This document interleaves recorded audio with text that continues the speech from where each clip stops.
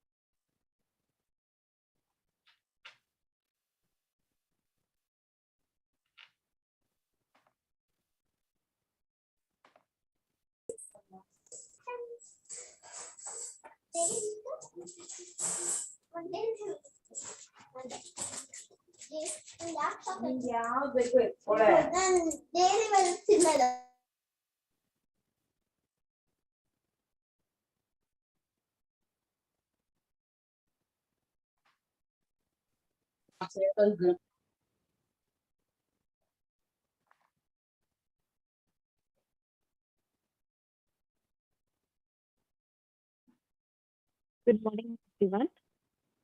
I'm Julia, your host for the session.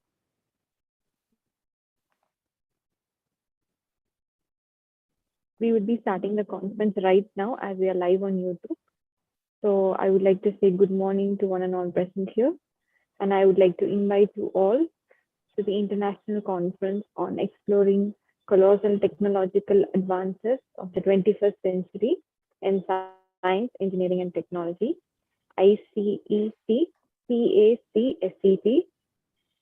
It is organized by the Institute for Engineering Research and Publication, IFERP, in association with the University of Professional Health System, Delta Molino campus.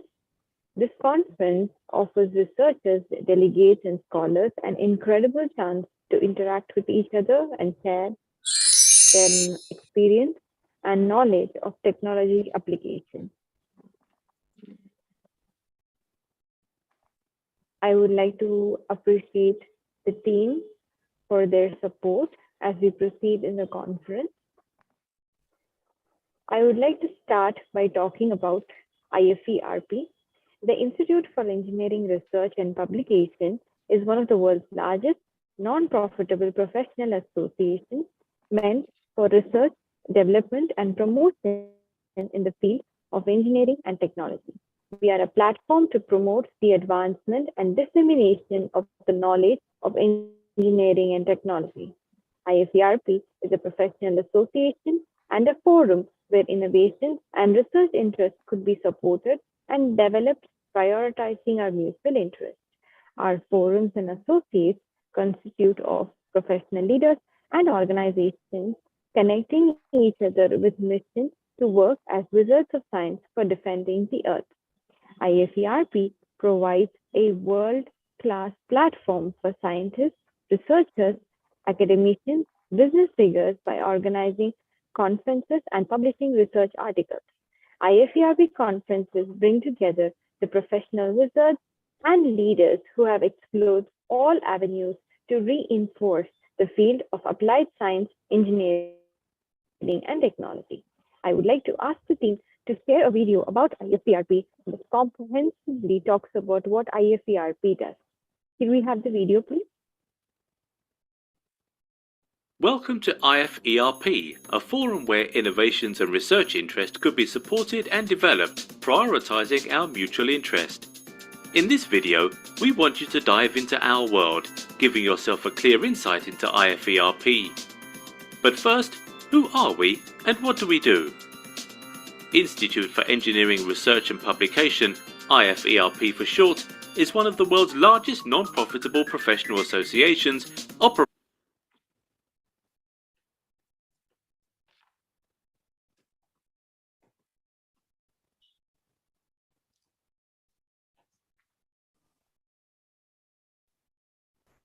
Team, could we have the video, please?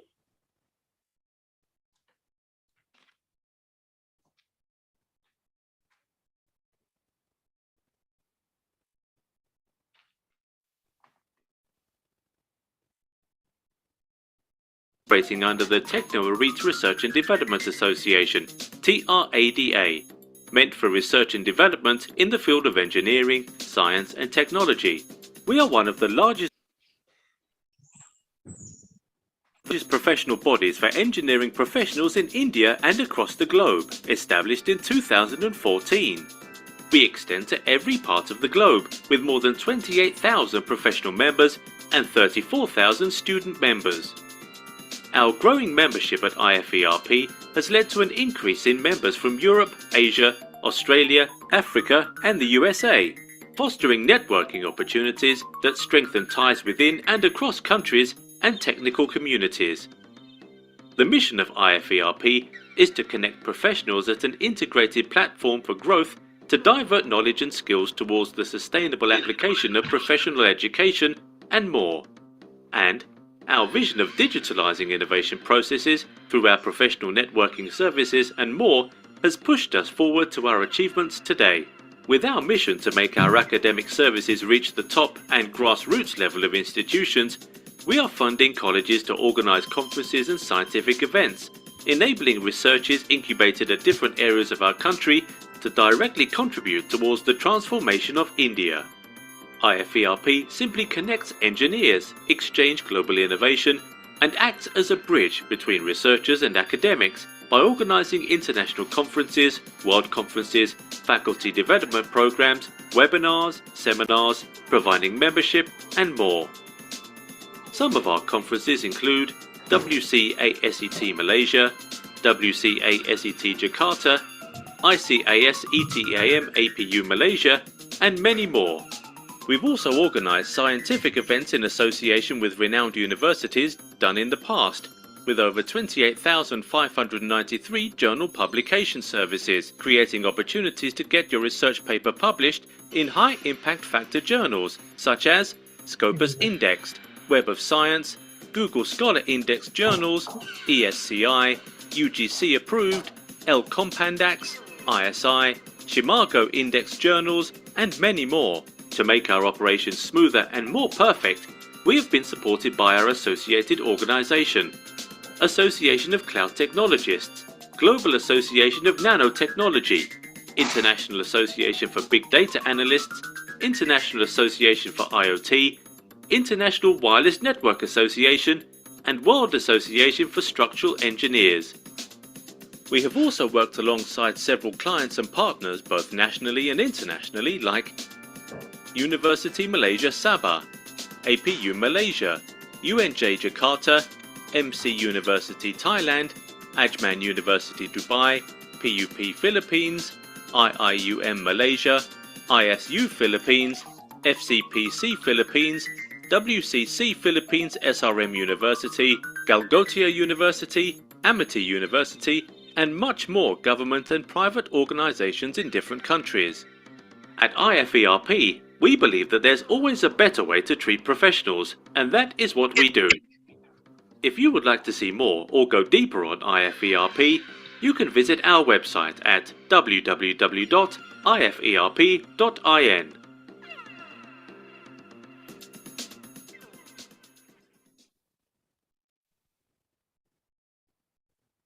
Thank you, team. Next, I would like to announce that our IFERP application app has been launched and it is now available for scientific curious researchers to get themselves updated. It is presented as a delightful platform for academic and research breakthroughs. You can download this app from the Google Play Store for upcoming conference updates as well. Let us have a video about the IFERP app.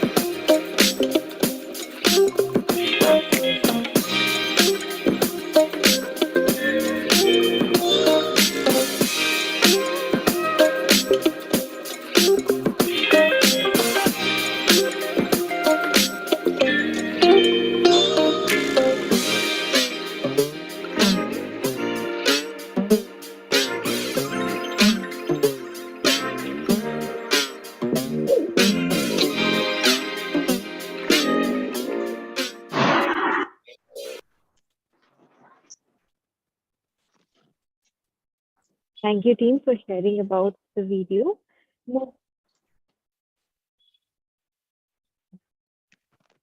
Next, I would like to talk about the conference.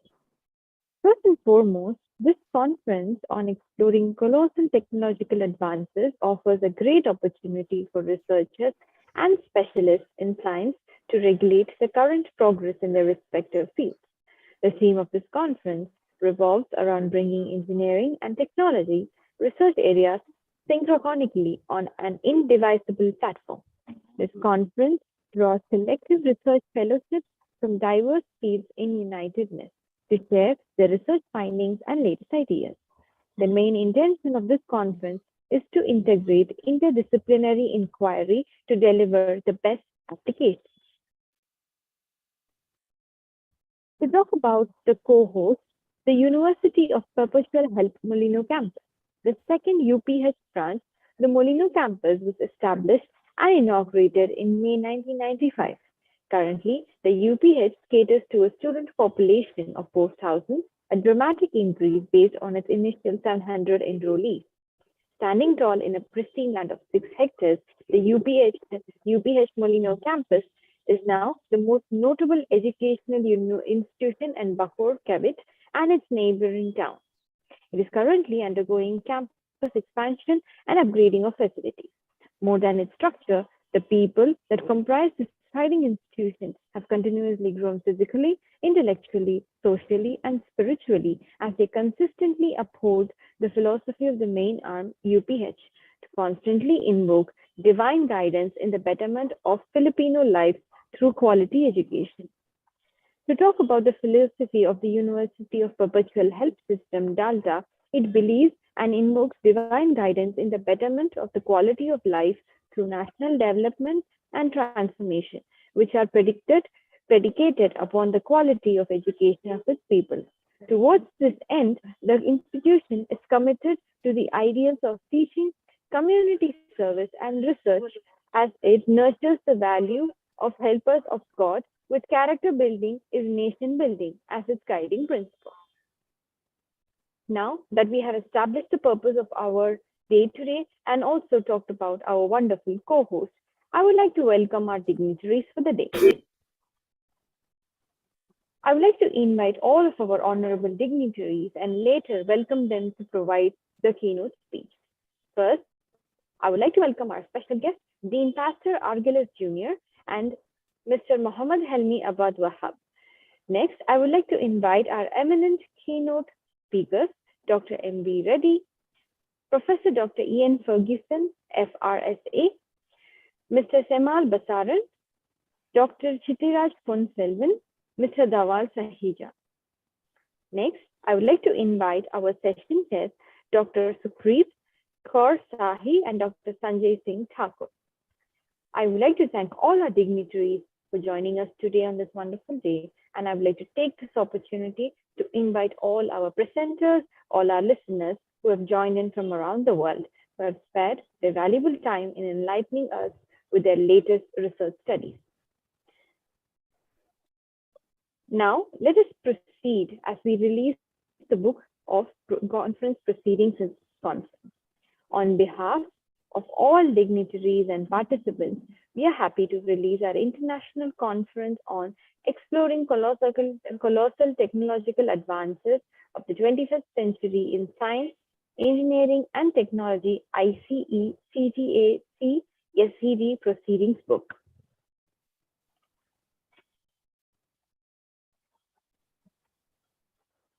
Let us take a moment to appreciate the conference proceedings release as our keynote speakers prepare.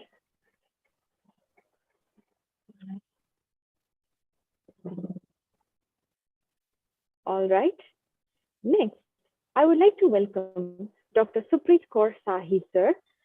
I am him, the Assistant Professor, Sri Guru Tegh Bahadur Institute of Management and Information Technology, Delhi, India, to deliver his invitee address. To say a few words about Dr. Supreet Kaur Sahi, he has a UGC NET, PhD CS. Sorry for interrupting. She has. All right, sorry, ma'am. PGDIT Thank you. MCA BSc is having more than 12 years of experience in industry and teaching. He has worked with many reputed universities like the University of Delhi, Guru Nanak Dev University, GGSIPU, etc. Presently, she is working as assistant professor with SGT BIMIT affiliated to GGSIPU. He has worked as a business analyst for IBM project with Encore in Dallas, USA. He has more than 30 papers published in different national and international journals and in conference proceedings as well. He is internationally certified career coach. Currently, she has completed Big Data Computing course from IIT Kanpur on NPTEL platform and won a silver medal for the same. He has worked as a convener of several conferences, FDPs, seminars, workshops, and PDP. He has organized different activities in association with IBS, BMDD, SEBI, Dreampool, Facebook India, TCS, Digital Panda, BSE, BIS, and Times. He has been invited as a resource person in different conferences and seminars. He is an active member of different journals and edited books. He is also working for different social causes as well. He is an active member of the Anti-Polio Drive. He is associated with different research bodies like CSI, Indian Science Congress, and IFERP. Dr. Supreet Kaur Sahi, I invite you to take the spotlight to deliver your speech, ma'am. Thank you so much, ma'am, for wonderful introduction.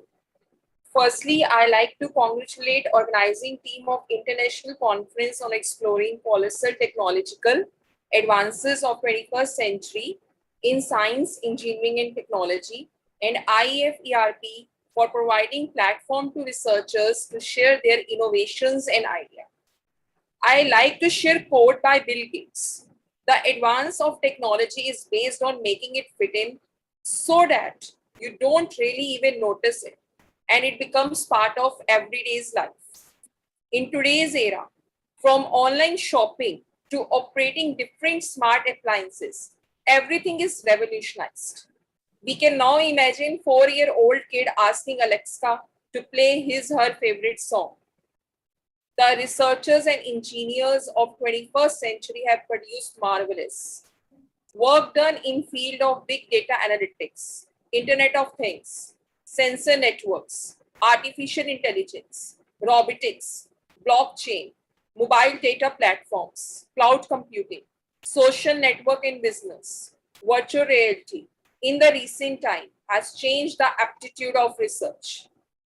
Technology affects almost every aspect of 21st century life, from communication, security, transport efficiency and safety, to food access, financial inclusion, healthcare, socialization, and productivity.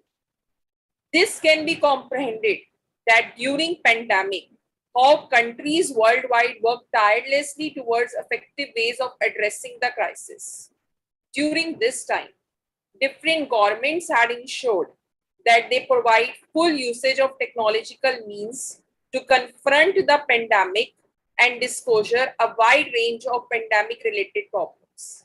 Examples include increased online shopping, as well as robotic delivery system, the introduction of digital as well as contactless payment systems, remote working, the role of technology in distance learning. We all are able to attend this conference virtually. So this is a very important role of technology, telehealth, 3D printing, and online entertainment. Countries like India introduced app like COVID for providing digital solutions for vaccine availability, appointment, and certificates. India has prepared to roll out 5G this year, which will advance various opportunities and ask as catalyst for more innovation and smart use cases. Recently, Indian telecom sector and TERI, Telecom Authority Regulatory of India, came together to enable world's largest telecom blockchain built on distributed ledger technology for commercial communication to safeguard customer against unsolicited commercial communication UCC and privacy breaches. The implementation of chatbots and RPA in every field is another example of advancement. Technological advances affect the life of people and changes the way of their learning, thinking, and communication. It plays a major role in society. And now it is very tough to imagine the life without technology. Both technology and society are correlated, codependent, co-influenced with each other. Not taking much time, I again like to appreciate organizing team for this innovative idea of conference and IFERP, and hope to hear thought-provoking and inventive ideas during the conference. I am very much pleased to share this platform with academicians, researchers, students, and innovators from different corners of the globe. Thank you very much for making me part of this conference. Thank you. Over to you, ma'am.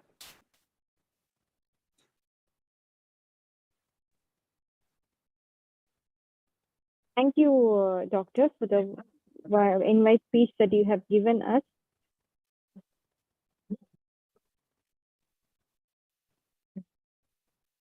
Next, I would like to welcome Dr.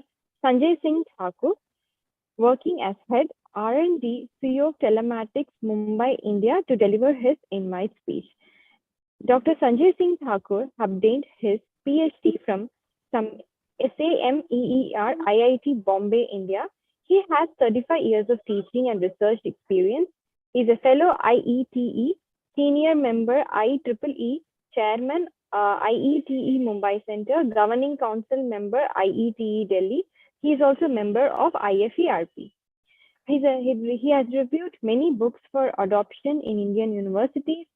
That's been published by Tata McGraw-Hill India and Wiley Publication for Journal Telecommunication Systems, CELES, LS, Springer, and at various international conferences. Recipient of Rashtriya Gaurav Award 2012 and Indira Gandhi Excellence Award 2013.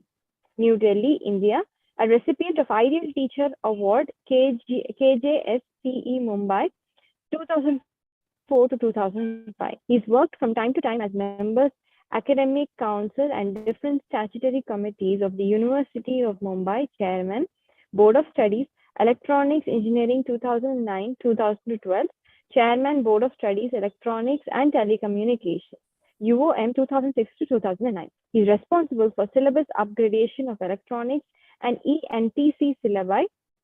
He has coordinated as a member coordination committee for many short-term training programs, ISTE approved, workshop, national and international conferences.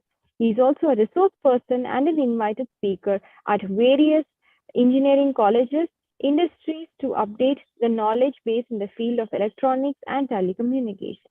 Presently, he is working as a professor and head in E&TC department of VIT Vadala, Mumbai. Dr. Sanjay Singh Thakur, I invite you to provide your invite speech. Correction, madam, correction. Working as R&D head in CEO of Telematics. Am I audible? Yes, sir. Could you speak a little louder, please? Yeah. Thank you, Miss Fatima, for giving me this opportunity. First of all, thank you very much for making me part of the IFERP and as well as the International Conference on Exploring Colossal Technological Advances of the 21st Century in Science, Engineering and Technology. These 2 days, we are going to make our discussion, we are going to make presentation of our work, we are going to make the program itself so colossal that our thoughts, they are quite huge, big thought, the research outcome, implementation, and lastly, the societal benefits. I am sure that this platform would make the impact over society in such a way. In true sense, it will be colossal. So, when I was going through the list of presentation, the people who are going to present it, the varied field is there, whether it is a mathematical model, whether it is a computational analysis, whether it is a mechanical system, whether it is a telecommunication, or irrespective of the field of engineering. Now this is the time when the automobile doesn't remain to only automobile engineers. It belongs to telecom, it belongs to IoT people, it belongs to computer engineers, it belongs to IT personnel. So now we'll have to make so colossal in terms of having the varied applications and societal aspects. And I'm really very happy to be the part of this conference, which is exploring the colossalness, colossal technological advances. And that is going to be true if really we all will come together. It is not confined to telecom, it is not confined to mechanical or anything. So even if I say I'm a computer person and I don't need to bother about the carbon footprint, no, that is wrong. Carbon footprint is not only the part of power people or mechanical engineers. Carbon footprint is a matter of consideration for all engineers. When I develop a program, I should try to reduce my carbon footprint. So how do I write my algorithm? How do I write my program? How many loops are there? And that is considerably going to be the... So you can just imagine that our next generation or after next generation, people will pay carbon taxes. So by keeping that in mind, we should try to reduce that. And that is only possible if we work in the interdisciplinary. I should not work on only on telecom on microelectronics level. I should not work on molecular communication. I should not work only on optical fiber or IoT or 5G telecom systems. No. I need to look for my all other engineering fields as well. So my sincere request that every presenter must highlight their colossalness in terms of societal benefit. So, and that will make our job more easier in future.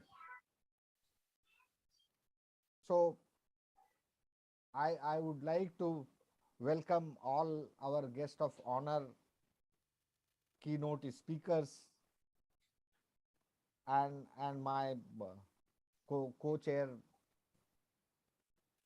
and all my presenter colleagues. It is really a pleasant moment for me to be the part of this international conference. So with this, I would like to stop my talk and request Fatima to please take over. Thank you, Dr. Sanjay Singh Thakur, for your wonderful invite address that you have given us. So next, I would like to invite our keynote speaker, Dr. M. V. Reddy, Institute of Research, Hydro-Québec, Center of Excellence in Transportation of Electrification and Energy Storage, Canada, to deliver his keynote speech. I would like to introduce Dr. M. V. Reddy, who is currently working as a senior researcher in Institute of Research, Hydro-Québec, Center of Excellence in Energy Storage and Transportation, Electrification, Montreal, Canada. He obtained his PhD in Material Science in 2003 University of Bordeaux, France, from July 2003 to April 2019. He had worked at National University of Singapore, NUS Singapore. For the last 20 years, he has been working on the lithium batteries, cathodes and anodes, solid electrolytes, and supercapacitors material synthesis. characterization, and evaluation of electrochemical properties. He has published around 190 papers in various international journals and conducted several workshops related to functional materials and energy storage. He has delivered 80 invited talks at various conferences and workshops. His projects won many awards in national and international conferences. He won Outstanding Science Mentorship Award 2010 to 2018 from the Ministry of Education, Singapore, and Inspiring Research Mentor Award 2011 to 2018 from NUS High School of Mathematics and Science member in International Center for Diffraction Data ICDD, USA. He's an elected committee member in the Institute of Physics, Singapore, 2015 to March 2018, Materials Research Society, MRS, Singapore, and Global Materials Network, 2012 till now, and member in MRS USA and International Society of Electrochemistry, ISE. Served as a PhD examiner for various universities and referee for various international proposals, and also advisory board member for many international conferences. I would like to invite Dr. V Reddy to deliver his keynote address. Okay, then thank you, Chairman, for your kind words. So I'd like to share my screen. Can you activate? You can't share the screen that you're mentioning. Can you help us? Some people can activate my screen. Yes, sir. So may I request the team to kindly give co-host access to Dr. V Reddy so he could share his screen. Okay. Again, good morning to everybody. Hopefully, I think now it will work now.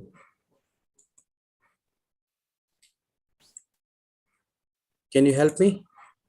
Anyway, good morning, everybody. Thanks for the. Yes, sir.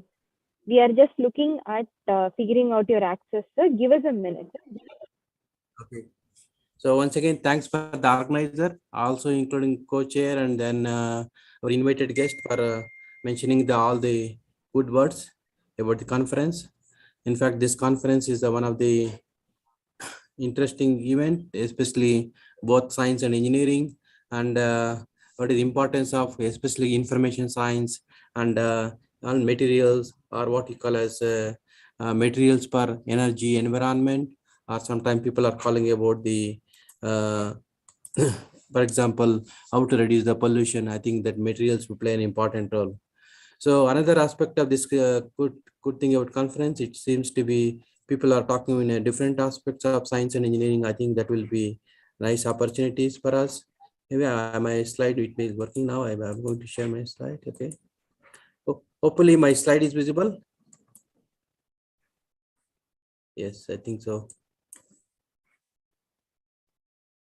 Yes, sir. Your slides are visible.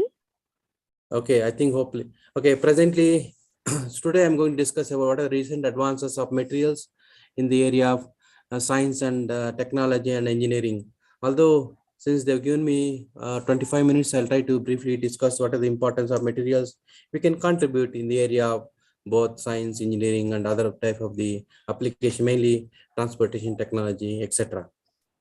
So presently based in Quebec, so the only place with French and English speaking colony, and also we can see other beautiful season. In addition to, we can see some extreme low temperature.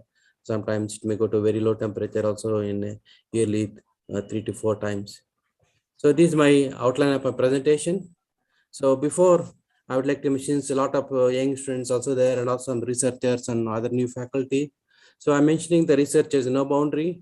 In fact, these are the few examples I've been trying with various both high school and junior college students in the area of science and engineering at National University of Singapore.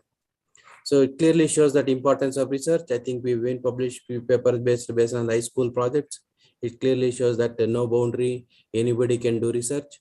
So, and also in addition to this one, some students are able to present in the various prestigious conference held in Singapore, what they call a science and engineering fair, and also a few other conference held in what they call Intel International Science and Engineering Fair, and a few other places held in especially USA, Europe, and Japan, etc. So also we've been done some outreach with our neighbors, with various places from Indonesia and a few other part of the world. And also it clearly shows that many students have been trained, nearly 7 to 8 students have been trained in our laboratory in the area of material science and engineering. So these are my small collaboration within Singapore and India and also a few other part of the world. So today I'm going to focus on what are the importance of materials for especially for energy technology and also some multidisciplinary. I think sometimes people are working about the information technology or some other things. How materials we can contribute it for this, especially for various applications. So again, I think all people are familiar. The materials have been used for a long time, starting from Stone Age, copper and bronze and Iron Age. Especially Silicon Age, it is more relevant to our conference. Without advancement of this Silicon Age, we can't use our laptops or our iPhones or any smart devices, or you want to use any fast computing or anything fast chips. Again, all the advancement of nanotechnology and Silicon Age, you can see that they start 1947 and followed by chips and computers, so on. For example, you can see the manufacturing of smart screens, etc. We can see. And composite material, if you talk about mechanical engineers, again, there is a lot of interest in the lightweight materials. For example, if you talk about aerospace or including our mobile phones or any gadget, I think we need a lightweight materials and very strong. So that's why materials will play an important role. And year 2000, there is a huge interest in the nanotechnology, both energy, environment, and healthcare applications. Now we call as a molecular age 2020. I think our previous invited guest mentioned that it is very important. Whatever the research we do, we are looking for intelligent, low carbon age. And whatever the way we do, we have to reduce the carbon CO2 emission. I think that is very important for the any type of materials or any development, etc. So as I had mentioned, that materials will play an important role in the area of energy, environment, healthcare, water technology. I think these are very important. And also including the information. I'm going to discuss about some few importance of materials. Again, you can see that materials are broadly classified based on the, for example, construction technology. Again, it will vary depending on the geographical location and climate.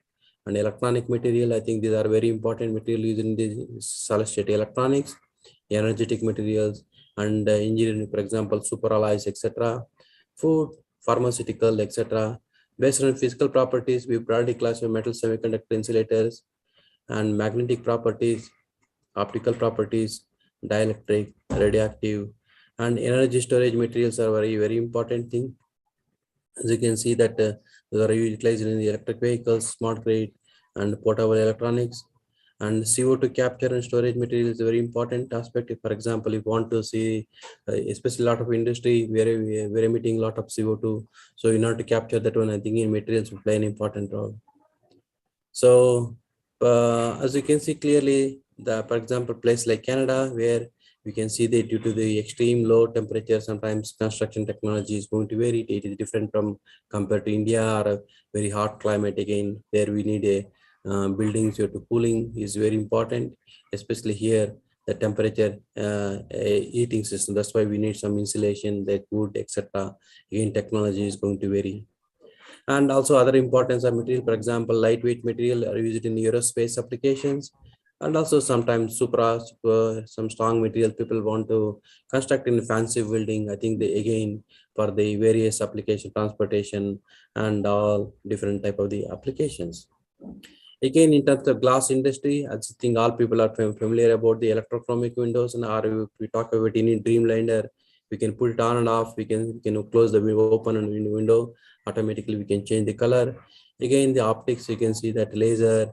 Again, glass fiber. Again, these are all very, very important material. For example, you want to use it for the various information technology or anything. For example, mirrors, prism, etc. These are all the materials play an important role. And if you talk about solar energy, again, the silicon, solar cells, again, the materials play an important in the area, for example, solar PV technology. Again, I think some other area is thermoelectric materials. Again, for example, all people are using that, especially fridge, you want the cooling and heating. Or if you talk about your laser diodes or biological sample, or if you talk about any other top-notch applications, we need a important material. This is summary If we talk about smart materials are needed for thermal building technology, if we talk about the smart insulation for heating and cooling, and materials for 3D printing, especially is very common. Sometimes people can use 3D printing technology. We can design various type of robots, various type of whatever the fancy design you want, we can do. I think this is a very important area. I think nowadays silicon technology is a little bit more expensive, and so people are looking for organic flexible electronics, in the sense that we can print the solar cell PV channel with by using the ordinary printer. So advantage of this particular thing is organic polymers, we can be easily printable. In terms of the electronics, you can see the resistive switching memory applications, again thin films. Now we can see the compared to olden time nanotechnology, people can produce a material in terms of nanometer scale by layer. I think we have advanced technologies also there, that is advanced, so that automatically we can get good resolution and good properties. And sensor for lidar technology, if we talk about the autonomous electric vehicles, sensors are very expensive, so that's why we need to low cost like sensor materials for this to reduce the cost of it, and 2D 3D materials for graphene. And again, I think nowadays everybody is enjoying with the internet. Still we want to be fast internet due to COVID. I think many people have been changed about that. For example, I'm talking here especially now, any place in the world we can communicate, so that is the advantage of this particular. And still we need a fast internet. That's why we need a 5G 6G electronic materials are needed. Again, the smart grid materials for electric vehicles, autonomous electric vehicles, and EV charger. If we talk about the electrical engineers or power electronic engineers, I think we have a lot of advancement about the wireless chargers. Again, here also computer science also will play an important role. Again, advancement of the CO2 capture. Again, the materials are also needed for the capture and storage. And it is very important nowadays. We can see that before doing any experiment, now people can do with the modeling. That's why again the advancement of information technology is very useful, predicting new materials, AI and automation and image processing, etc. It clearly shows that, and also you can see that now people can see compared to the olden time, all the depth, everything people can do, all imaging and smart infrastructure, the smart lights, etc. I think these are very advancement of computer science and information science, and also electrical engineering and few other areas of the. So these are the importance of materials. Although still you can see that if you want to work any smart sensor, we have to understand nanophotonics, spintronics, or the aerospace. Again, all the areas materials play an important role.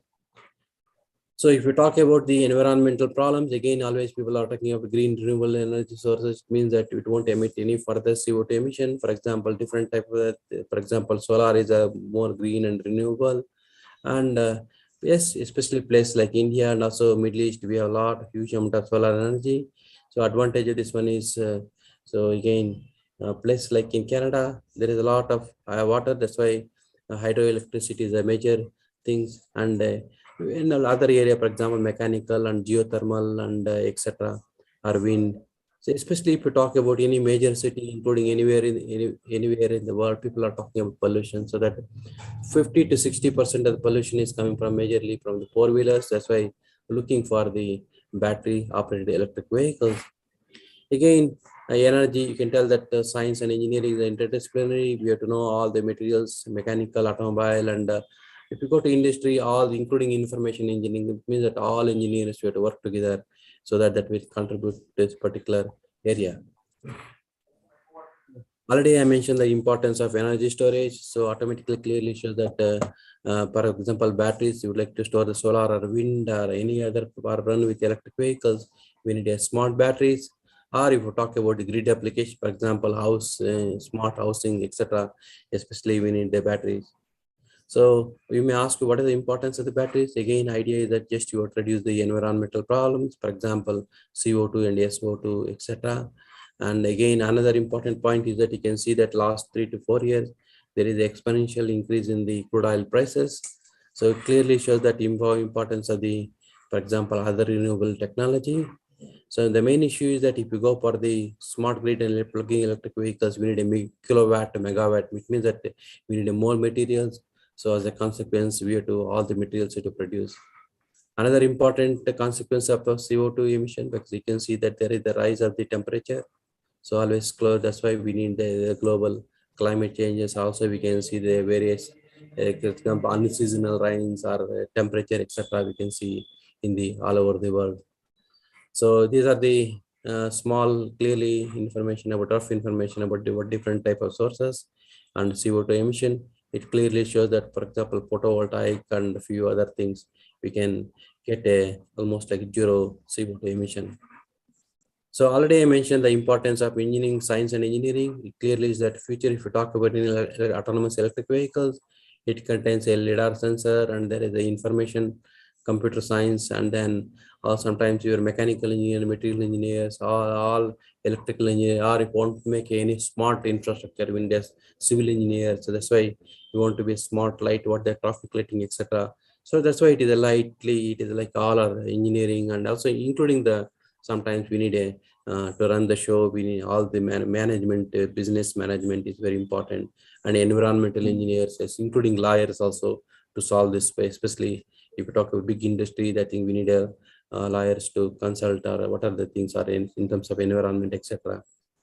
So these are the different type of the companies are investing in this particular area. It clearly shows there is a lot of opportunities for both the science and engineers. Now coming to the point, because I would like to a little bit more focus on what is the presently, I think all people are using this. We have to like mobile phones. So we are using this type of power cell. I am going to explain what are the important components in this particular thing and what are the challenges. Sometimes you may get some batteries going to bulging, or if you run with electric vehicles, sometimes you may see that sometimes catching fire, etc. Another important point to remember is that if you're using with laptops, you may use something like 18650 cylindrical cells. So you can suppose future run with electric vehicles, we can put in different type of stacks. For example, nearly 7,200 cylindrical cells are put in this particular big battery pack again, so not to run your electric vehicles. So it clearly shows that, for example, in a battery, that's why it is a multidisciplinary, both the mechanical engineer, automobile engineer, electrical engineer, including the information science people have to work together to solve, for example, safety or sensor management or battery management or thermal management, etc. So these are the important 2019 Nobel Prizes given by the well-known battery persons, researchers. I think this year Professor John Goodenough is turning 100 years. So recently we celebrated his birthday. In fact, some of our presentation has been already, some of our work has been already presented with our crane presented in the honor of John Goodenough. So now I'm going to mention what are the important components. I told you that is a cathode. So usually positive electrode, if we talk about any lithium ion battery, we need a lithium containing the oxides. Or if we talk about sodium battery, we need a sodium lithium as to be replaced by sodium or potassium, etc. So the main issue is the anode side. Graphite is the more commonly used because the graphite can be naturally occurring or easily we can prepare. So if you talk about sodium battery, a little bit complicated. Sometimes you need something lower voltage, and also in terms of energy density wise, slightly lower when compared to lithium, and also safety wise. So these materials are not stable. And we may use something like oxidation reduction from the state of charge and discharge reduction. These are an important point. We are going to use it for the electric vehicle or battery terminology. We use something electrolyte, so avoid this electrolyte in the medium to transfer lithium ion from one side to another side. Separator is a very important point. It is to avoid the short circuit. Only lithium ions or any ions has to move one side to another side. And we may use some binder to stick the active material. Now, clearly, I'm going to more discuss about what is the principle. So cathode is during charge, lithium move from the cathode to anode, where the electron, other side, electron will pass to electron circuit. During discharge, again, lithium will go back to the origin. That's why we call it the rechargeable batteries. It is simple high school electrochemistry. It is like simply like what people call as oxidation, reduction, etc. We can do. So typically voltage versus potential plots, you can see that nearly when you remove the lithium from the structure, you can get a voltage will develop. They call oxidation and reduction. So another way plotting the voltage versus capacity plots. So good, we have to get, if we talk about energy density, we need a good difference between charge minus discharge multiplied by capacity. So that will determine the energy density of the battery. Suppose you want to reduce the number of cells or lightweight, only you have to increase the energy density, which means that we look for the materials to be higher charge voltage and higher capacity. So these are a very important point you to remember materials for electric vehicles, always looking for high energy density and power density, and adapt the climate conditions. Sometimes it has to work with high temperature, low temperature, and long cycle life. For example, 10 to 15 years becomes really good, and coulombic efficiency is very important. Impedance of the cell is electrical resistance cell should be minimal in the sense that we are doing cycling. So if the resistance is very too much, it means the battery is going to be dying or sometimes problem with the performance. Again, another important point is the fast charging. It is like filling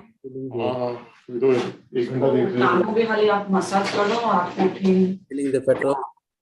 So always it is very important. So we have to charge the batteries within few seconds, or I think that is a little bit difficult. That's why always you have to wait for nearly 1 or 2 hours to charge the batteries. For example, anyway, there is a lot of interesting things happened about the fast charging. That's why the advancement of the power electronics are EEE and including the information science. After solving all this one, we will look for more safer material, low cost and toxicity, sustainability in recycling is very important. So due to this advantage of lightweight energy, that's why lithium batteries are very popular. That's why we can use it for the various applications. So now in terms of mining and prospective, always look for the materials mining. That's why we need the raw materials. That's why any countries, they have this particular raw material, they can monopolize the market. So that's why always and followed by component manufacturing and testing and cell pack means small scale and cell pack for the assembling, and then that one you can use it depending on your energy density. Either you can use it for your electric vehicles or smart grid or any other type of, including your mobile phones, etc. Cylindrical cells you can use. The materials are same, only depending on design. There's a lot of advancement in the nowadays in terms of engineering and technology. And finally, it's very important always you to reuse and recycle. That is very important. So that's why it is very important. These are rare. So, and also we need a silicon. So because especially for the large scale applications, we need the semiconductor thing. Silicon is also needed. For example, silicon carbide is very important for component for the EV industry.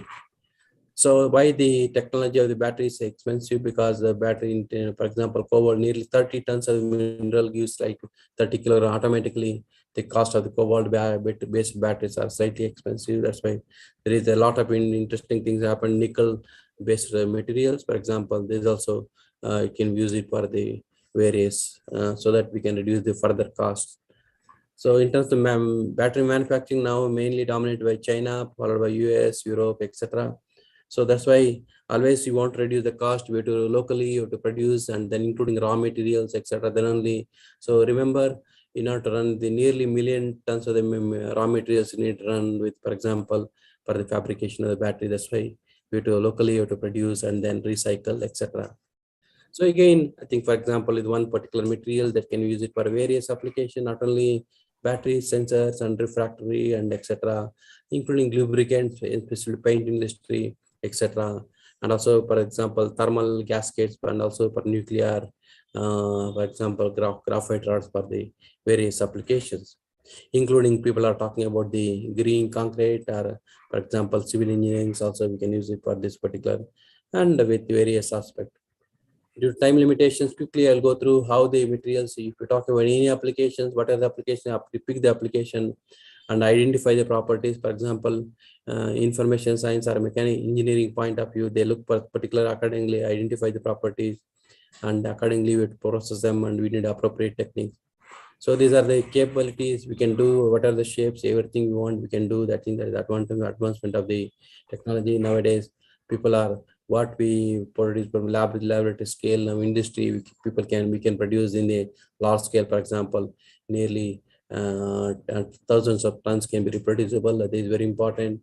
For example, thin film technology. I think for microelectronics, I think we use something like important techniques. For example, RF sputtering, PLD, atomic layer deposition, and few other techniques are very important. I think already standardized, and there is a lot of interesting things happening. For example, people want to deposit, for example, nearly nanometer, like thin films can deposit by densification of pellets. You can do either by metallic and ceramic compounds, by powder metallurgy, injection. So these are a very important area. For example, additive manufacturing, people can, what are the shape, the different structures also we can do by using this particular thing. Again, thin films are very useful. For example, if you want the information, any type of, for example, plasmonic applications or your the chips, etc. I think we need thin films to play an important role. For example, you want to be faster processing of the chips. Again, thin film technology can be used. So that's why some of the, for example, your IC integrated circuits, the people can use the ALD and pulse laser deposition, CVD. These are very important techniques. Are very important if you want to run away a good processor or anything. I think we need a smart materials to produce. Again, we few other things like CVD, for example, solar, and few like PVD, physical production, some large scale application can do. It is very important depending on thickness and composition, but understand the mechanical and electronic properties, etc. I think I have another 5 to 6 minutes. I quickly I'll go through, so I don't have much time. I think we have to characterize them as a researcher point of view. We need various material characterization techniques, make sure that we are able to produce well once it's done. So these are one example of the batteries. For example, there are cathode and anode part. So these are the very important promising materials are used in your electric vehicle or components. So the main issue is, for example, people may ask, why can't you charge a battery within 6 minutes? Yes, you can do. Only problem is you may get a lesser capacity. So the mainly due to the diffusion problem means all material may not be participating with the fast charging due to the what you call mass transport limitation. That's why people may use something in order to compromise the capacity. They may charge the capacity, etc. So these are typical industry, for example, drying, cutting, everything they can do. These advantages of this particular things. And for example, the electrode things you can use, for example, is the cathode, anode, all the things, so everything is going to be the binder, etc. People can use and finally cut the things, and then we can fabricate, coin cell, battery, etc. So typical coin cells you can do, you can fabricate, for example, the cells you can do. So finally, so either cathode, anode, and finally separator, etc. Finally, we use this one for the particular application, and then finally, for example, if the small scale button cells also can do the same thing, same technology. We can use it for the roll to roll, or you want to do pouch cells, etc. Can do. So it is very important point. If any cathodes, always voltage is very important. That's why, and also capacity versus cycle number. You have to see how long your battery is going to last. So that's why we need a good stability. So and also good energy density. It means that the higher the voltage and higher capacity is very important. So coming to the sodium batteries, still you can use it for the uh, still we can use it for the, for example, 3.5 volts. This one, and also other consequence of this particular thing is that so you can get lower energy density with respect to sodium based system. Anyway, with other advancement of technology, people can different type of techniques for the either biology or few other aspects they can do. For example, the multi applications you can do. So another important point you to remember is the important material for sensors. For example, you want to use it automobile, you need to detect the gases. Again, the materials play an important role. So for example, oxygen sensor, I think my time is up. Maybe I have to finishing. So sensors will play an important role in the area, for example, automobile, etc. So quickly, I'll tell what are the importance of thermal management. I think sometimes battery catching fire, that is mainly due to the either cathode, electrolyte. That's why it is a very lot of interesting things is happening. Either problem with the cathode side is you can't do overcharging, means that will lead to thermal runaway, and also it will release oxygen release as a consequence. We can see it. Another important point is the temperature, electrolyte, separator. So we can't. It is also very important. So, and similarly, current collectors also taken. So these are the what they call as a final summary. That's why there is a lot of interesting both scientists and engineers should work in terms of the, for example, mechanical engineering point of view, safety device, or you want to integrate everything. You need a good computers to integrate to see the sensor management, etc. So quickly, I'll the importance of the sustainability, for example, what are the research you do? I think our second invested speaker, already guest speaker, mentioned that sustainability is very important. So always you tell them because there is a huge nearly 11 million metric tons of the battery discovered by 2030. It means there is a lot of, still there is a lot of interest happening, especially recycle them in a proper way, make sure that anyway, this technology is already known in the literature. The main issue is right? It requires a lot of processing steps. Again, the cost of the thing processing is going to be high. So as a consequence, there are a few industries have been already developed with respect to how to the yield, etc. The main issue is that's why the cost of the battery is increased because of the recovery cost is also included in the manufacturing. You may ask why, because once you recover the material, you may not get same material, you get some different end product. That's why you separate them the different way. Automatically, we can get the slightly difference in the what they call as the processing cost, etc. So these are the small conclusions. I think there is a lot of interest in the, especially both. So it is very important always to find them in a both science and engineering. There is a lot of cooperation. Scientists and engineers are needed for the future transportation industry. Anyway, I'm going to stop my presentation, telling that good luck and then do well and try to attend other talks. Okay, that will be give more information, especially for your research. Thank you very much. So, do you have any questions or later by by email? I'll put my email so that you can send me any comments. Okay. Thank you very much. Good.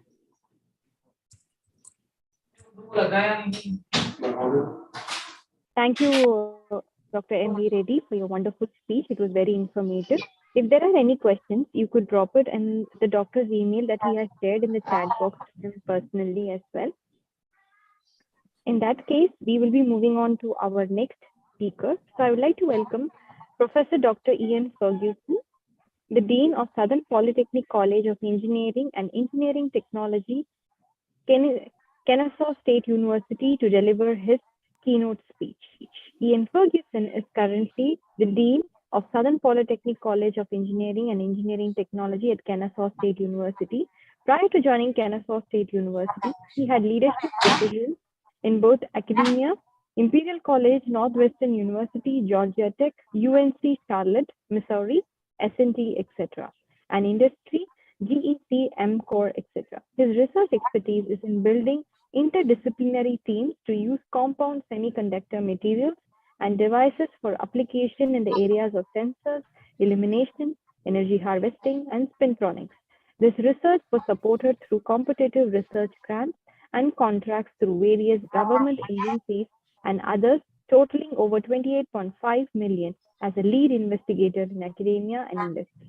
As an international educator and researcher, he has had active collaborations in the US, Europe, and Asia, which has resulted in over 550 refereed journal publications, conference proceedings, books, book chapters, and patents.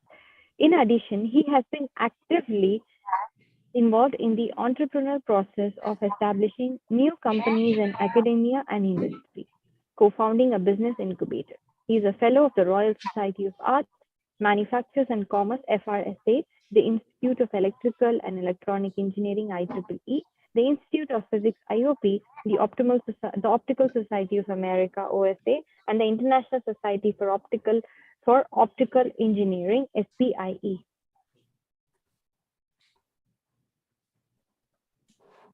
I would like to invite Dr. Ian Ferguson to deliver his speech.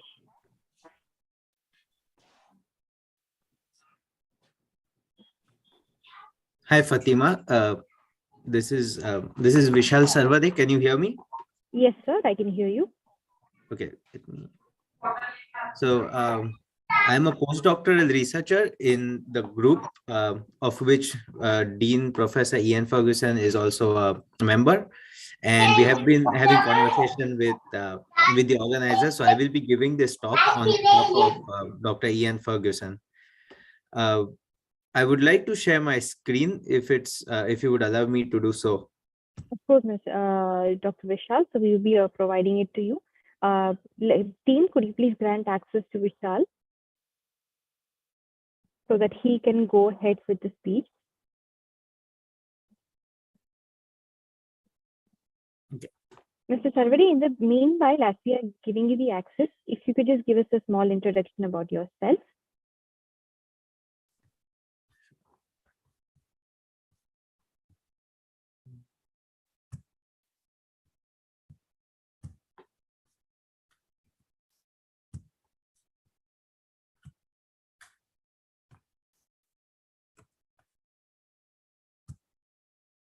All right. So are you able to see my slides? Yes, they are visible. Okay, cool. Okay, so yeah, so I'm giving this talk on Professor Ian Ferguson's behalf here, and it's my pleasure to attend this conference and also give this talk. I did my PhD in electrical engineering with focus on semiconductors for spintronics and energy harvesting applications in summer 2020. After that, I worked at Purdue University as a postdoc, mostly working on infrastructure monitoring sensors. Currently, I'm a postdoctoral researcher at Kennesaw State University, and our team is investigating wide bandgap semiconductors for room temperature spintronics. In a few weeks, I will be joining the faculty team at Pennsylvania State University. And so this talk I'll talk more about quantum information at room temperature, which is one of the expertises of Professor Ian Ferguson, and I have had contributions in this field. So I'll go through the key results first, and then we'll go through the entire talk. So quantum information science is, obviously everyone here must have heard, is a very trending topic, and it mainly includes the control of quantum states in devices and processors. One of the key challenges in this area is still at the materials level, because even in materials, the control over quantum states is not yet very much successful. So in our work, we are trying to control the spin of semiconductors as a quantum state that could have a potential for quantum information science and spintronic applications. The reason why I think our results are very interesting is because even though we might be able to see spin in several materials, the potential could be realized if we have the capability to control and manipulate it. So in one of our materials, that is gadolinium doped gallium nitride, grown by a technique called as metal organic chemical vapor deposition, we saw spin related properties that were directly dependent on the carriers in the semiconductor. So we saw ferromagnetism at room temperature, which is a very conducive property for spintronics. And through advanced Hall effect characterization measurement, we are investigating that these characteristics are related to the carriers in the material. So this means that if we can control the carriers and related phenomena in the material, we could achieve control over the spin in the material. So we saw carrier mediated spin in gadolinium doped gallium nitride, and that was activated by impurities such as oxygen or carbon. The motivation for this overall project comes from the need for quantum information technology.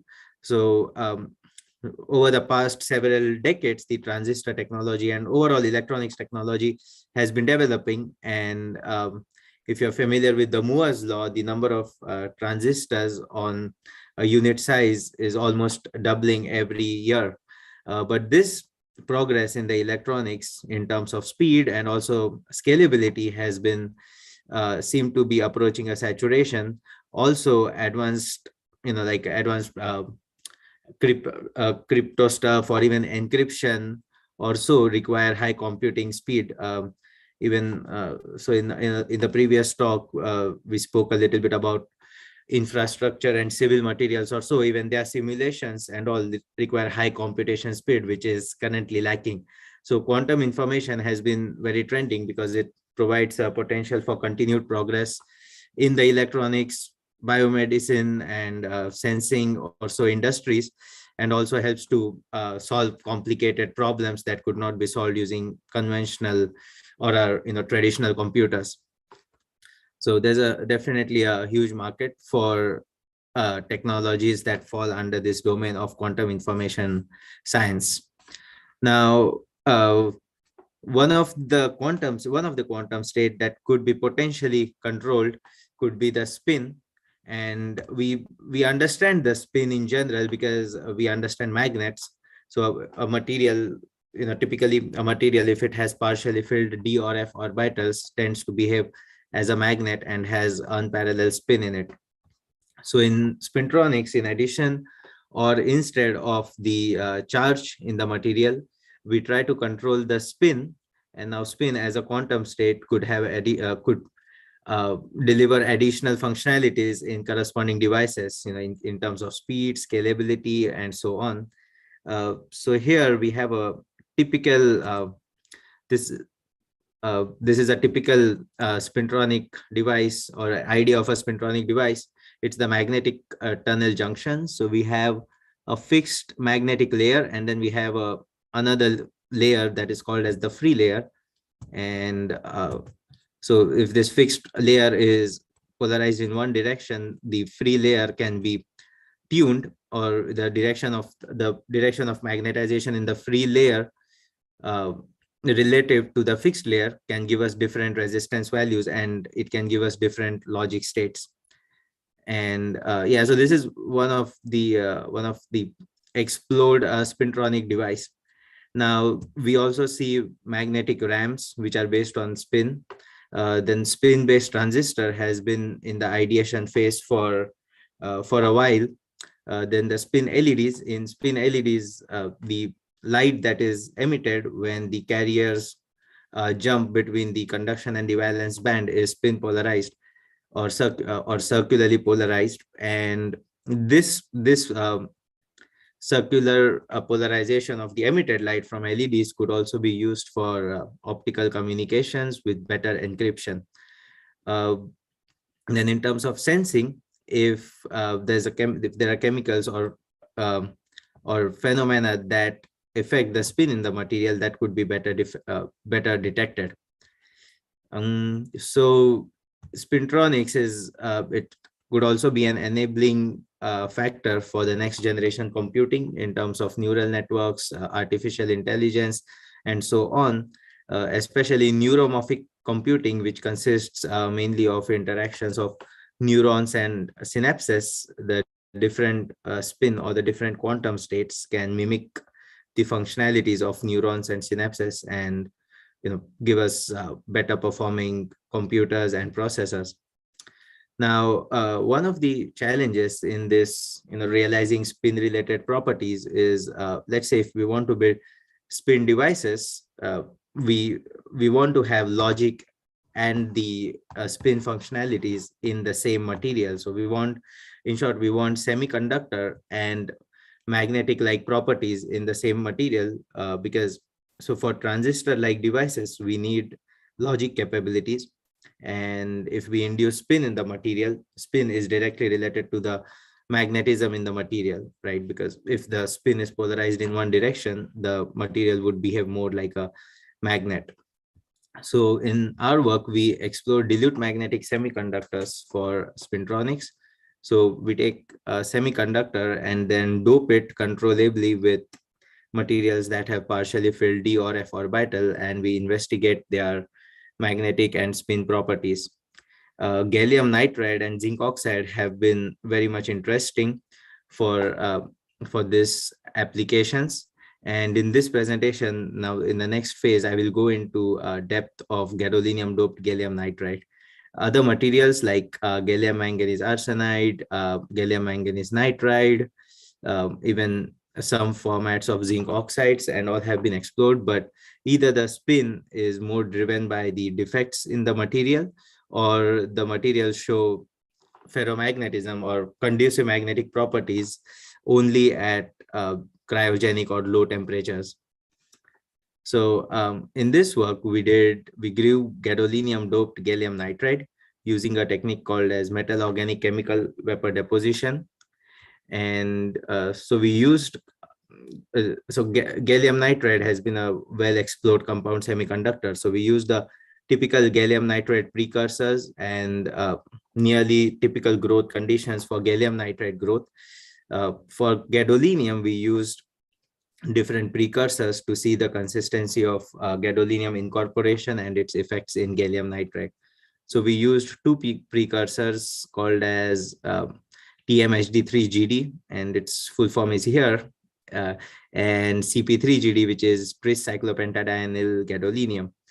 And then we went ahead and checked the magnetic properties. We also did structural characterizations and other characterizations, but I'm focusing more on the magnetic properties, considering the applicability for quantum information science.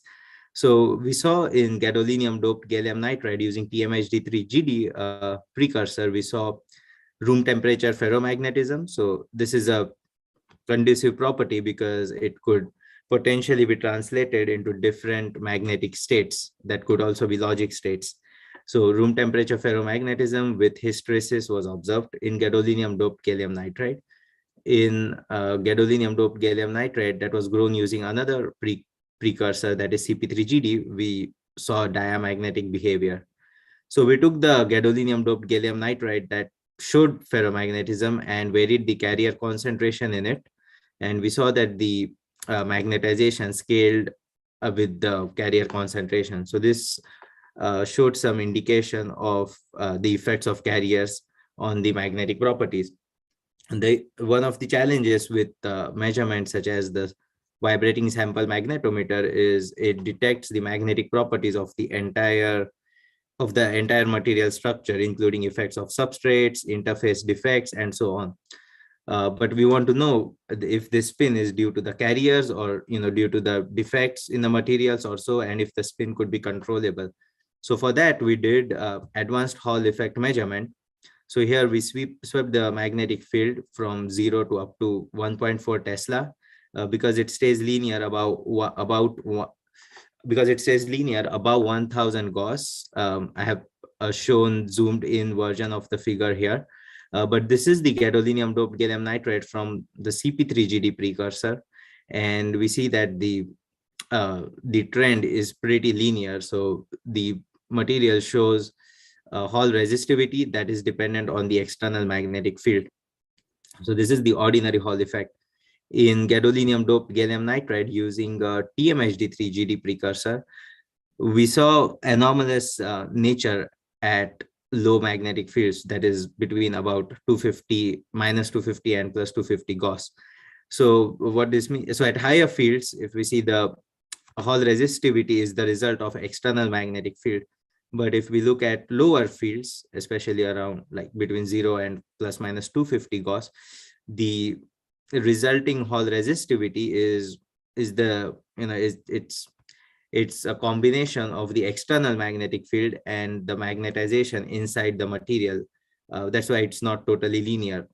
So understanding this anomalous nature further, the Hall resistivity is a combination of the ordinary Hall component and the anomalous Hall component. And we can subtract the ordinary Hall component from the Hall resistivity, and we get an S-like shape for some of our samples for the anomalous Hall resistivity. Now we can go ahead and do some more analysis to find the relationship between the anomalous Hall resistivity or conductivities and the longitudinal conductivities of the sample. And different relationships show different mechanisms such as skew scattering and so on.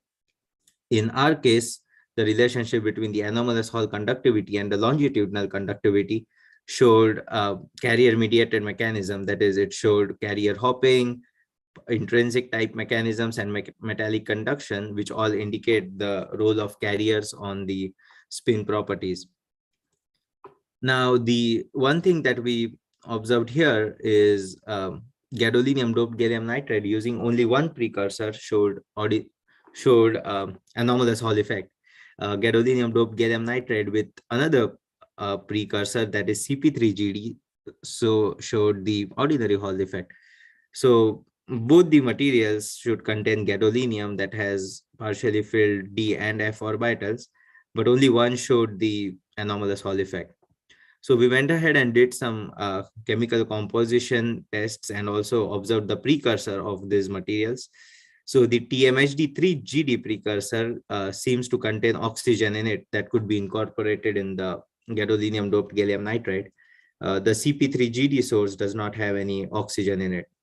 And based on density functional theory calculations, oxygen could introduce interstitial-like states within the band gap of gadolinium doped gallium nitride that can help to render the ferromagnetism at room temperature.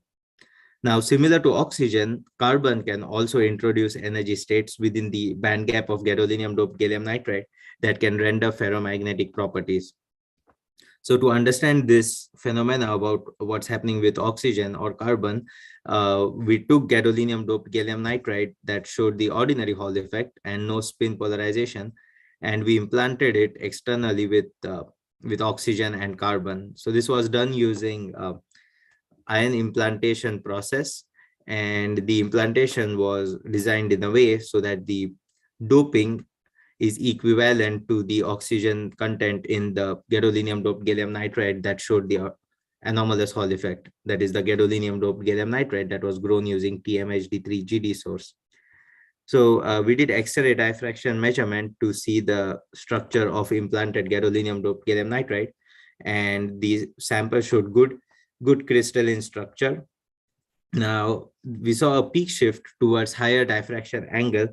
So oxygen typically has a smaller covalent radius than nitrogen. So a peak shift towards higher diffraction angle indicates oxygen could be incorporated in substitutional or other sites.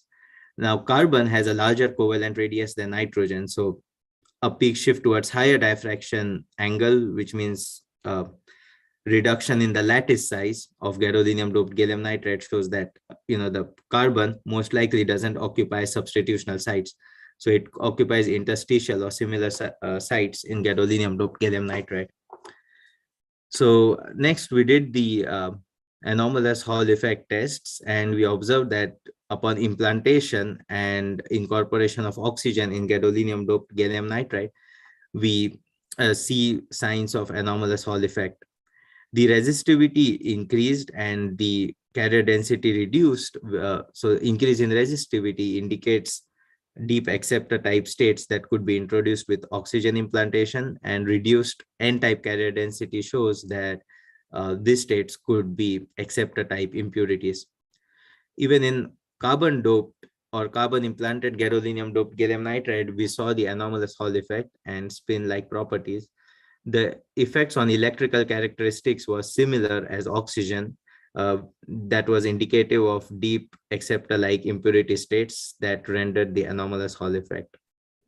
So typically after implantation, we do annealing. There are a couple of reasons to do annealing here. Firstly was to controllably activate the dopants, and secondly to possibly recover any crystal defects that were made during the implantation.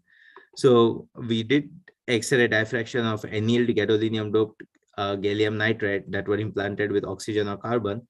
The crystal quality was good, but we saw peak shifts. So a peak shift towards lower 2 theta was observed in gadolinium doped gallium nitride implanted with oxygen. Now, if oxygen has a smaller covalent radius than nitrogen, then this type of peak shift indicates that oxygen was more stabilized at interstitial like sites rather than substitutional sites in gadolinium doped gallium nitride. In carbon implanted gadolinium doped gallium nitride, annealing seemed to again shift the peak towards higher 2 theta. So annealing seemed to lower or reduce the lattice size, which is opposing if carbon would occupy substitutional sites. So it seems that both oxygen and carbon stabilized in gadolinium doped gallium nitride at interstitial like sites. And so we did the anomalous Hall effect study in these materials, and we saw anomalous Hall effect in the annealed implanted samples, but the nature of the anomalous Hall effect signal changed. The resistivity reduced and the N-type carrier density increased after annealing. So part of the oxygen-related deep states were passivated by the annealing. Even in carbon implanted gadolinium doped gallium nitride, the annealed sample showed anomalous Hall effect, but the nature of the signal were different. The effect on the electrical characteristics was opposite, because here it seems that more deeper and acceptor type states were activated with annealing. So for this section of gadolinium doped gallium nitride, I'm going to move towards the conclusion. So in gadolinium doped gallium nitride, we saw room temperature ferromagnetism and we saw anomalous Hall effect. And the anomalous Hall effect analysis indicated that the mechanism for the spin related properties at room temperature are based on carriers in the material. And we also figured out, we are working on figuring out the role of oxygen and carbon in gadolinium doped gallium nitride. So oxygen and carbon implantation or oxygen and carbon incorporation in gadolinium doped gallium nitride is essential to render the anomalous Hall effect. So the D and F states of gadolinium would typically hybridize with the 2p states of oxygen or carbon, and that would render the anomalous Hall effect in gadolinium doped gallium nitride. So we saw mechanism mediated by carrier hopping, metallic conduction, partially intrinsic, which are all carrier related. And this spin in gadolinium doped gallium nitride was activated by oxygen or carbon that occupy interstitial type states that are acceptor type in gadolinium doped gallium nitride. So these are some of the key results that I wanted to show in this presentation. I will also briefly go through some of our other works on transition metal doped oxides for room temperature spintronics. So in this also we saw anomalous Hall effect in manganese doped zinc oxide, which is again an interesting material for spintronics, and I have more slides about this shortly. And we saw a reduction in band gap with manganese doping in zinc oxide. So this was indicative that with manganese doping, we could controllably introduce the D-type states in the zinc oxide, and that could potentially render the spin. So here we saw that the Hall resistivity showed anomalous nature, but it overlapped heavily with the longitudinal resistivity. So there were spin properties in the transition metal doped zinc oxide, but those were mainly scattered by surface defects and clusters. The similar effect was observed in annealed zinc manganese oxide samples, but the sign of the anomalous Hall resistivity switched, which means that the defects on the surface or clusters switched their directions after annealing. So the reason why we chose zinc oxide is the raw materials are abundant. It's an environmental friendly material, and it has been explored pretty much for the last few decades for multiple applications, including spintronics. So the Zener diode model also indicates that zinc oxide doped with manganese can exhibit room temperature ferromagnetism, and that is room temperature spin properties. Nickel doped zinc oxide has shown ferromagnetism at room temperature, but the mechanism for this phenomena is not very clear. Even the same is the situation with zinc manganese oxide. The results have been mixed, and the mechanism for magnetic properties of manganese doped zinc oxide are not clear. So in this work, we did transition metal doping in zinc oxide through nickel and manganese, and we investigated it for spintronic applications. So zinc nickel oxide was grown using a metal organic chemical vapor deposition technique. In the X-ray diffraction results show clearly the zinc oxide OO2 peak and some secondary phases that are nickel related. We did absorption study of the nickel doped zinc oxide, and we saw a systematic band gap reduction with nickel doping in zinc oxide. But this band gap reduction trend changed as per the growth conditions. So for example, when the growth temperature was close to the cracking temperature of the metal organic sources, and if the pressure is low, we see high quality and low band gap material, that is low band gap zinc nickel oxide. Then, getting back to the advanced Hall effect characterization, the nickel doped zinc oxide showed the anomalous Hall effect, but but the Hall resistivity overlapped with the longitudinal resistivity. So it means that there is spin in the material, but it is mainly scattered with defects on the surface or in the material, and it's not necessarily due to the Lorentz force of the Hall effect. So we also investigated manganese doped zinc oxide.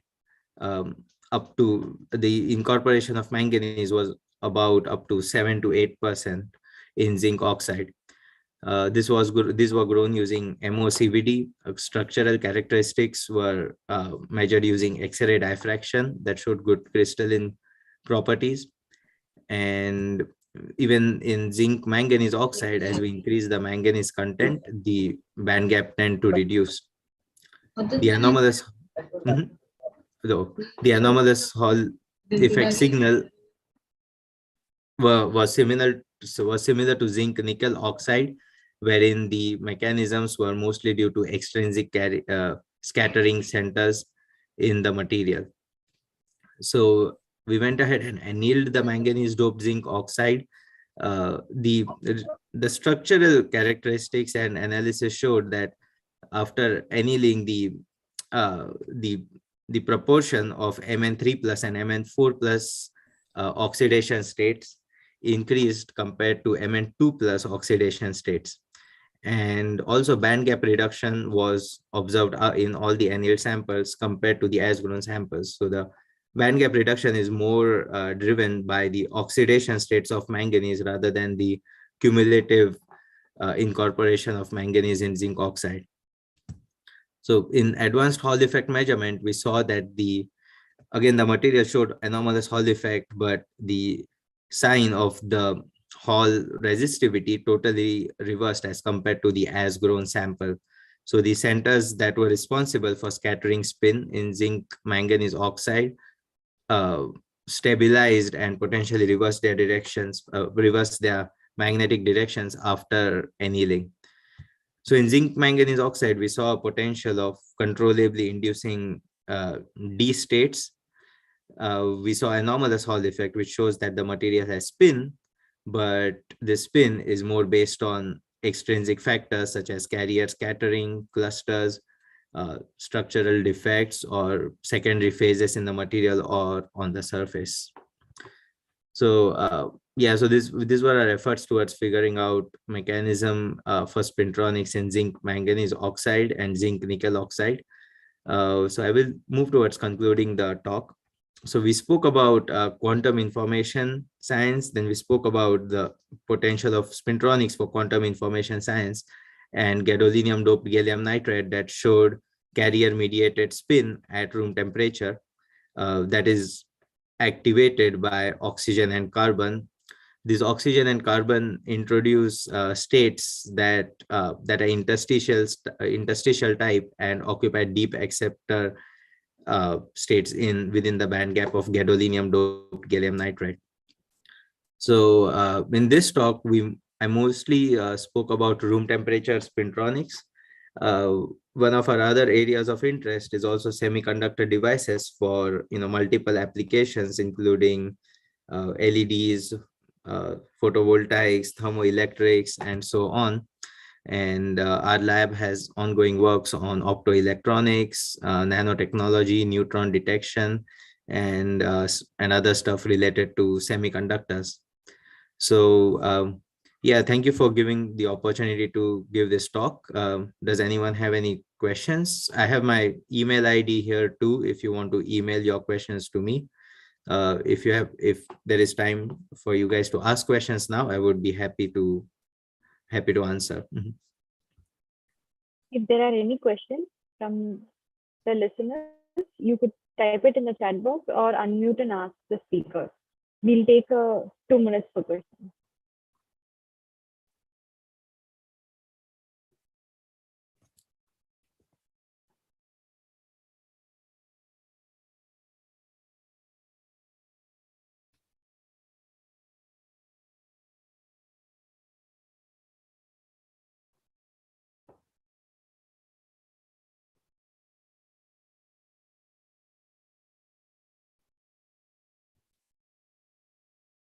All right. I believe that there are no questions from the audience. If you do have, you could email it to Mr. Vishal Sarvadi and he'll be happy to answer it.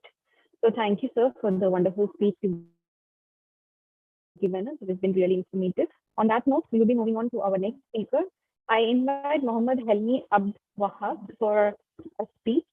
He's a principal research fellow at the Advanced Telecommunication Research Center, University Tun Hussein Un, Malaysia, to deliver his speech.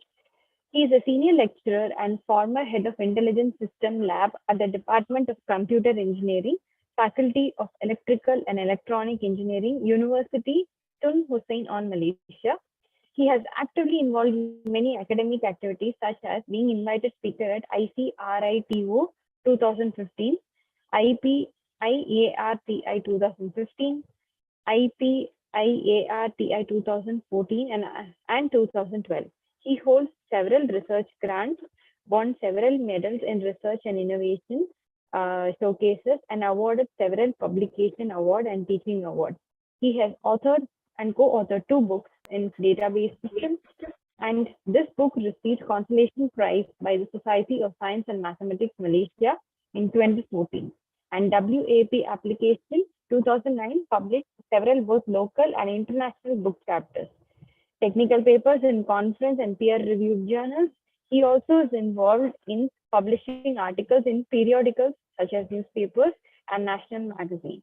He also served as a guest editor for the special issue in Wireless and Mobile Networks in International Journal of Advanced Computer Science and Applications, and as Deputy Editor-in-Chief for International Journal of Software Engineering and Computing since 2009, and scholarly contributed as committee for conferences, editorial teams, and manuscript reviewers, and also invited to be session chair in conferences. Latest, he is also invited to be advisory committee for ICACM 2016 at Pune, India, and track chair for IEOM 2016 in Kuala Lumpur. His research interests are in data mining, artificial intelligence and computer vision, mobile and wireless computing, web-based applications. He is currently an active member of IEEE Computer Society, IAENG, IACSIET, and PECAMP, and an associate member for Embedded Computing Research, Big Data Center, MySIG Big Data, E-Community Research Center. I invite Mohammed Helmi Abd Wahab for delivering a speech. All right. Okay. Thank you very much, Fatima, for the description about me. And thank you for the organizer for inviting me to share a little bit about my research. All right. So we have listened to research, the great research about the smart materials. Right now, I will be discussing about the the IoT application. All right, for the community. Okay, so let me share my slide here. Okay.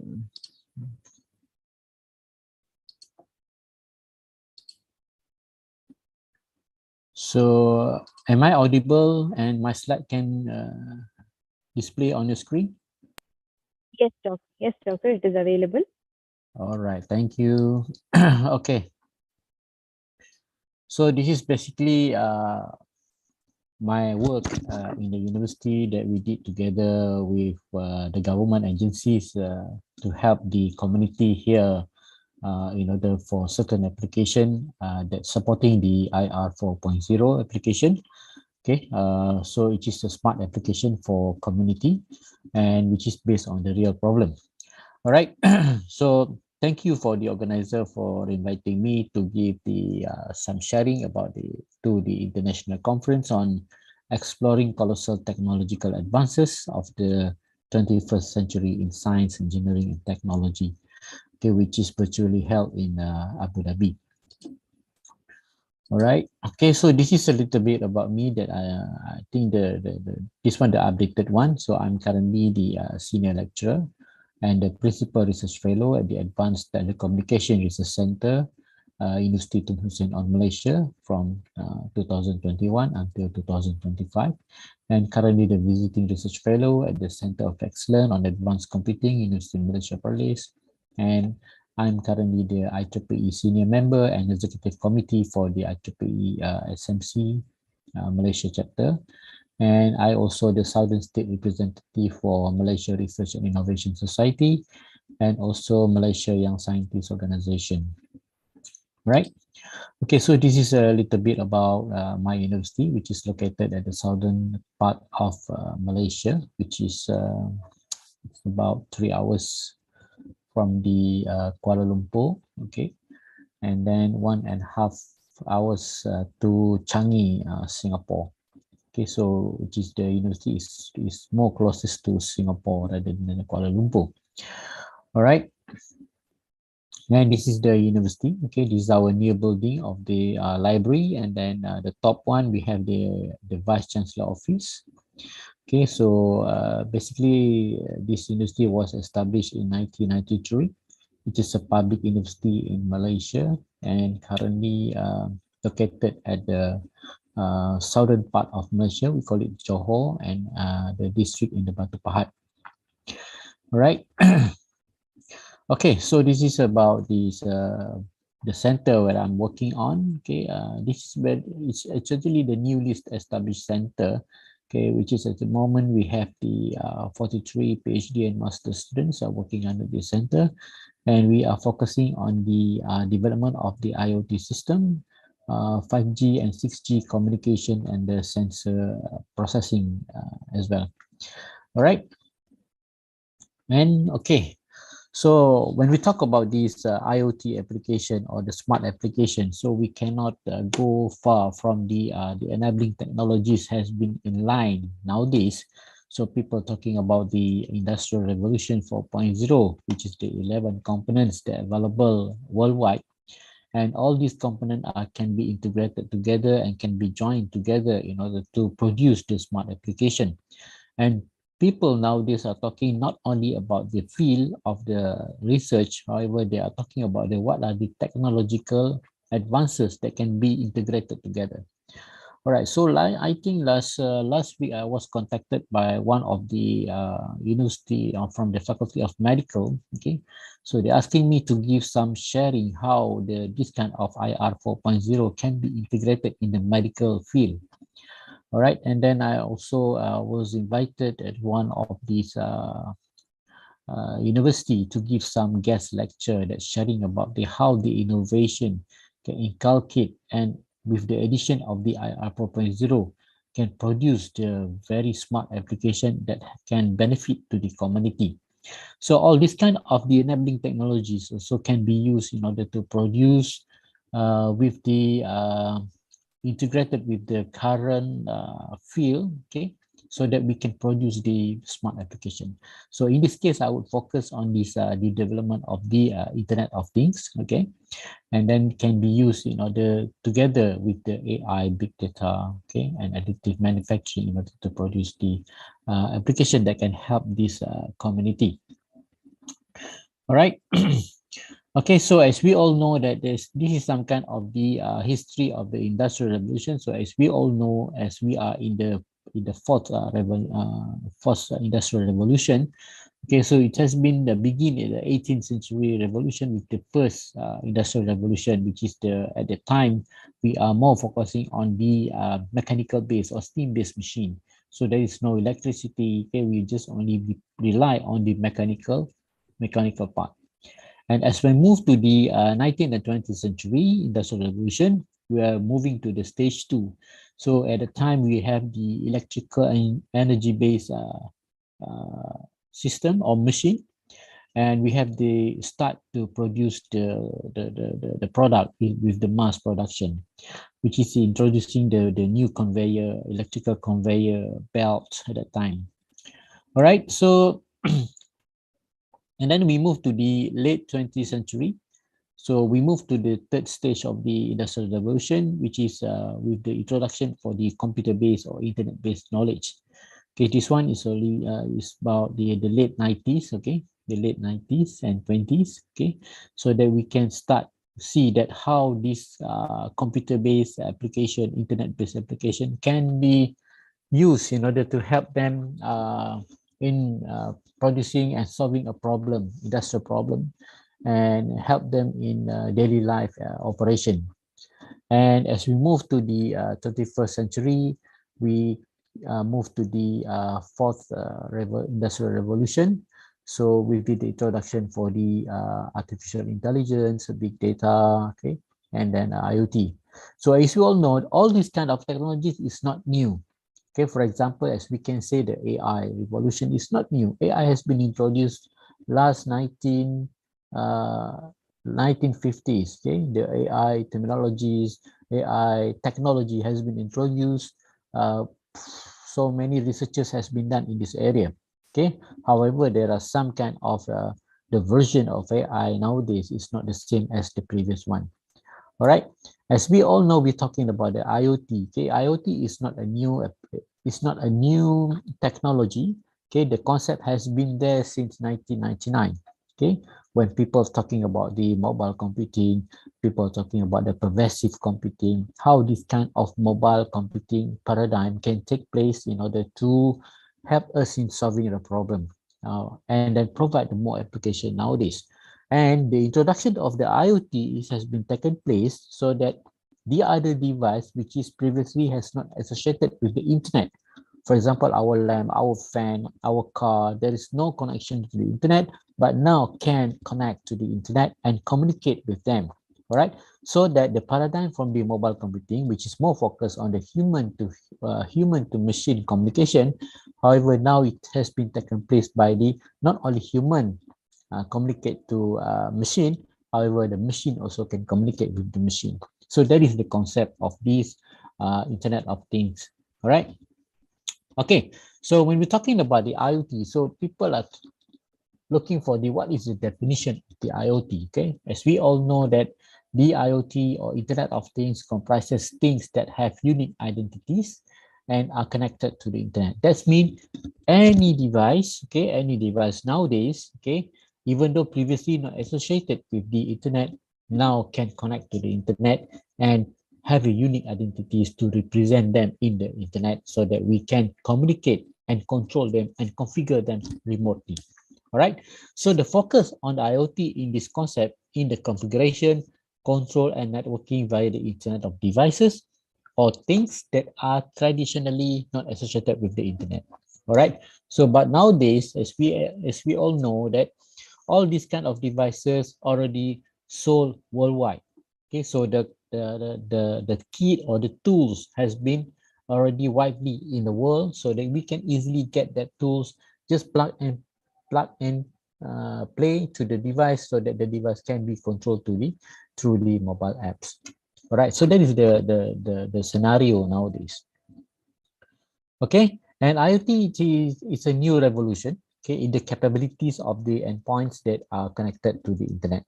All right, so people are talking about this mobile computing, pervasive computing, ubiquitous computing. So all this kind of mobile paradigm focusing on the human to machine communication. So however, with the paradigm of this IoT, so it enabled not only the human but also the devices or the devices can communicate with the machine, so that we can call it the device to device or machine to machine communication. All right. So the scope of IoT is not limited to just connecting things, okay, which is device or appliance or machine to the internet, okay. However, it allows these things to communicate, okay, communicate and exchange data, which is control and information, and processing on this data will provide us various applications towards a common user of machine goal, okay. All right, so this is basically the characteristic of IoT system. Okay, so as we can see, the general keyword that we can see that represent all the characteristic is anytime, anyone, anything, okay, any place, any path, and any service. Okay, which is we are not bound to this geographical location, okay, and time. All right. So we can see the characteristic of IoT. We have the computing, okay, which is anytime and any content. Okay. Okay, for the content for anyone and anybody can change. Okay, collection for any service and any business. All right, communication any path or any network. Okay, we can have so very services available nowadays, and we have the connectivity for any place and anywhere, and also the convergence. Okay, the anything to any device. All right, so this is basically the characteristic of IoT has been lined by ITU. Okay, November 2005. All right, so as we all know, I just attended one of these the first seminars on IoT, okay, held in 2011, okay, in Kuala Lumpur. Okay, so one of the main features of this that seminar is to gather all the experts from around the world, which is from the United States, United Kingdom, Japan, Korea. Okay, so as we all know that the research on the IoT has been widely used and advanced to many research fields. For example, for the people are working on this in the Korean, so they are working on the improving the agriculture area. Okay, and then some of the places in United States also they are trying to develop these smart cities application, so based on the IoT application.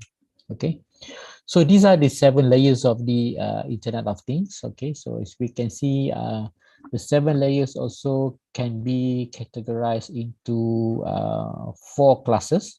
Okay, okay, all right. So we can see from the fog layer at the bottom one, the 2 layers, which is focused on the devices and the communication protocols and networks. Okay, so these are focused on the technical things. Okay, the things itself with the connectivity and edge computing, right? So these are the level where the devices can connect to the internet. All right. So the second category is the cloud. Okay, this cloud, which is the global infrastructure, which is provide these mostly cloud infrastructure like a public, private, hybrid, and managed, so that we can store the information into the cloud. Okay, so despite we store all this kind of information into the cloud, okay, so we go to the top another level, which is what we call it the big data. Okay, which is content the data ingestion and data analysis, which is the role of this kind of layers to process of this kind of the data stored in the global infrastructure to ensure that this data is extracted, okay, based on the objective set up by the end user. Okay, so all these kind of extracted patterns, okay, from the big data move to the top level, which is the business value, go to the application, which is the interface that in between the data and then the human, okay, the people who will use the result and analysis from the big data. Okay, so the layer 6 and layer 7 more focus at the top layer, for we call it the application level. All right, so all this kind of the 7 layers of Internet of Things also is some good of the ecosystem for the complete IoT system nowadays. All right, so let's share a little bit work that we have done in the university, and we collaborate with the government agencies. All right, so we introduced one of the smart application, okay, which is we call it smart recycle bin, which is more focused on the waste management system. Okay, so we developed this kind of application to increase the awareness. So as we all know that of this kind of this awareness in Malaysia regarding the recycling is very low. Okay, at this point, okay, we have the around 5 to 6%. Okay, comparing with other countries, and then at this moment, our Ministry of Housing and Local Government aims to achieve a recycling rate at 22%. Okay, so in order to ensure this kind of increasing can be possibly made, so that we try to introduce the concept of 3R, okay, reduce, reuse, and recycle concept, and apply in the solid waste management system. Okay, so that we use this kind of 3R to develop this kind of technology to increase the awareness of the people in recycling. Okay, so these are currently the practice here. Okay, current practice in Malaysia now, okay, we for those certain people who interested in collecting the recycled waste, they will collect and keep at their home. So once a week or once a fortnight, they will bring all these collected recycled waste, bring them to the drop-off points. So the drop-off points will weigh all this kind of waste and try to convert the weight into the money. Okay, however, the weaknesses of this method, it only happens for those who are interested in collecting the recycled waste. For those who are not collecting, who are not interested in collecting the recycled waste, they just ignore it.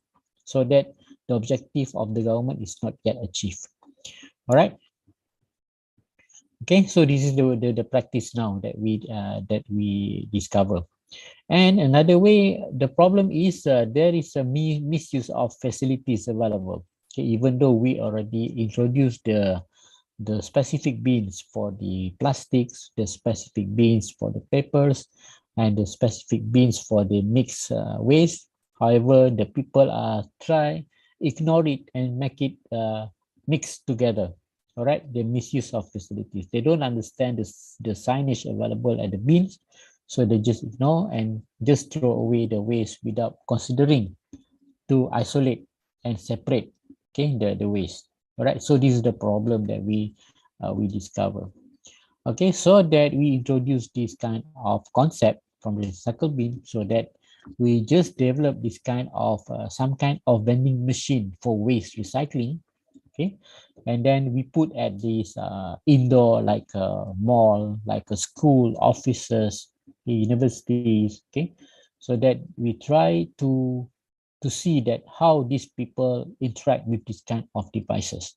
All right, so this is basically the overall design, okay, of this smart recycle bin solution, okay, which is we can say that this is the three major application here. Okay, the one is we call it the bin processing unit, okay, which is the devices where the bins equipped with this microcontroller and then RFID, okay, and then also we include some kind of material classification engine to segregate the waste, okay, to avoid this abusing from people. All right, and also from the bin processing unit itself, okay, we contains this the data panel. Okay, we can record the weight of the waste and then record it at the panel, so that the panel also contains the points, collected points for the specific bins, and all these kind of points will be transferred, okay, from the authority, okay, to upload in the local data processing center, which is number 2. Okay, so all the collected points from the bins, okay, will be transferred and uploaded into the collectors upload data into the system, and then we move to the part C. We have the web portal, so that the end user can check with their points, how many accumulated points available, and all these kind of points can also be redeemed from the web portal, or also the points also can be used in order to buy any merchant members, okay, through this application. All right, so this kind of conceptual we already introduced in 2014, okay, the concept, okay, which has been patterned with numbers, and we also present the conceptual in the Beijing, okay, 2014. All right, and then these are the prototype that we developed, okay, in 2014. Also, we exhibit at the several innovation competition and exhibition. Okay, for this point, we exhibit at the Malaysia Technology Expo in 2014, and this kind of application has been tested by our Deputy Minister of Science and Technology. All right, and finally, we received some kind of recognition like a Taiwan Honor of Invention, okay, in 2014. However, there are some glitch available during the first prototype, so we move to the second prototype. All right, so this is the phase 2 where we develop some kind of local data processing center, which is to upload all the points collected from the panels and we upload into the servers, okay, using this kind of application. Okay, we call it the workstation, right? So this workstation also available for each district in Malaysia. Okay, so any authority having the card can collect, extract out the points from the bins and bring them to the local data processing center, and then they can upload all the points and the points will be synchronized with this end user application. Okay, all right. And this is the phase 3, which is we develop the web portal. Okay, the web portal also contains the user can check the accumulated points, and also we can see the transaction record. Okay, for example, the certain user. So let's say, for example, the person A. Okay, you throw away to the bin A, you throw the waste to the bin B and the bin C, and next until the bin N. So all the transaction will be recorded. Okay, based on the points available for each bin. Okay, that means any recorded transaction, okay, will be collected by the authority and uploaded to the system, and the end user can check through the portal the transaction record. So if you can see, oh, this one, how many weights you throw away at the bin A, how many weights you throw away at the bin B, and so forth. All right, and also we use this kind of portal in order for redemption. Okay, the vouchers and redemption. That's mean for the certain collected points you can redeem with certain buy. Maybe you can change to oils. Okay, you buy something from the merchant and then you redeem back the points, so you can get some discount from there. All right. Okay, so this is the second prototype. Okay, which is solve the first prototype. Okay, and this one we exhibit at the 1 million bottles, which is organized by the Solid Waste and Public Cleansing Authority Malaysia at the late 2015. Okay, 2015. Right, so the second prototype has been developed based on the comments available from the industry, okay, from the person who tested this first prototype. So we improved, okay, from the 2014 up to the 2015. All right, and then this is the third prototype. Okay, after comments from the second prototype, we come up with the third prototype. All right, so we only focus on the plastic bottles because this one is the most widely used throughout these most of the building, like schools, offices, universities. Okay, comparing with the paper, okay, plastics more contribute to this to the recycle waste. All right, so this one is a third prototype. Now we already have the sixth prototype. Okay, the sixth prototype, right? The sixth version, based on the comments from the industry and people. Okay, so this is the way we install the solid waste, the bin at the Solid Waste Corporation Malaysia in Cyberjaya, Malaysia. So this one we did the pilot test in 2018. Okay, we installed this one, and then from the council from the southern area, also we installed 2 or 3 prototypes. Okay, to see how robust the system and how effective the system to the community.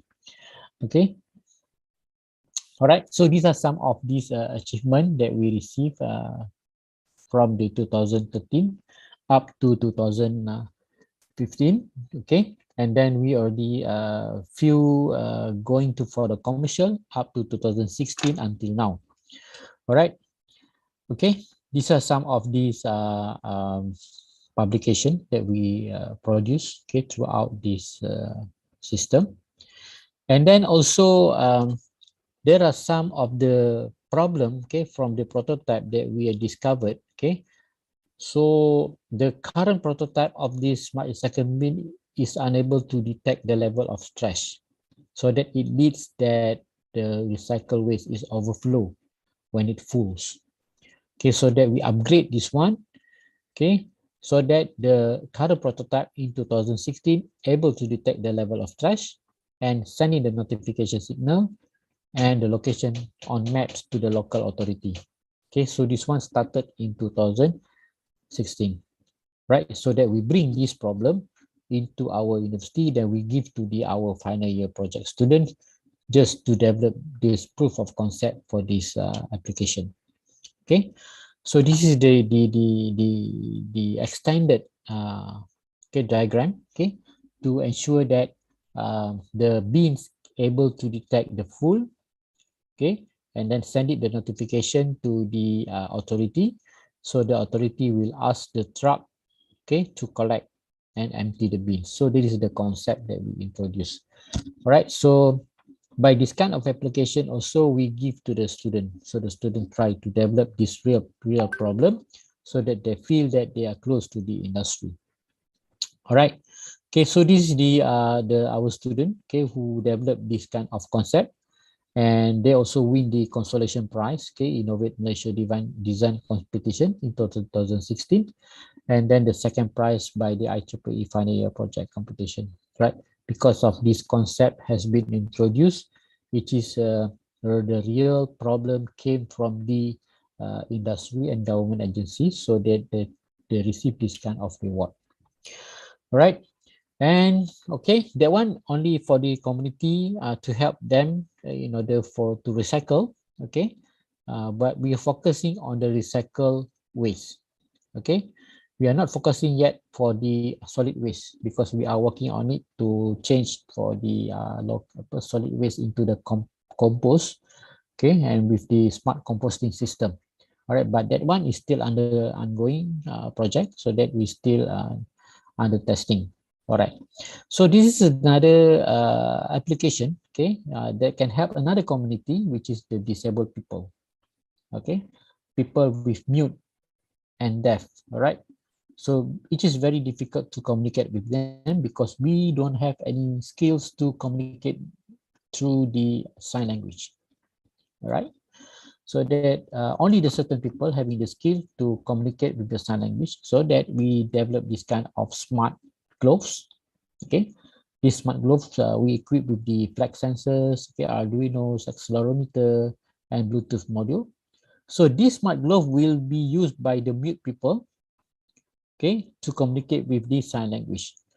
So once they wear this smart glove, so all these smart glove connected with the apps via Bluetooth. So any movement of fingers, okay, will be translated by the apps, so that we will know what they are trying to say. Okay, we will know what they are trying to say. So let's say, for example, they move to say hello, so the word will be displayed here, hello. Okay, so that it will help these normal people to understand what they are talking about. Okay, but at this point, okay, this only one-way communication. We cannot reply back. Okay, but our PhD student here are working on this, the use of CNN and deep learning in order how to translate back. Okay, we give you the words, so that how the system will simulate back the sign language via the animation fingers in the apps, so that the mute people will understand what you are trying to say. Okay, so this is the very interesting application. Okay, it's only, but at this point we are focusing on the English language for the communication. All right, and then this is another IoT application in healthcare. Also, it helps the community to combat dengue fever, okay, by introducing the intelligent mosquito trap system. All right, so this is the collaboration project between 4 universities, so that we are focusing on the development of the IoT system. All right, so using this kind of intelligent trap system, okay, inside the trap we put in the chemical that can attract the mosquito to coming in and lay eggs, right? So the chemical will kill the eggs, and the mosquito leg will be dropped in the chemical, so that the mosquito will fly away to another place, okay, for another water resources, okay, for to lay eggs, okay, so that if they lay eggs to that place, they put the legs inside the water, okay, the chemical will spread out inside the water, so that it will kill the eggs there. All right, so this is a application we developed to help the Ministry of Health Malaysia, okay, in order to combat dengue fever. All right. So at this point, this currently already finished for the first prototype. Second prototype, and then we are going for the commercialization process for this application. All right. Okay, so this is our team. We discussed from the 4 institutions available. All right, that we can work together with the Ministry of Health Malaysia. All right. So as in conclusion, what we can say that the tackling the real problem from the agency industry to ensure the project is significant and practical. Okay, so that any ideas or any problem came from the industry, came from the government agency, came for any parties can be used in order to help the student to solve the real problem instead of they are thinking the imaginative problem. Okay, so through this way, we also more convincing to get collaborators, easy for us to approach people outside, easy for us to approach the industry, okay, to get collaborators, to get fund, okay, because we are trying to solve the real problem. And this will establish the long-term relationship with the collaborators and students. Okay, all right, so I think with that, my presentation. If you have any question, you can drop me an email. Okay, my email is there. All right, my institution email and my Gmail email. So both are work properly, and that's my social media, LinkedIn. Okay, you can connect, and we can look for the collaboration together later on. Thank you very much.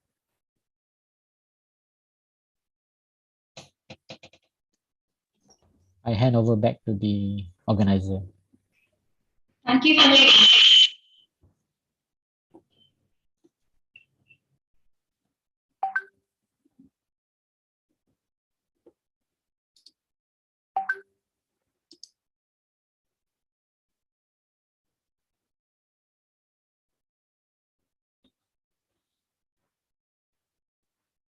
Any question? Or you can drop me an email.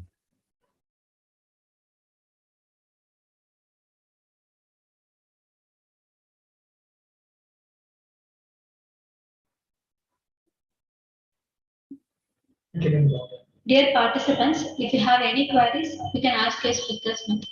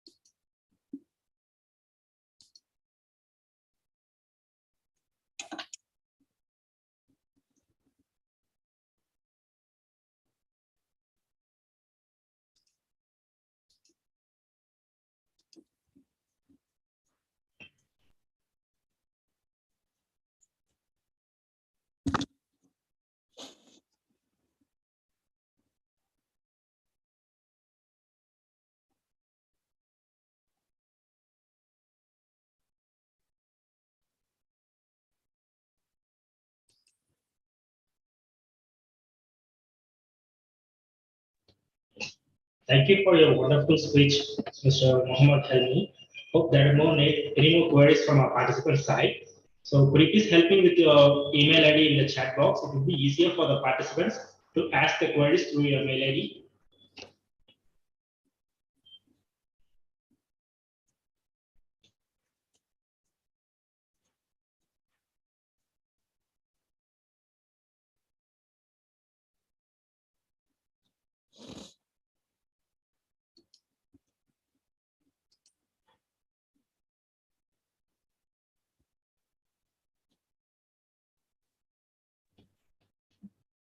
So thank you for sharing your email address with us, sir.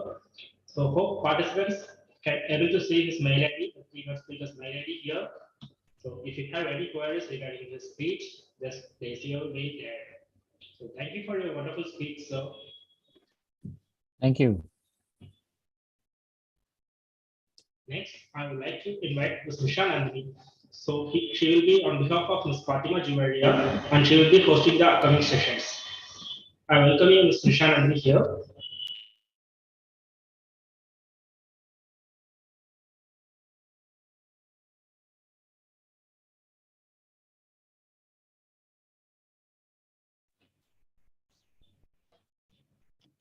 Hello everyone, I am Nisha Nandini.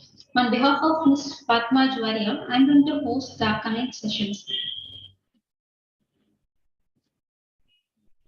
Next, I would like to invite Dr. Chitare Ponselvan, Director, Research and Head of Schools, Science and Engineering, Curtin University, Dubai, to deliver his keynote speech.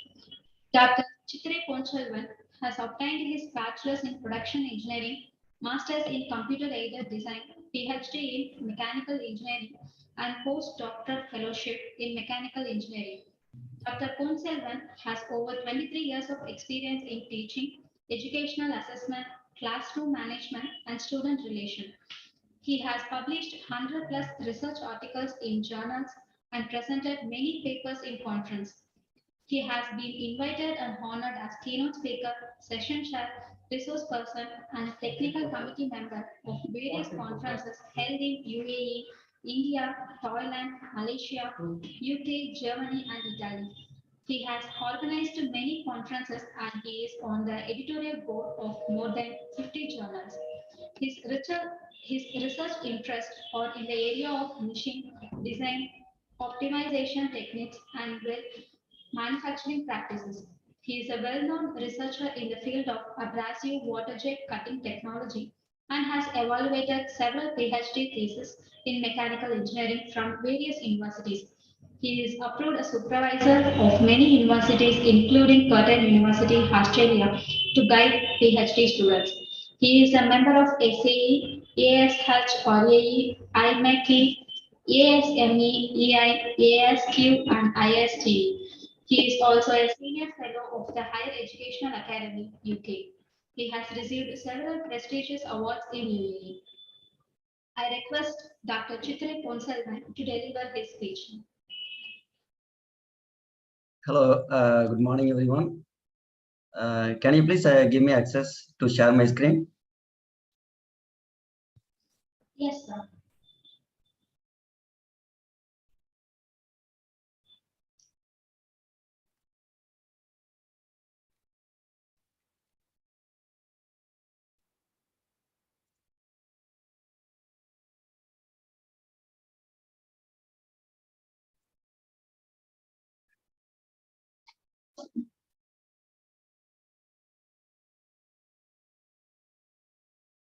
I can't share my screen.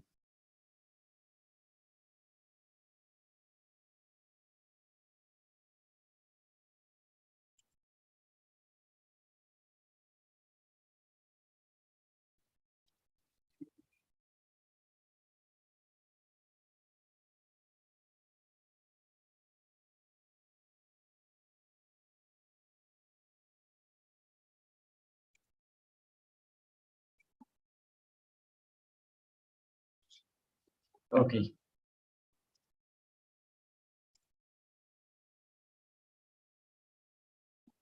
Hope you can see the screen. Yes, sir, it is visible. Yes, yes. Okay. Today I'm going to talk about influence of operating parameters in abrasive water jet machining of materials. I come from Curtin University, Dubai. Curtin University, Dubai is a branch campus of Curtin University, Australia. We are one of the top 1% universities in the world. Number 2 in the world for mining and minerals engineering, top 50 in the world for chemical engineering, top 100 in the world for civil and construction engineering. So we have a lot of reputation for engineering. Dubai campus, we follow the same syllabus, curriculum, everything, what is followed in our home campus in Australia. We have campuses in Malaysia, Singapore, Mauritius, and in Dubai. So these are the topics I'm going to discuss today. The introduction of abrasive water jet machining technology, some literature review related to this technology, and then the experimental setup, procedures, standards, data collection, etc. Finally, we discuss the research results and discussion, and then I'm going to present the conclusions and future scope. I know the participants are from different backgrounds, So I need to introduce what is this machining technology. There are conventional machining process. First of all, machining means material removal operations. For example, drilling is a machining operation where you produce a hole by removing the material. Grinding is another machining operation. Cutting is an operation, machining operation. Turning, facing, there are different kinds of machining operations. But there are some materials which cannot be machined by conventional methods. Conventional methods means like lathe machine, milling machine, drilling machine, grinding machine. These are all conventional machine tools. There are some materials which are called difficult to cut materials, difficult to machine materials. These materials cannot be machined by conventional methods. But these materials are used in very well versed in various applications like spacecrafts, nuclear reactors, special cutting tools, turbine injectors, etc. Therefore, the new methods of machining these materials, difficult to machine materials, are called unconventional machining process, non-traditional machining process. Laser beam machining, plasma arc machining, electrochemical discharge machining, chemical machining, ultrasonic machining. These are all different kinds of unconventional machining process. Abrasive water jet machining is one of the unconventional machining process. So we are going to talk about abrasive water jet machining process only. This technology has got 5 major modules: high pressure pump to produce water at high pressure. It is called ultra high pressure pump. And abrasive delivery system, abrasive particles about 0.18 millimeter diameter abrasive particles. To deliver these abrasive particles, we have a separate device. Cutting head, where the abrasive particles and water at high pressure will be mixed in the mixing chamber, and through the cutting head, the abrasive water jet will come out with high velocity. There is a computer control manipulator which controls the motion of the cutting head. Wherever the cutting head is moved, the abrasive water jet also is moved. So this movement is controlled by CNC codes. There is finally a catcher which dissipates the remaining jet energy after cutting. Even after the cutting, the abrasive water jet will have some energy that has to be properly dissipated. That's the reason we have a catcher there. So this is the line diagram and the sectional view of the cutting head. So you can see here. We'll take these pointers. Yeah, here the high pressure water from pump, and then this is the abrasive delivery system. Here is the cutting head where abrasive particles and high pressure water will get mixed, and then the abrasive water jet is introduced on the workpiece. The workpiece is placed on the table. This is called the catcher, which dissipates the remaining jet energy after cutting. So this cutting head separately is shown here. There is a sectional view as well as the photographic view, because this is a very important component in this technology. So high pressure water comes here, abrasive particles comes here. This is the mixing chamber where the both abrasive particles and water will get mixed here. And this is the focusing tube, and we have a high pressure water comes out. So water here serves as an accelerating medium. The material removal is achieved by abrasive particles only. Abrasive water jet is directed towards the working area to perform the cutting. It is about 1 millimeter diameter. Needle sharp stream of abrasive water jet. So here you can see the actual operation.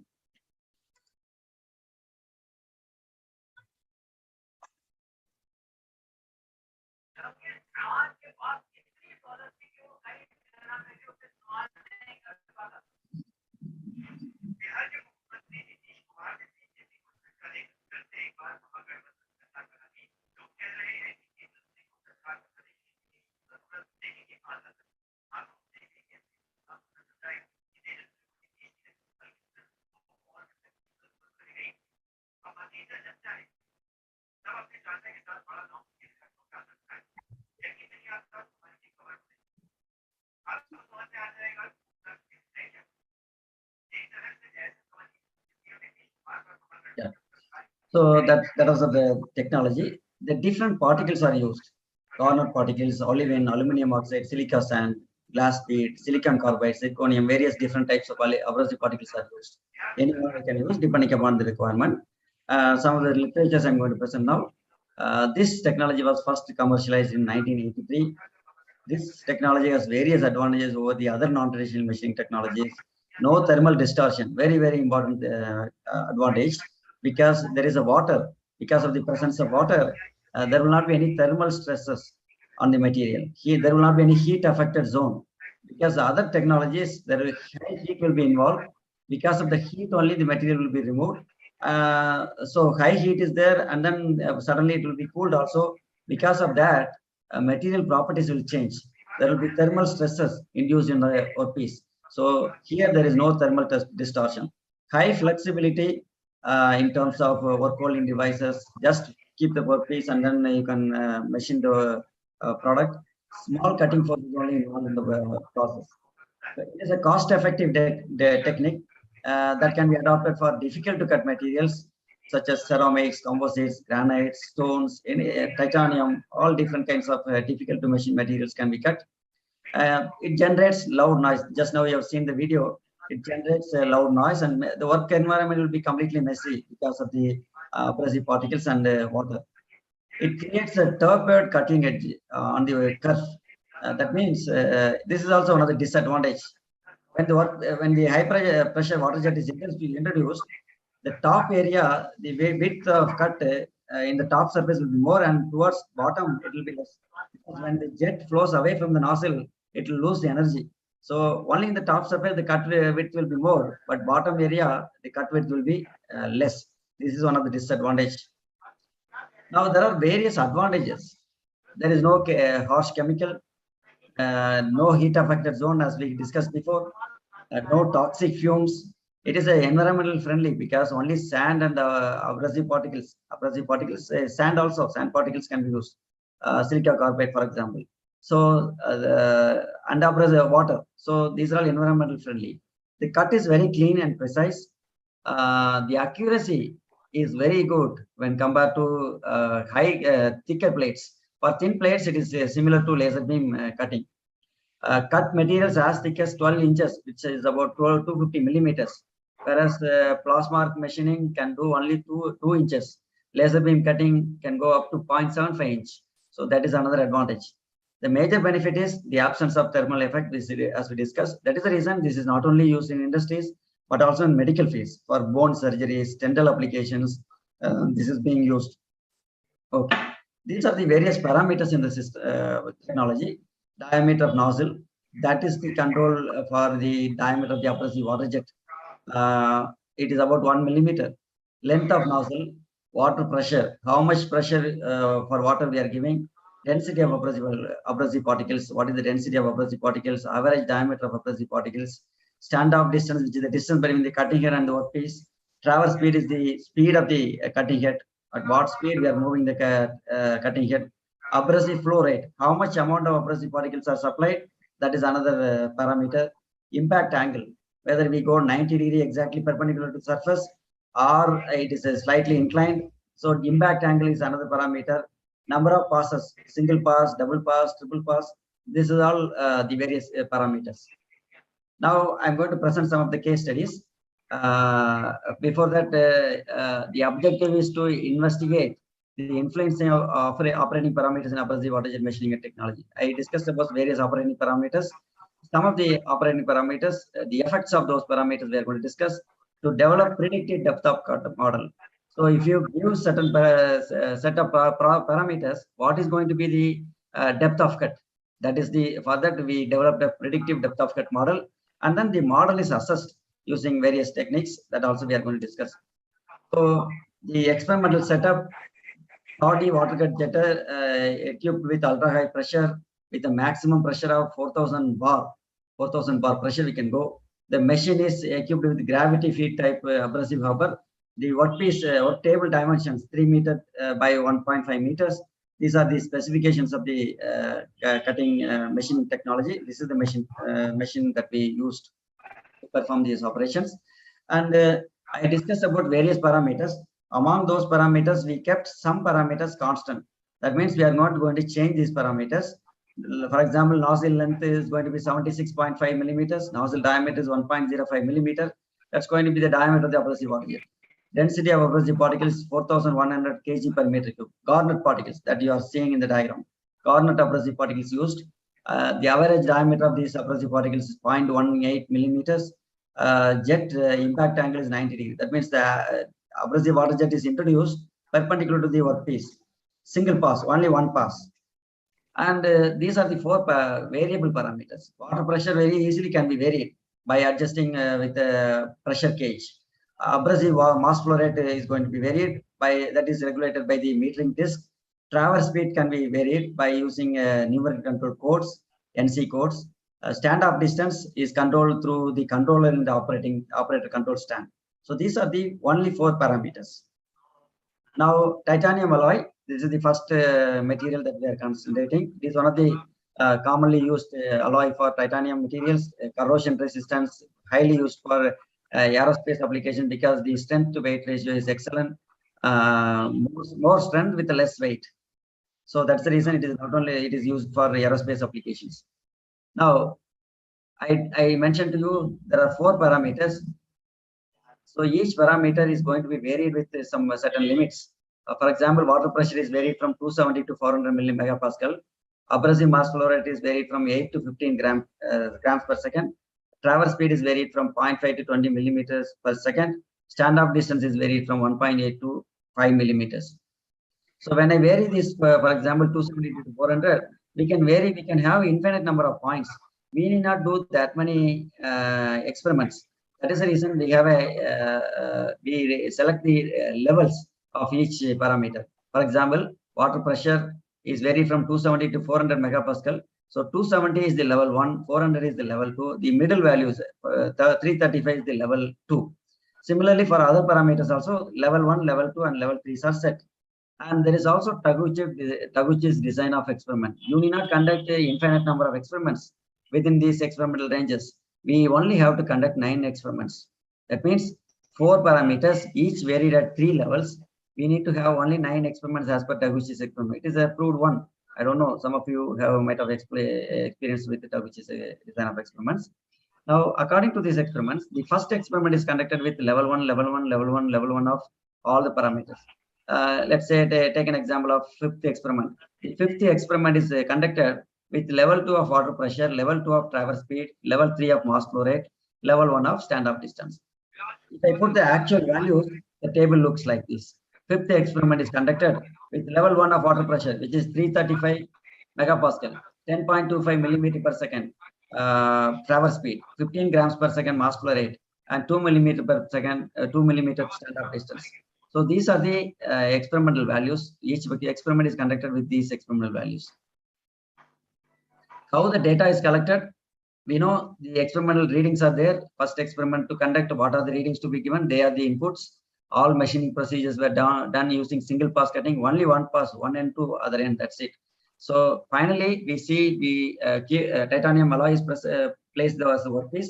After that, there will be a cut surface. We assemble those cut areas. And then using Sigma Scope 500 profile projector, we measure the depth of cut. And also the surface roughness. It is one of the important parameter, output parameter. The surface smoothness is the desirable.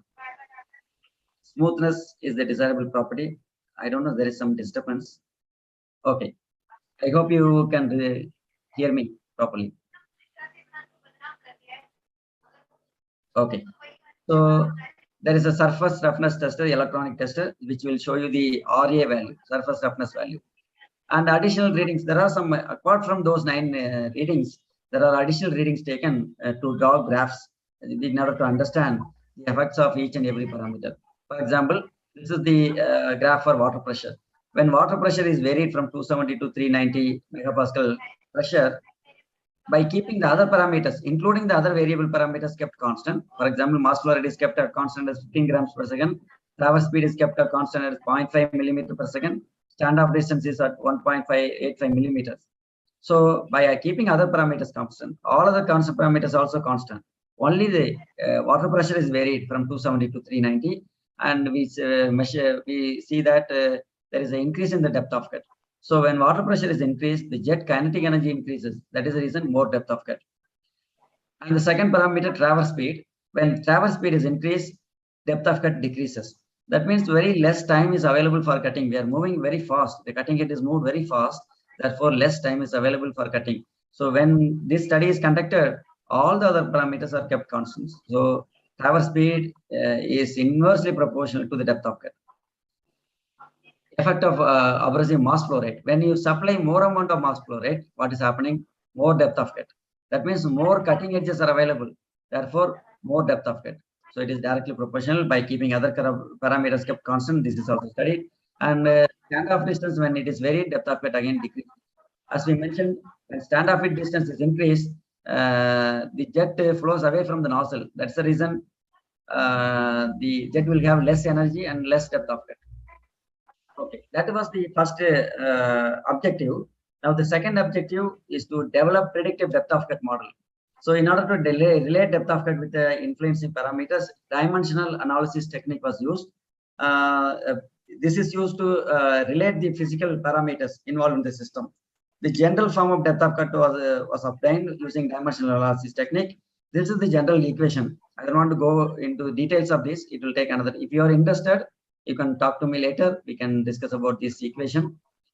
This is using dimensional analysis technique. We developed this equation. This equation is applicable to any materials. But for titanium specific, we can calculate the A, B, C, D, and K values. These are the coefficients. Those values to be calculated and substituted. That's all. And this can be used for any other material. Now, what is DC is the depth of cut, which is in the left side.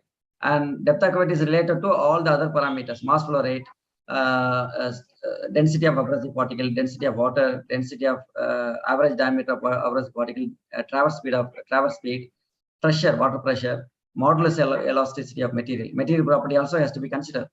Standoff distance. So this is the general equation. Using those 9 experimental readings, using the DataFit 9.0 software, that is called the regression analysis software. The input for this software is those experimental readings. And then we calculate, we also have the general equation. This software will fit into the exact equation and then give you the values of ABCD. ABCD values are found. For example, for titanium alloy, ABA is equal to 1.33, B is 0.45, C is minus 0.46, and D minus 0.14. And K value is also found 1.042. So this is those values are substituted here. This is the equation only for titanium alloy, because this is the experiment is conducted for titanium, and there is no difference between the equation 1 and the equation 2. The equation 2 is a simplified version of the first equation. That is to understand the influence of each and every parameter. For example, pressure, water pressure is in the numerator, therefore it is directly proportional to depth of cut. Traverse speed is in the denominator, that is indirectly proportional to the depth of cut. So that is to understand the influence of each and every parameter. And this equation is applicable only within the experimental ranges that we selected. Pressure we selected from 270 to 400 megapascal, traverse speed 0.5 to 20 millimeter per second, standoff distance 1.8 to 5 millimeters, mass flow rate 8 to 15 grams per second. Within these experimental ranges only, this equation is applicable. And we also verified with another machine tool, another similar machine tool, abrasive water jet machine, and then we verified this equation. There is a systematic way of verification of this experiment, experimental predicted depth of cut model. The deviation is found using the formula experimental value minus predicted value divided by predicted value into 100. So the deviations were found 0.17% to 2.9%. That means there is a reasonable correlation between the experimental values and the predicted depth of cut value. So therefore, this model can be used as a practical guideline. So this model cannot be used for the predicting exact value, but this can be used as a practical guideline in order to select the parameters. This is being used in many industries based on our publications. In Dubai, many industries are using these models. So we again conducted 10 different experiments. You can see here, predicted values are in the horizontal axis, vertical axis we have experimental values. The straight line shows the predicted value. And we conducted 10 experiments. Those 10 experiments where the experimental values are very close to the predicted value. That means it is there is a close correlation. That's what we mentioned before. 0.17% to 2.9% error only is there. So this can be further improved because there are machine limitations. This may say the same model is used in different machine. Definitely there are machine limitations. Whether new machine, old machine will have performed differently. So that is the reason we have got that much error. That also can be further reduced. That is, there are possibilities. Now, similar study we conducted with alumina which is a aluminum oxide, very commonly used another ceramic material. Here the experimental ranges are different based on the previous literatures. The water pressure is vary from 270 to 390 megapascal pressure. Abrasive mass flow rate is vary from 4.2 to 9.8 grams per second. Traverse speed is from 4.7 to 6.7 millimeters per second. Stand-off distance is from 2 to 5 millimeters. And these are the three levels for alumina ceramics. This is the second material, and this is the experimental Technology experimental design. And based on that, we have these experimental values, 9 experiments again. Here also we conducted additional readings for drawing these graphs. We found similar pattern. Here also pressure is varied, depth of cut is increased, and mass traverse speed is varied, depth of cut is reduced because less time is available for cutting. And mass flow rate is varied, depth of cut is increased. More cutting edges are available, more depth of cut. Stand-off distance is varied. When it is increased, depth of cut is reduced. Because the jet flows away from the nozzle, they will lose energy, therefore less depth of cut. So similar to titanium alloy, here also we conducted another model. Only the ABCD and K values are different. The general model remains same. Here ABCD and K values are different. Therefore, accordingly, you have a new equation, and this equation is applicable only the experimental ranges that we selected. Those within the experimental ranges, this is applicable. And we also verified this experiment. It's predicting very good compared to the previous one.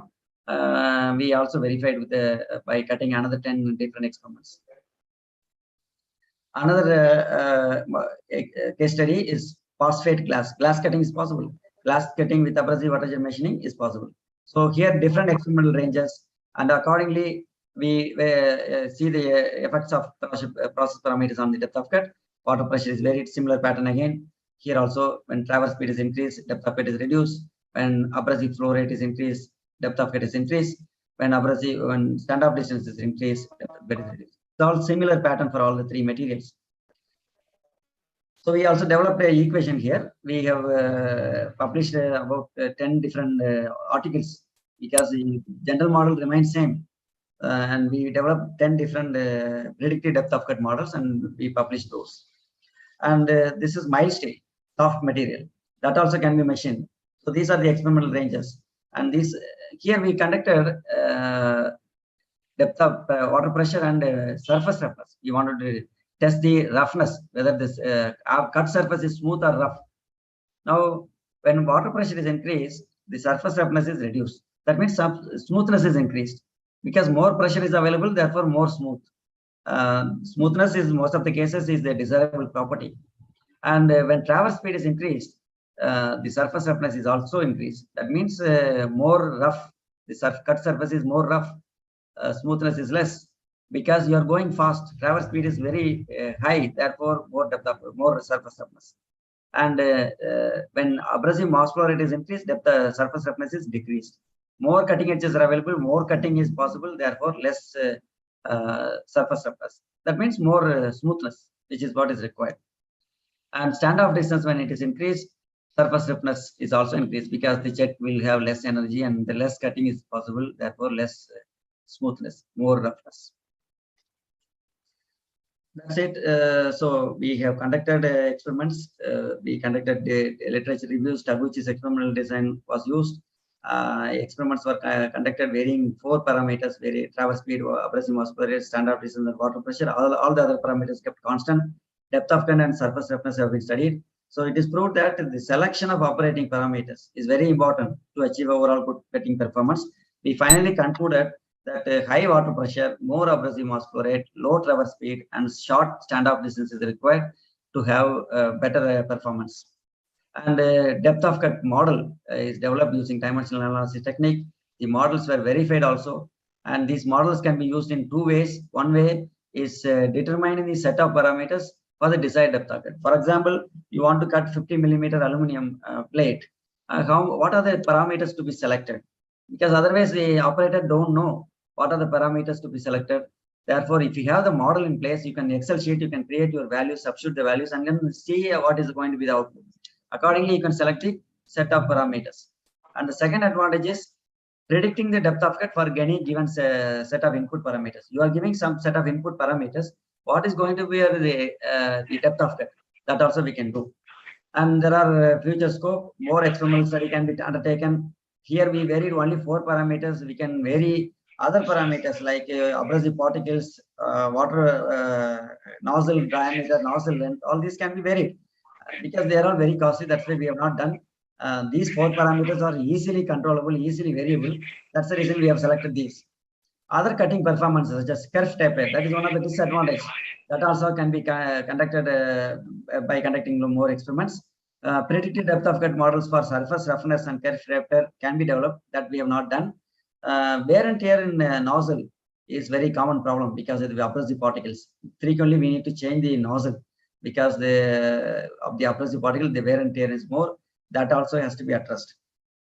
That's it. If you have any questions, these are the references. If you have any questions, you can ask me.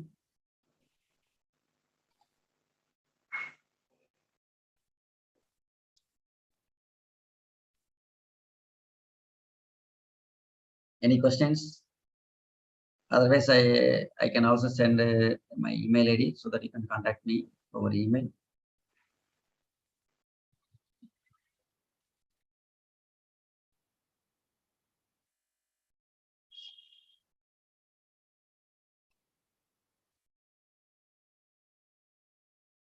If you have any questions, you can ask me. Otherwise, I will end my presentation.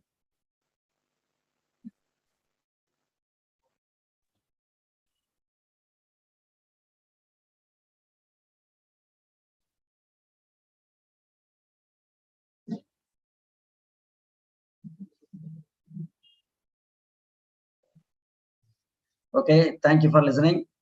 If you have any questions, you can talk to me later. Thank you. Thank you, sir. Thank you for your wonderful speech.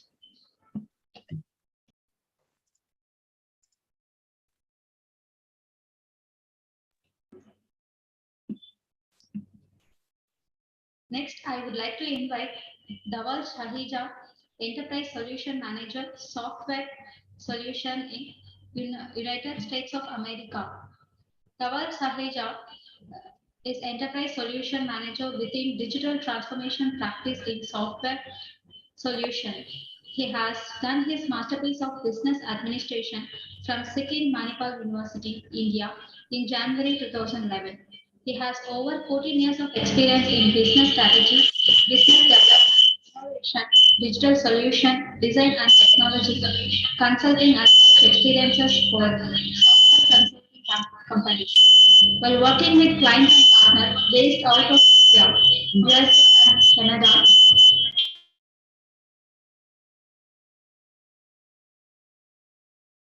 including Fortune 500 companies. Last 2 years, he working as subject matter and solution manager for augmented and mixed reality, having transformed the business process and digital experience for companies across manufacturing, engineering, healthcare, oil and glass vertical. Now I request Mr. Dhaval Shahija to deliver his speech.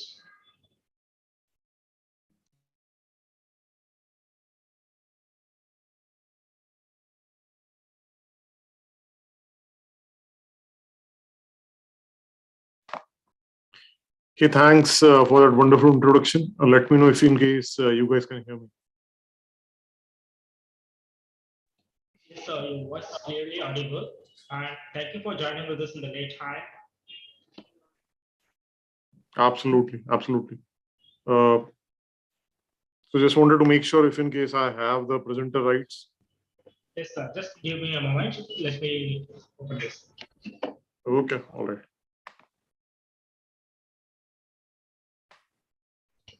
So hope you receive the screen share access.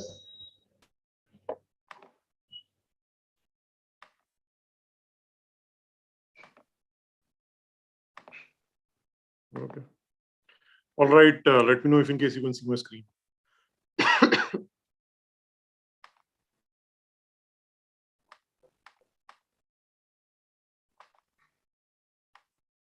Can you see my screen?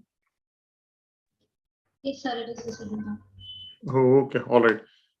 So as far as my topic for the keynote today is mixed reality for industrial training. So firstly, I would like to thank The organizers, that is Institute of Engineering Research and Publication, IF, so Technology Research and Development Association, that is TRADA, for organizing this conference. That is International Conference on Exploring Colossal Technological Advances of 21st Century in Science, Engineering, and Technology. And thanks for, as far as my topic today is concerned, it is a guest speak on mixed reality for industrial training.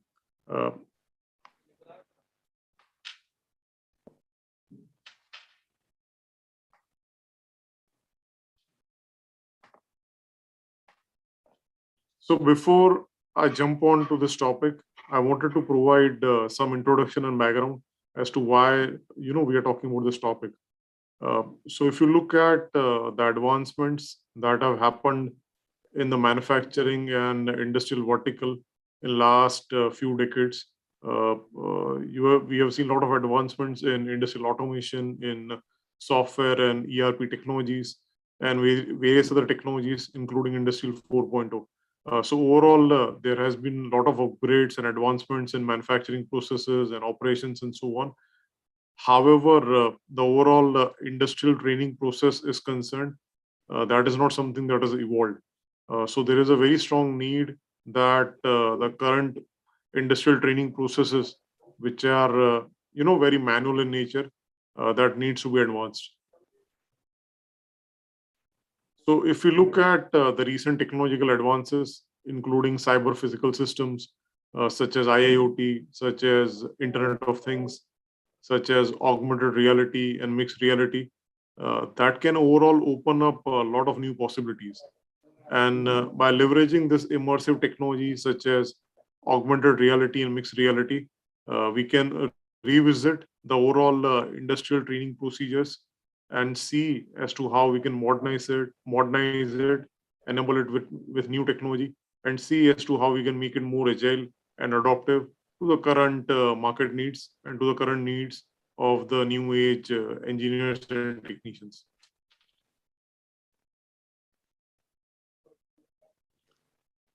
So furthermore, before I go too far into talking about this subject, I wanted to provide understanding about what is the difference between virtual experience, augmented reality experience, and also mixed reality experience, right?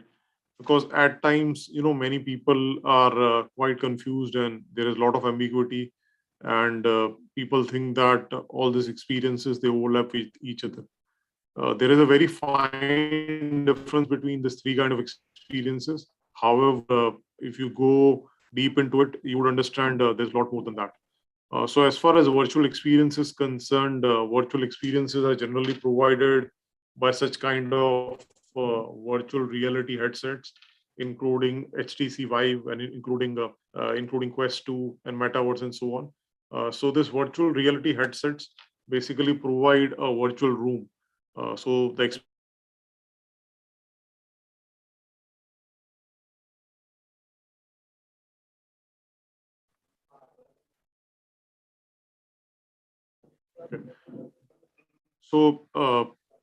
the experience that you see in virtual experiences, basically you wear a virtual headset such as this, and you are in a virtual environment. So basically, you do not have any kind of connection or any kind of interface with the physical environment or with the real world. You are basically in a virtual space, and within the virtual space, you see all the virtual objects. Now, this is more of a kind of the environment is quite virtual, and it is very popular in use cases such as gaming, such as entertainment, such as retail space. But virtual experiences are very used. They are used in a very limited manner in businesses and in commercial use cases. Now, as far as the augmented reality experiences are concerned, they are provided by using such kind of augmented reality glasses, including Epson Movario, including Vuzix M400, including ODG R7, and other glasses such as Google Glass that you see over here. So augmented reality glasses, they basically create an overlay on the physical object. So as you can see in this image, the engineer is basically using an iPad, and using the iPad, he has created an augmented overlay. So when I say augmented overlay, it is basically an overlay of the digital content on the digital overlay of a digital content on the physical object, right? So as of now, he's looking at an engine or equipment, and you can create a digital overlay on it and associate the content with that physical object. So while you are experiencing the augmented reality interface, you are very well connected with the physical world, and you are very well connected with the physical environment, and you know what is happening in the physical world, right? Unlike virtual experience. And then we have a mixed reality experience, which is a new kind of experience. Now, mixed reality experience became popular after the launch of Microsoft HoloLens 1. And as of now, Microsoft has also launched HoloLens 2. So as far as the mixed reality experience is concerned, it is basically a blend or a hybrid experience of virtual experience and the augmented reality experience. So unlike virtual experience, you're not lost in a virtual environment. You are there in the physical environment. But unlike augmented reality experience, in case of mixed reality experience, the mixed reality headsets, they're able to sense the depth of the room, or they're able to sense the depth of the physical space in which they are. So mixed reality headsets, they are able to adjust, or they are able to align the experience based on the physical space, based on the depth, based on the length, width, and so on. And they are able to provide a very immersive experience. The experience is so immersive, it will look as good as any virtual experience, but still you are in a physical space, and you are basically able to leverage best of both the worlds, meaning best of both the technologies, that is virtual and augmented reality. The experience in mixed reality is quite immersive. It is quite interactive.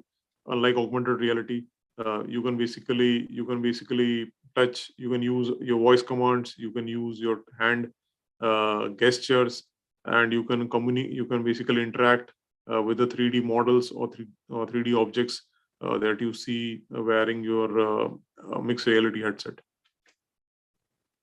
Right. So this was, on a broad level, this was the difference between AR, VR, and MR.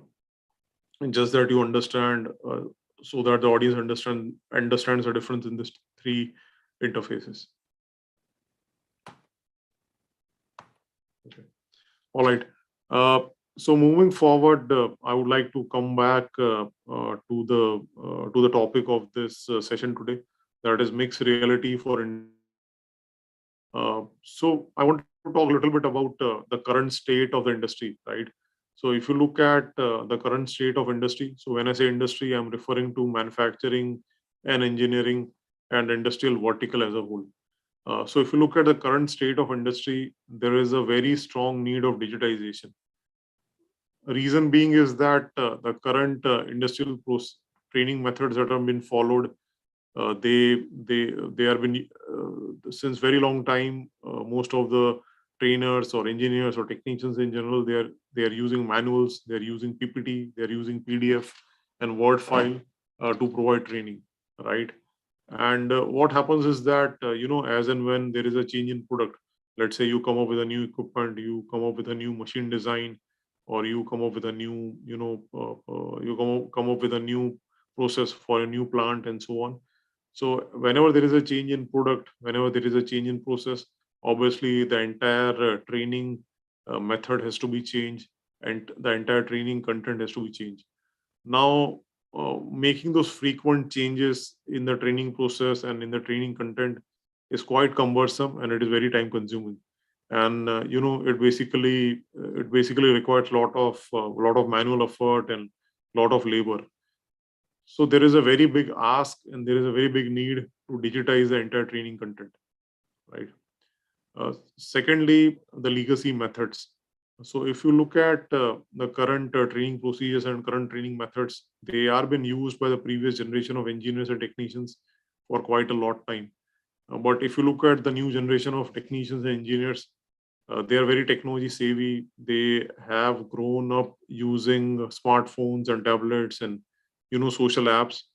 They are very well technologically enabled, and they are no longer enthusiastic, and they are no longer motivated to use the legacy methods of training, right? So there is a very strong need that the current training procedures to be enabled and empowered with the latest and greatest technological tools, including the AR, MR, and other immersive headsets and smart glasses. Third is the training adoption. Now, what is happening is that, because of lack of automation, because of lack of immersive user interface, and because of any enablement with the latest technology, it is heavily impacting the overall training adoption. So what is happening is that it is that even after providing long sessions and long hours of training, the training is no longer effective, and because of that, the supervisors are in a situation in which they have to provide multiple rounds of training, or they have to keep on repeating same training again and again. So basically, there is a very strong need, to drive the training adoption, make it more impactful, make it more effective, so that supervisor does not have to go through same round of training multiple times.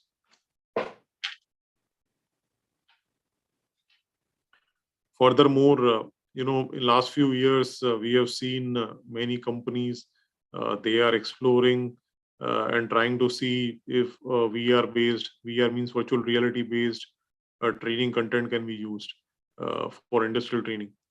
Now, this VR content is quite immersive in nature. However, when you're providing the training to a technician or engineer using a VR environment, he is basically in a virtual environment, and whatever challenges he's facing, they are quite virtual in nature. He's not exposed to, or he does not get experience of real life challenges that you typically face while doing the configuration of the machine, while doing the step procedures, while doing the disassembly of machine or assembly of machine and so on. So those real life challenges are not faced because the training is not done on the physical equipment. And because the training is done in a virtual environment, they don't have that hands-on experience. However, instead of VR, if we use MR, that is mixed reality, which basically blends both augmented reality as well as real world based scenarios. So in this case, the technicians would be accessing the digital content and mixed reality. However, they would be interacting with the actual and the physical machine.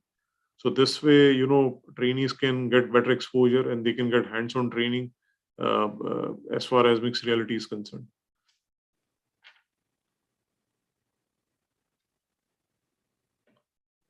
Now we talked about, current state of the industry. Now I'll talk a little bit about why mixed reality for industrial training. Why not augmented reality? Why not virtual reality? But why mixed reality? So there are various reasons as to, why mixed reality makes a lot of sense for industrial training. First and foremost is the training safety. A lot of times there are heavy engineering industries such as oil and gas, such as petrochemical, or such as chemical industry, in which they have to take many safety protocols. They have to take a lot of safety measures because they work in a hazardous environment. Now to provide them such kind of training, the supervisors or the managers, they end up basically gimmicking the hazardous environment. Obviously, to gimmick the hazardous environment is not an easy job. You need to take care of lot of safety resources. You need to make a lot of preparations before you are able to replicate a hazardous environment, so that the trainees get real life like training. So to overcome all these limitations and to overcome the safety related challenges and resourcing related challenges, we can rather provide training to the technicians and engineers using mixed reality headsets, so that they are not exposed to the hazardous environment. And it can also overall reduce the cost of creating or gimmicking such kind of environment. Moreover, mixed reality can also help to overcome the constraints that are caused because of the scalability. Now, if you look at the current training procedures, they can work very well if the number of procedures are less. But think of it like a larger plant or a larger Fortune 500 company that has operations in multiple locations or multiple countries. So in such kind of situation, they need solutions that are quite scalable. The solutions that don't just work at a process level, but it can be expanded from a process to a department, and from a department to a plant or to a location, and from to one location to multiple locations or multiple cities and multiple countries. So such kind of scalability is required, and the need is to make the overall solution more robust, so that it can address the need of multiple users, multiple user personas, and the solution and at the same time it is easily maintainable. Now, since mixed reality technologies, they are pretty well supported as far as the overall ecosystem or infrastructure is concerned. It is pretty well supported by companies such as Microsoft and Google and Amazon and Apple. So they are easily scalable, right? And also this headsets are pretty much interportable. They are pretty robust, and they can even work in a very rugged environment that needs safety compliances. So because of that also, it makes a lot of sense to leverage mixed reality for industrial training. Third aspect is training simulation, right? Now with the maintenance procedures and the configuration procedures and other step procedures becoming more and more comprehensive, there is a strong need to create a training simulation, right? It cannot happen that we just provide training once and directly then allow we cannot take the risk to directly allow the technician or engineer to start operating the machines, because some of these machines are pretty huge and they are pretty well integrated with the floor operations and other manufacturing operations. Because of that, you cannot directly just allow the technician to finish the training, and as soon as he has done the training, you can't allow him to operate the equipment. So in between the training and in between the real operations, we need to bridge that gap and create a simulated training experience, so that trainees can play around with 3D models. They can simulate various kind of scenarios. They can simulate various kind of use cases, so that they are more well prepared when they actually are on the floor. Now, this kind of simulated training environment is not feasible to create in manual procedures that are as of now. And what we end up doing is that we create a physical dummy equipment for the training. Now, every time again, it is from a logistics and from a cost standpoint, it is not viable to create a physical dummy equipment for training. And also, it is commercially not viable to transport such kind of dummy equipment from one location to another location. So instead, it may make more sense to create a simulated 3D environment in MR headset, so that trainees are more well prepared and they are more confident before they start operating the machine. Moving forward, the training effectiveness. Now, as far as the current training procedures or methods are concerned, there is no way possible to check the effectiveness of the training, right? Once the training is completed, then the trainees, in most of the cases, they do their own self-assessment and then they provide rating on their own. So this is not a very effective method to check the effectiveness of the training. So to overcome that, we can integrate mixed reality apps with AI, with machine learning and with deep learning, so that they can keep a track of what kind of gestures the trainees are using, what kind of handheld commands they are using, what kind of voice commands they are using, how much amount of time they are spending on each training content, what are the areas they are focusing, whether or not the training content is intuitive and interactive enough, so such kind of inputs can be gathered using AI and deep learning. And those reports or those data analytics can be further used to increase the overall effectiveness of the training.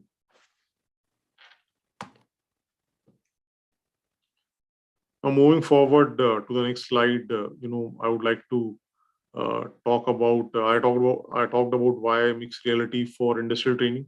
Now, I will talk about how mixed reality can be adopted and how it can be successfully implemented in industrial training, right? Because at the end of the day, if we just keep on doing research, and if we just keep on coming up with our findings, but if we are not able to implement those findings in actual industrial environment, then that research or those findings doesn't make any sense. So I would like to conclude as to various ways as to how we can successfully adopt and implement the mixed reality and in actual industrial environment. So first and foremost is that digitization of the training processes. Now, as of now, in most of the cases, if you look at the training content, it is been built using a PowerPoint and Word and PDF and video. Now, these are pretty standard training content formats, right?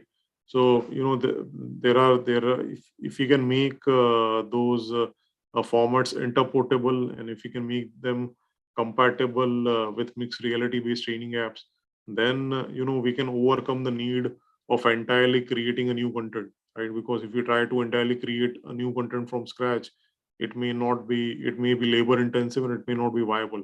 But if you're able to successfully make those content compatible and interpretable, or maybe try to reuse it within the existing mixed reality training apps, then it can overall drive the adoption, and it can overall drive the digitization of training procedures. Second thing is a need of a universal converting tool for CAD data in VR and MR headset. Now, there are many file conversion tools available that can basically convert the CAD data into VR experience. But what is happening is that once you convert the CAD or other 3D models into an VR experience or into a Unity 3D format, there is a loss of quality of the asset. The overall, because the 3D asset is designed for an engineering purpose, and it is not necessarily designed for a training purpose. And while we convert it, there is a lot of loss in the quality. So we need to work upon a middleware that can basically convert the file from CAD or STL or FBX or other formats into Unity 3D format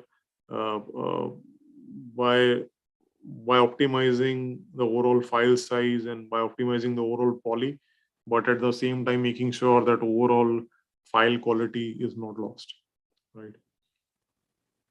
So such kind of middlewares or such kind of automation utilities for file conversions can be created using C# and C#.NET. Moving forward, the training effectiveness with data analytics. So I think I already referred to this point in the previous slide. By integrating mixed reality with machine learning, we can overall monitor the change in training performance. Like we can see how the technicians or how the engineers, they were performing before the training and how they were performing after the training. We can exactly measure their performance. We can exactly measure the impact of the training. And furthermore, we can even see to what extent the training is effective with the help of data analytics and AI. So such kind of effectiveness was not measurable in past, but as of now, it is not just measurable, but you can also do a root cause analysis. So with the data analytics, it would not just say you that training is not effective, but it will also tell you that what are the reasons because of which the training was not effective in this case.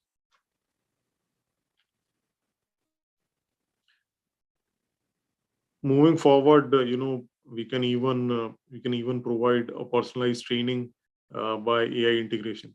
Right now, if you look at AI, it is if you look at the current machine learning algorithms and AI algorithms, they have we once we blend it with historic data, and once we train it, then they come into a mode in which they start to do self learning, right?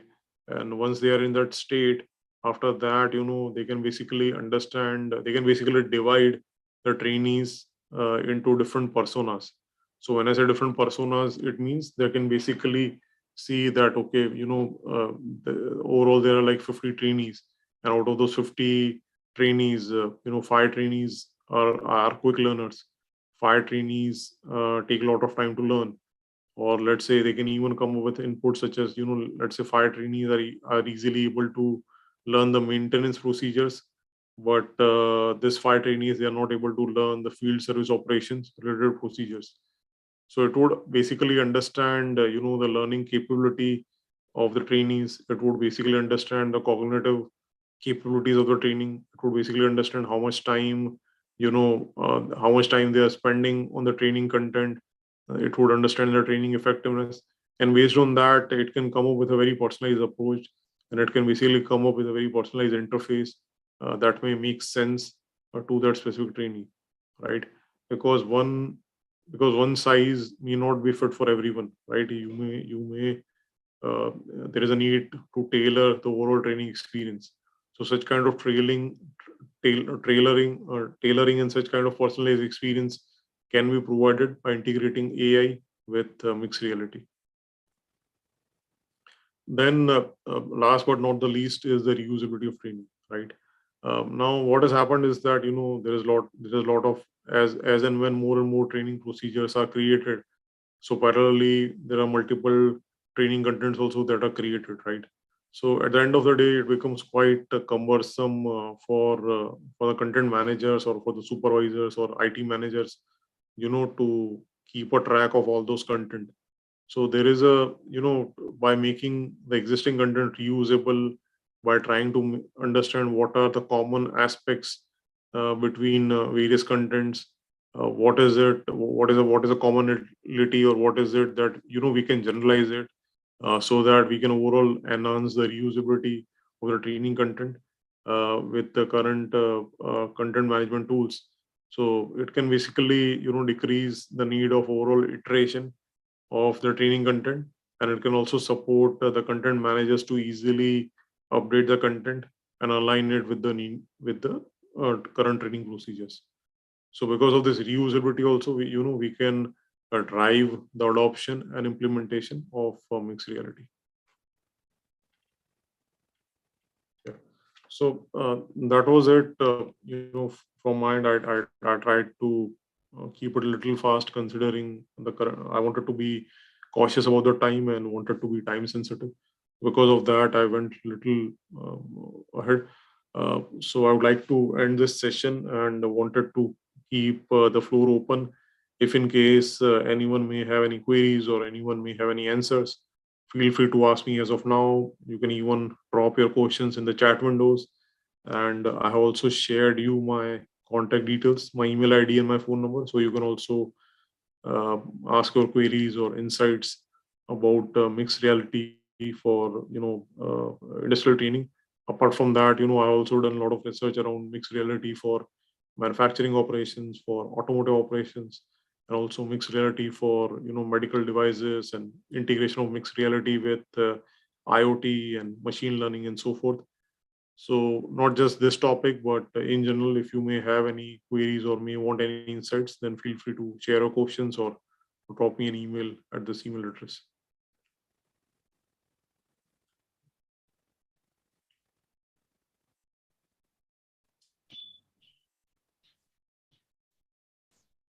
Thank you so much for your wonderful speech, sir.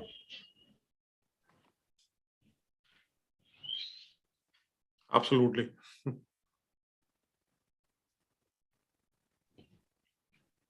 Dear participants, if you have any questions, you can ask.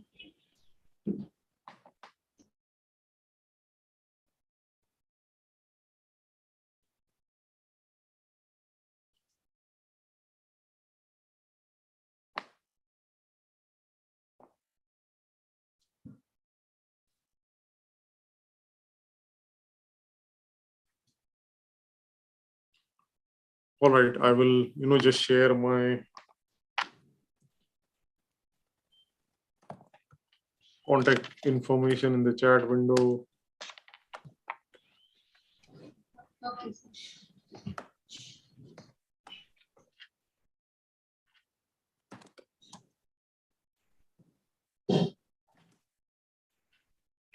Okay, all right. I've shared my contact details in the chat window. Feel free to reach out to me. And thanks to all the organizers and all the hosts for providing me an opportunity to be a guest speaker and talk about this topic. Thank you. Thank you so much, sir. All right.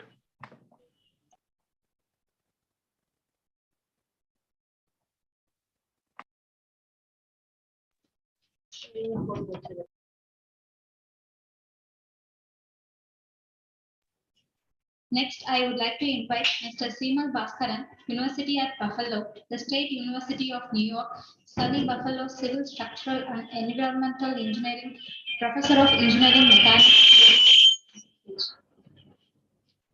Professor Seemal Bhaskaran, Civil Engineering Faculty, member specializing in Computational Engineering Mechanics, will visit IIT Madras in India to share expertise and strengthen international relations as part of a US Department of State Bureau of Educational and Cultural Affairs, Fulbright Specialist Program.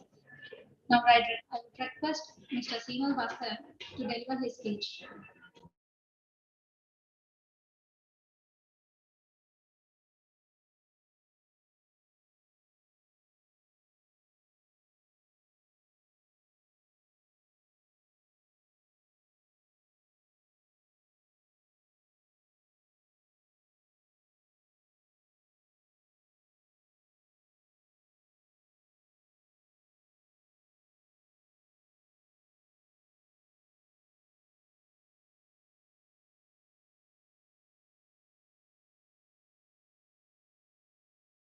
So it is about unified mechanics theory. What is this? Go over the objective, introduction, literature, theory. So what is this about? What is the purpose? I know some of you already know about unified mechanics theory. I'm sorry about that, but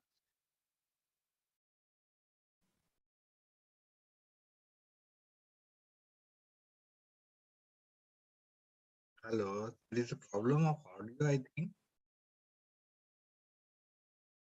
Hello.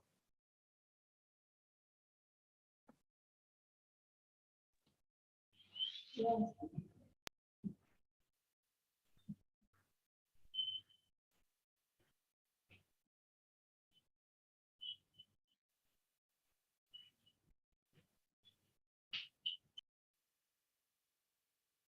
today my objective is,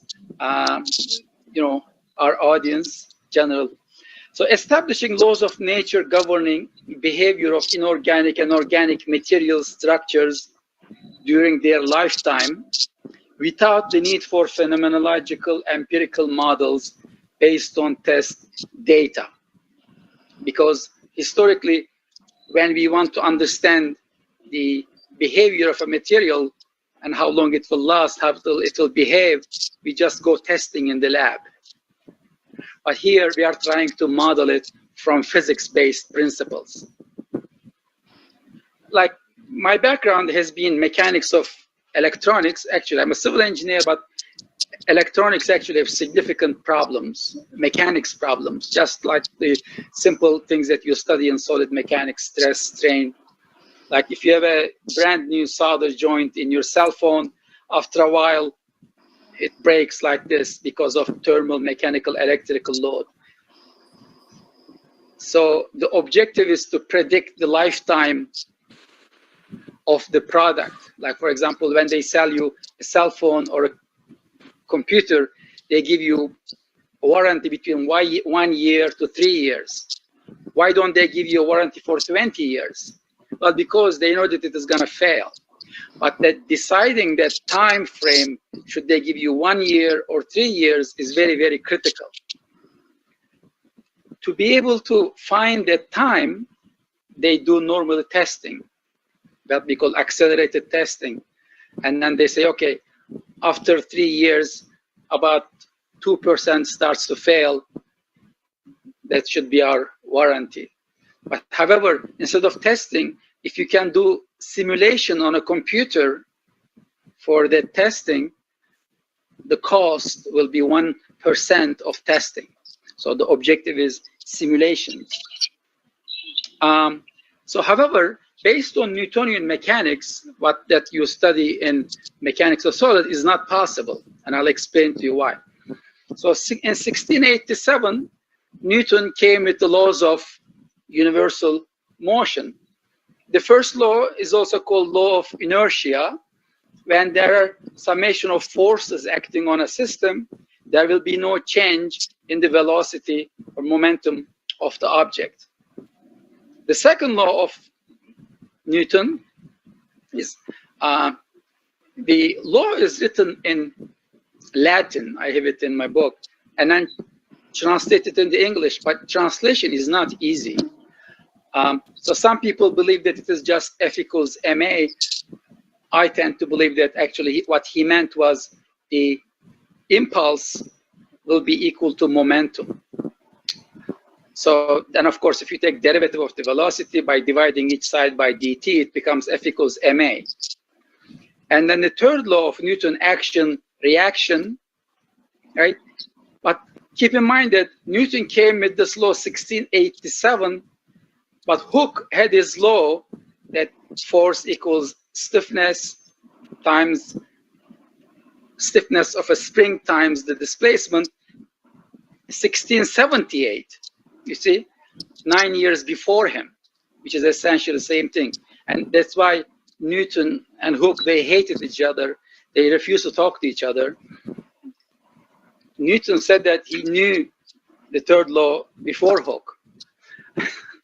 But however, he couldn't publish it because he was afraid of criticism. But essentially, the third law should be attributed to both Newton and Hooke. Now, but what is the problem with these laws? Of course, when Newton came up with these laws, he didn't know about thermodynamics, okay? Now, what is thermodynamics? If you have never studied thermodynamics, it is very simple. I'll explain it to you. So there is no concept of energy loss or degradation, what we call entropy generation in laws of Newton, because those things were discovered in 1877, formulated in 1870, first discovered in 1857 by Lord Kelvin, but formulated in 1877 by Boltzmann and 1901 by Max Planck. So what do we mean by thermodynamics? So according to Newton's law, if you have a football, okay, if you kick the ball, you can calculate the initial acceleration of this ball, right? And according to Newton's law, this acceleration does not change. So this ball will travel to infinity with this acceleration. It can never stop in this formulation, right? But we know that that is not possible. Anybody who watched a football game knows that you kick a ball and it comes to a stop. So that means that this law is not true after the first second you kick the ball. It means some other laws of nature are governing the travel of that ball. And those laws are called thermodynamics. First law of thermodynamics is conservation of energy. Second law of thermodynamics is law of entropy. And I'll explain what that is. So therefore, according to this, acceleration remains constant until eternity, which is not possible. It doesn't. Or if we take the third law of Newton, action, reaction.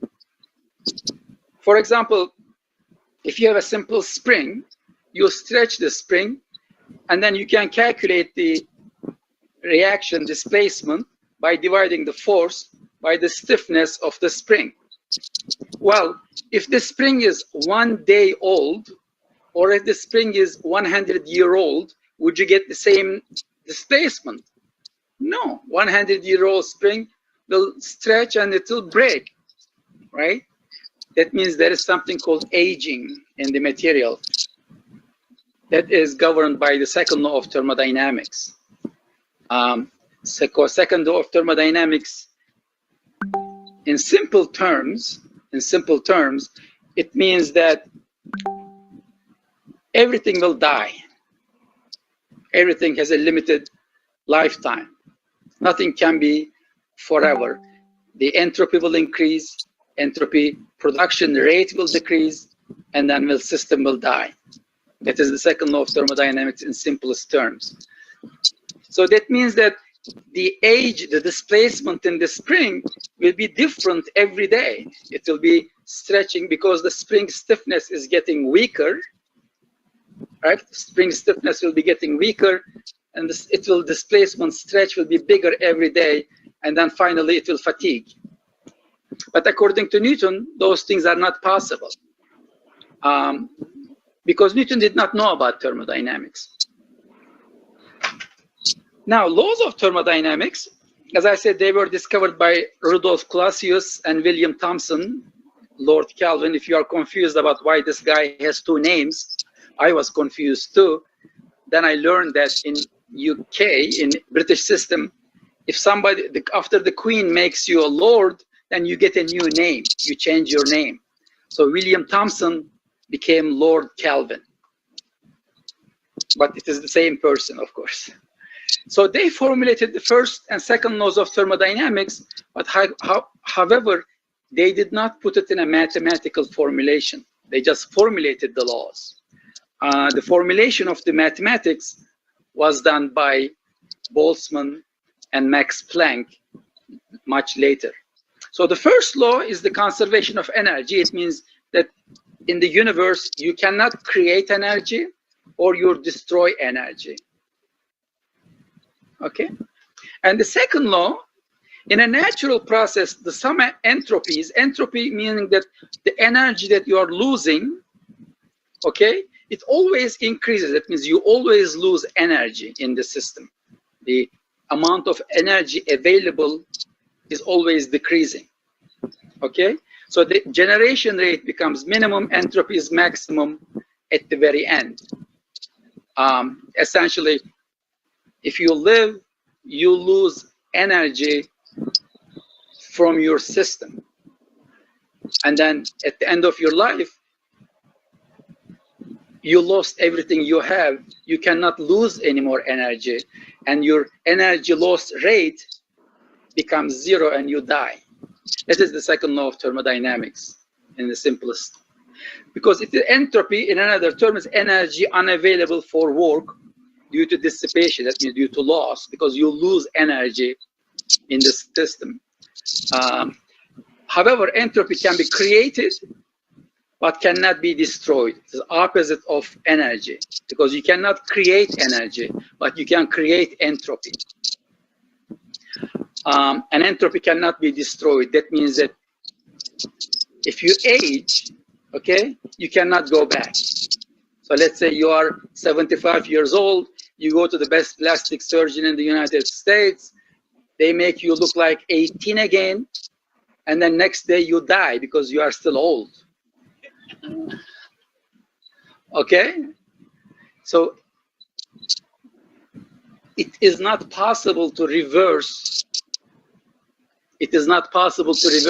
the entropy. That is the law of nature. So cosmetic changes don't reverse the entropy. So in 1877, Boltzmann, he said that essentially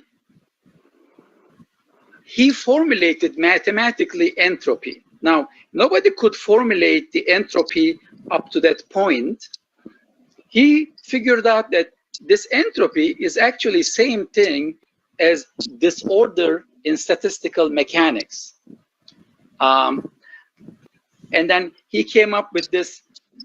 I'll explain what is the disorder in a statistical mechanics. Essentially, of course, we are always talking about a closed system. You can only have certain number of variations in a system, but you cannot have more. Like, for example, we have here, let's say 200 chairs, and then let's say we have 100 people in the attendance. Okay, and so let's say we call this our ordered state. Okay, we call that our ordered state, and you write your name in your chair, and then we start changing chairs. Okay, we start changing chairs. There is limited number of possibilities that we can take. There is limited number of possibilities we can take because this is a closed system. We have 200 chairs and 100 people in the room. That process is controlled by this equation. So if you think about any material in the universe, whether it is your muscles or a building or an electronic system or a car, airplane, you have these atoms, right? And then you start, let's say, applying some load. It can be anything, electrical, mechanical, thermal. Then these atoms respond to you. They, like, you create stress, right? Or you create strain. They have to move to new locations. That movement of the atoms is same as you moving in this room. They have limited number of possibilities because they still have to satisfy the first law and second law of thermodynamics. And that mathematically he shows that this is the equation that governs. S is entropy, K is Boltzmann constant, and this is the number of microstates. But for example, if you change one chair, if we tell everybody to take a new chair, that is a new state. That is one state. And we change again, that's a second state, right? So it becomes governed by permutation. After Boltzmann did this mathematical derivation, the proof, people made fun of him. They didn't believe him. They ignored him. They insulted him. And very unfortunately, he committed suicide because of the insults, because of essentially harassment from the scientific community. That is why I put something in the cover page, sorry, the forward in my book by Max Planck. If you invent something new, okay, don't expect people to accept it. Expect that people will attack you and will tell you that you are stupid and that idea is worthless. And the bigger the objection to your idea, bigger the idea you have. One of the greatest scientists, in my opinion, in finite element field is Tom Hughes, Professor Tom Hughes. He's a professor at Stanford. Well, he was at Stanford, then he moved to Texas, Austin. A few years ago, he was giving a talk on a plenary lecture.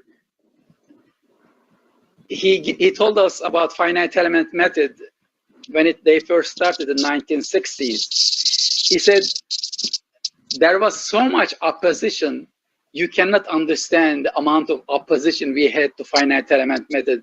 It was hostile, it was insulting, it was beyond your imagination. And it lasted until 70s, late 70s. And today, finite element method is the standard method everywhere in the world. Every space shuttle, every car, every computer chip is designed by finite element method. And Tom Hughes was one of the giants, one of the creators of finite element method. So actually this is written on Boltzmann's headstone. However, Max Planck in 1901 changed the equation a little bit. He said, actually, you don't need to take the number of microstates, you can take the probability of a microstate, and that will still be this equation. So Boltzmann, when he published this paper, it came out in a book called Theory of Gases. Okay, and he wrote it in German, an old German. Since 1877 until 1992, this was considered to be only valid for gases, and everybody ignored this equation in the mechanics community. And the funny thing is, it was never even translated into English. I'll tell you the story. So I started in 1992, my PhD. I believe that this equation must be true for solids. It is not possible that it would not be true for solids. So I spent 30 years running experiments in the lab, reading, doing derivations, show that this equation is valid for solids. And then about 5 years ago, two professors from University of Pennsylvania, they translated 1877 book paper of Boltzmann into English. And then they published it, and they said exactly what I have been saying. They are mathematicians. That Boltzmann's formulation is not for gases. It is valid for everything. Only thing that differs between a gas and solid is in gas, okay, the interatomic distance between the atoms is longer, okay? So the friction is much, much smaller. In solids, the distance between the atoms is much shorter and the bond is much stronger. So then what happens? Let's say, for example, we said we are gonna allow, if you are independently moving, each one of you in this room, you are acting like a gas particle. But I can make you a solid. I say, okay, these two professors have to be attached together with a bond. And then she has to be attached to the next neighbor with a bond. What am I making? I am making essentially like a solid, like a behavior. What happens? Because they cannot move separately, they still have to be sitting next to each other. Number of permutations will be smaller, but it cannot be bigger. So therefore, the permutation, the derivation Boltzmann has is an upper bound for any material. So your permutation can be less, but it cannot be more. And how much less will be is governed by the constitutive matrix of that material.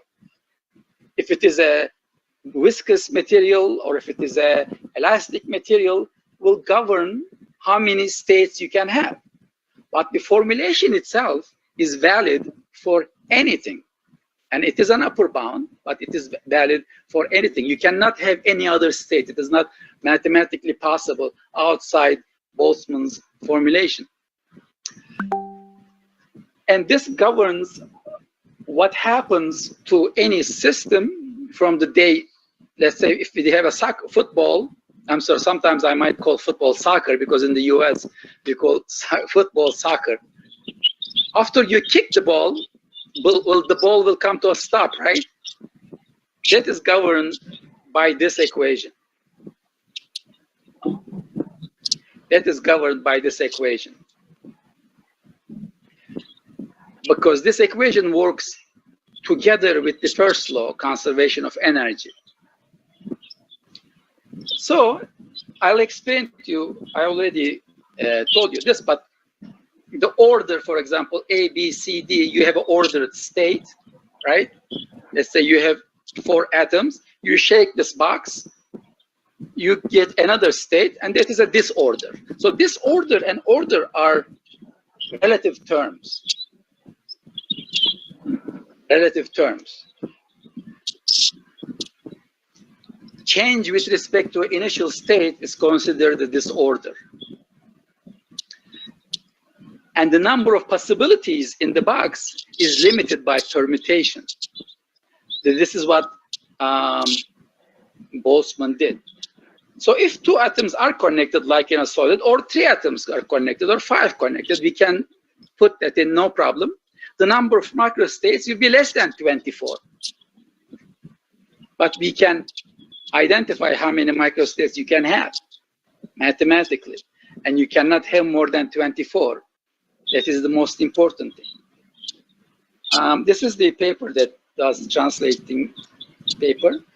So what I decided to do was, in that case, if I have the ball initially governed by Newton, but once you kick it, it is governed by Boltzmann.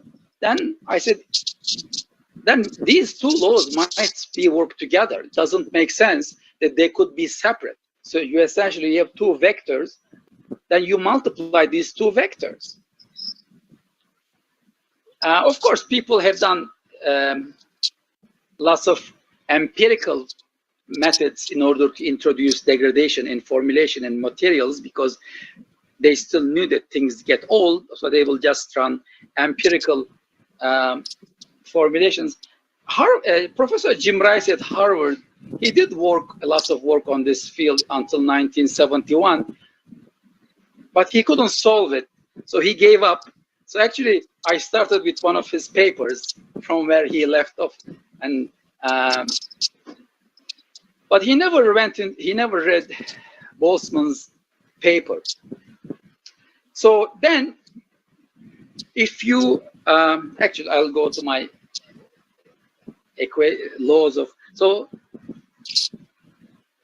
we unify the laws of Newton with laws of thermodynamics. So I formulated second law of thermodynamics as 1 minus phi. It means that when system is like brand new, or when you first you kick the ball, initial moment, phi is 0. Phi is a thermodynamic state index. Its system has all the energy. And then when the ball comes to a stop, phi is 1. So the impulse on the system is 0.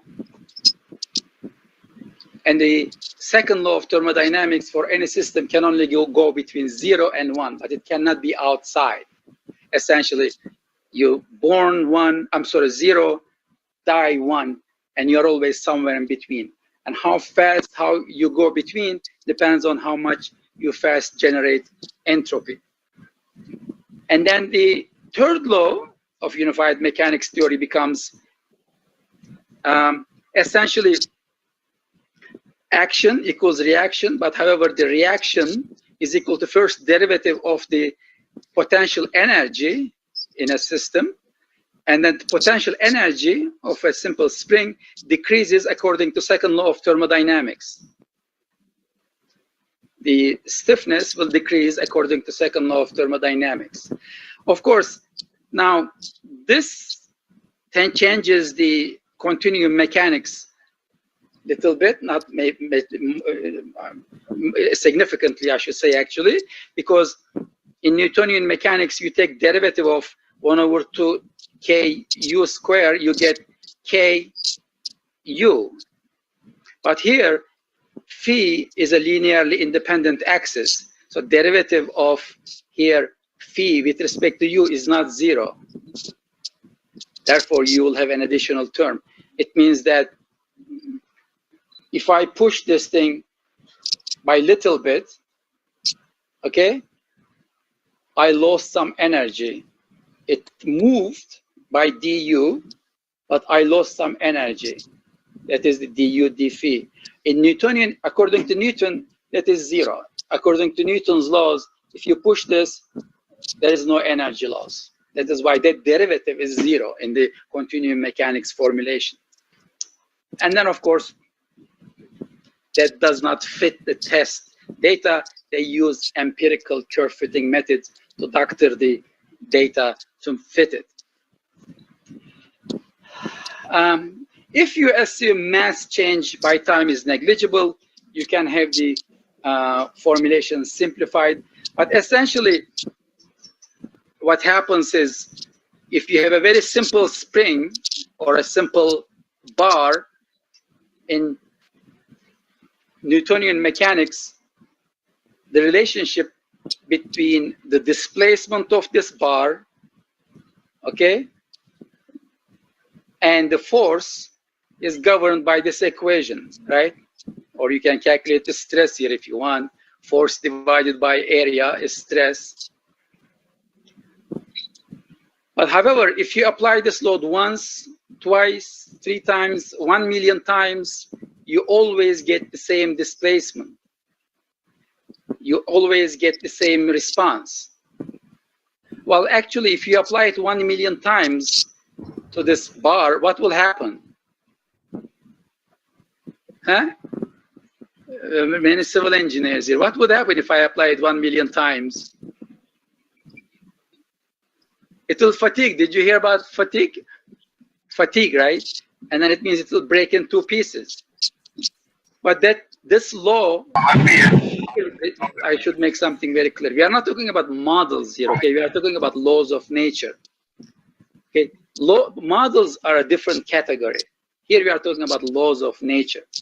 So according to this law, fatigue cannot exist, right? I can run this experiment computationally 1 million times, I will get the same result.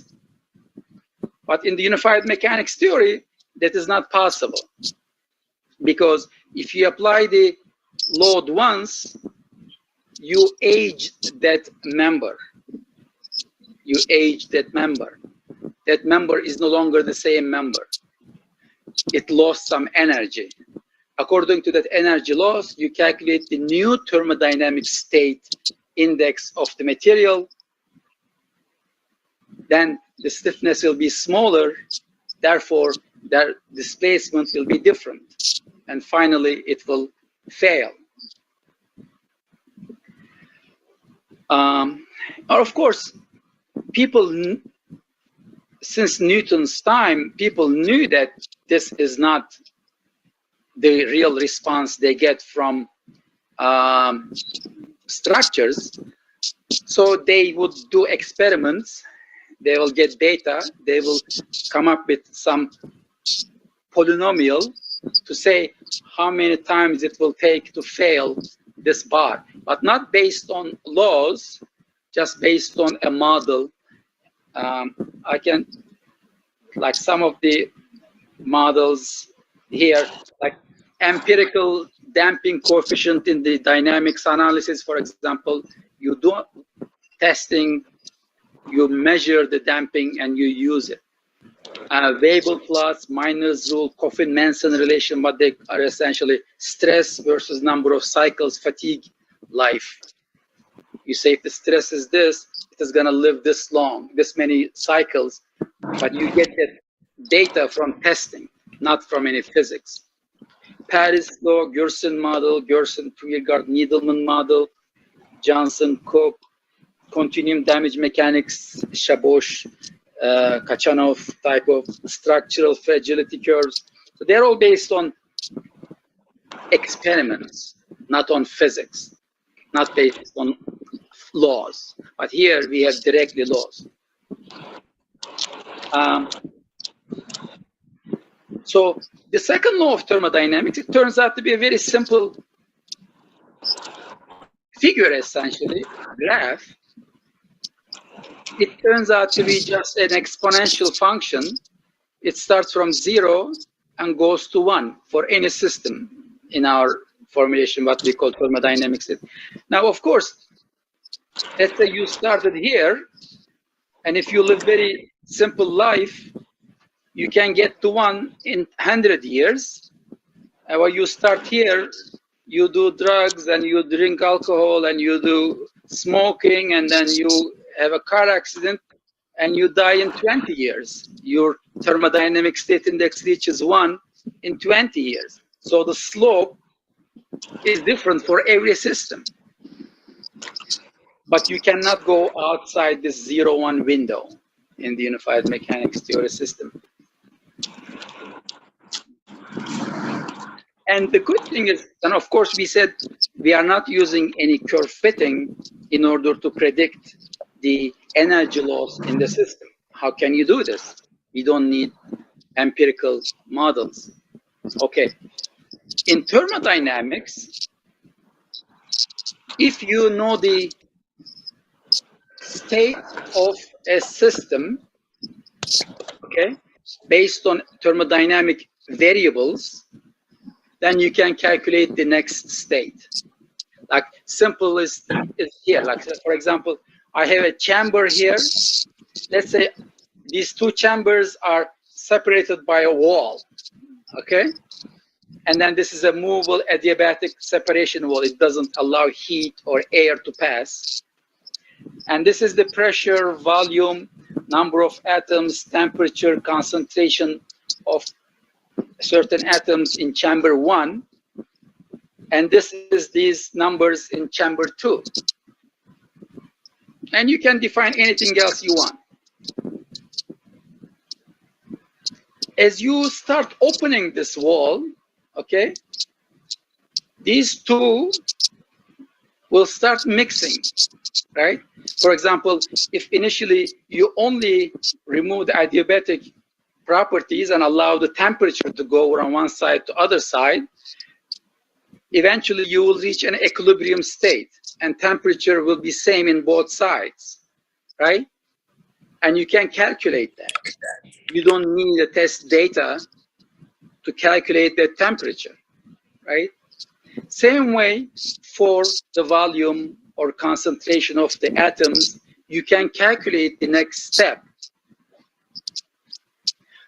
So that, therefore, for any solid, same way, if I know all atomic properties, okay, and if I know all mechanisms in the system that cause entropy generation, I can calculate the next step in the system, the thermodynamic state, just using physics principle.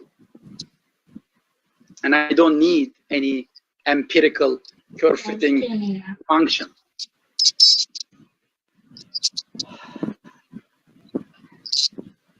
So how do we define the thermodynamic state index? Everything in nature, okay? Everything in nature, including me, you, animals, cars, computers, TV, exists on an energy topology. You exist on an energy topology, okay? So let's take again a football, okay? And then you kick it here. It can go this way, it can go this way, it can go this way. And finally, what will happen? It will stop, right? It will stop. So we know that it will stop. Why? It is the second law of thermodynamics, right? And the first law of thermodynamics says there will be conservation of energy, right?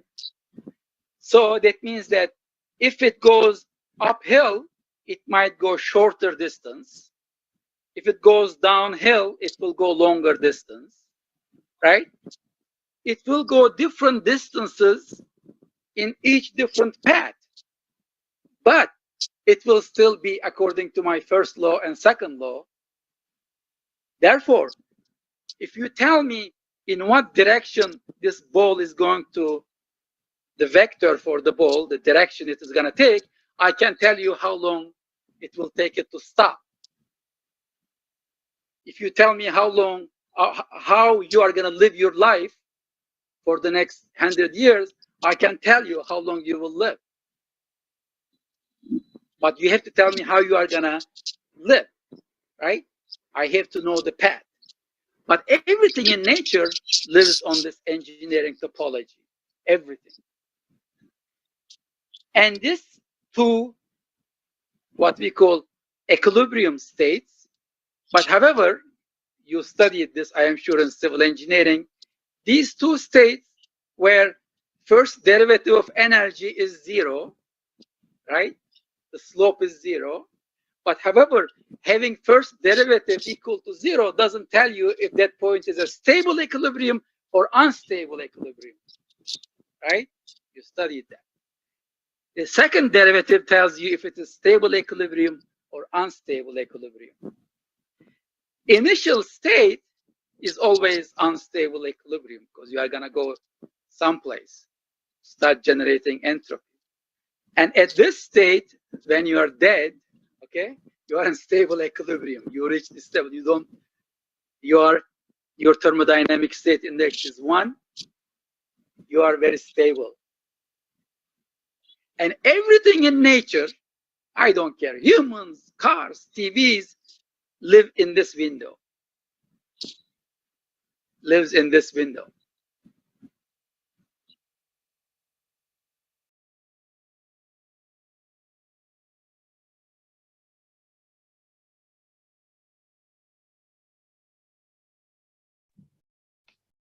Dear participants, sorry for the inconvenience caused here.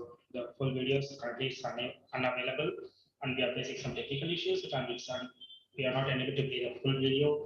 And I request the participants to take a short break for 5 minutes and kindly rejoin at 1K. Just have a short break, relax yourself, and rejoin for the session. Thank you, dear participants. Let's meet at 1:10 p.m. Bye-bye.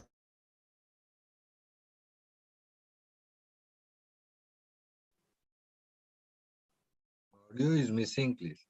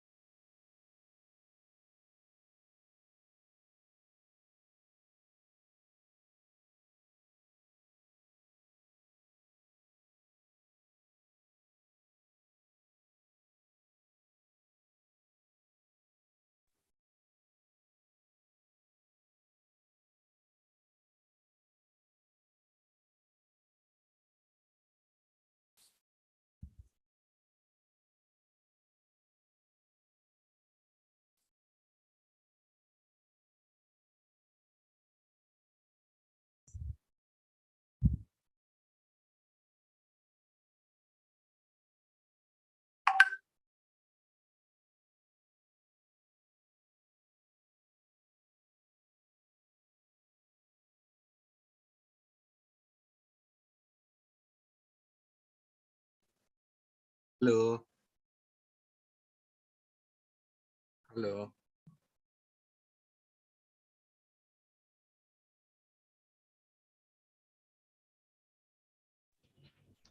Yes, Dr. Sanjay. Audio is missing or For whom, sir? So currently we are in the break session just for 5 to 10 minutes. we We will start reassess. by 1:10, sir. 1:30? In couple of minutes, sir. In couple of minutes, we will start the session. Technical session will be starting in couple of minutes. Okay, I'll be there online. No problem. Thank you for your kindness, sir. Thank you.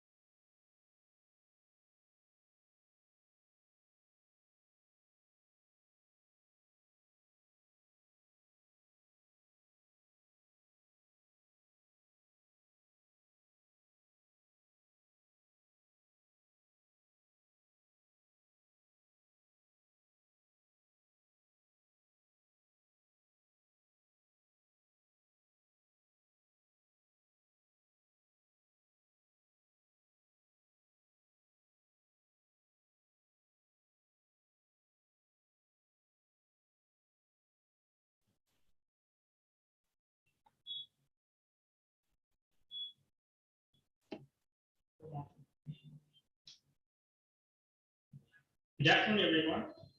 I welcome you all for the technical session 1, and I would like to welcome our session chairs.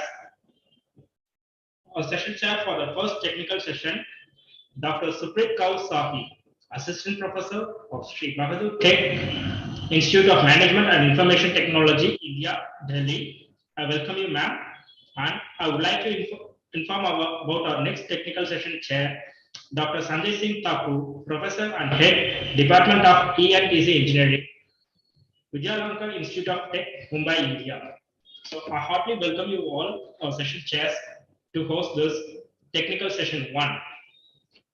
And for our participants, a gentle reminder to our participants, your session time would be around 8 minutes. Within the 8 minutes, you have to present your paper, and our session chairs will judge your papers.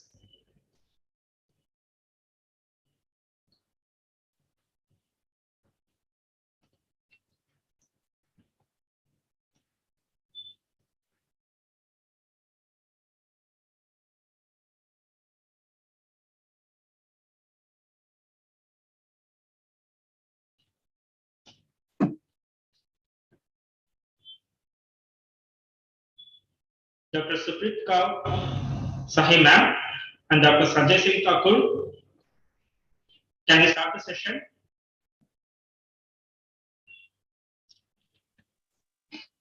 Should we start? Yes, Dr. Sanjay, the participants are in line. So you are the session chair for this, right? So shall we start the session? I think we had given 1:20 time actually. It's on So 1:10, should we sir. wait? Huh? We gave time till 1:10, sir. Acha. So shall we start the session, sir? Yeah, we can start. Sure, sir. Mummy, stand it. Dr. Suprit Kaur, shall we start the session?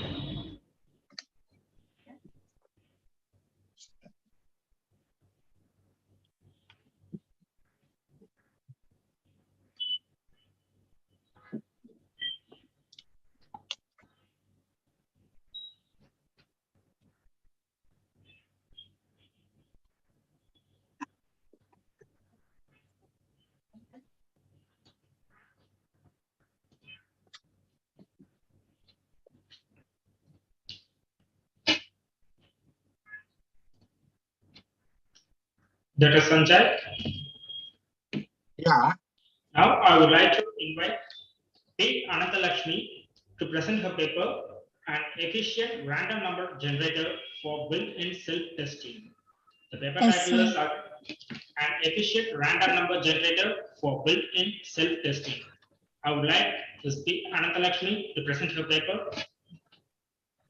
Good afternoon, sir. Good afternoon. Good afternoon.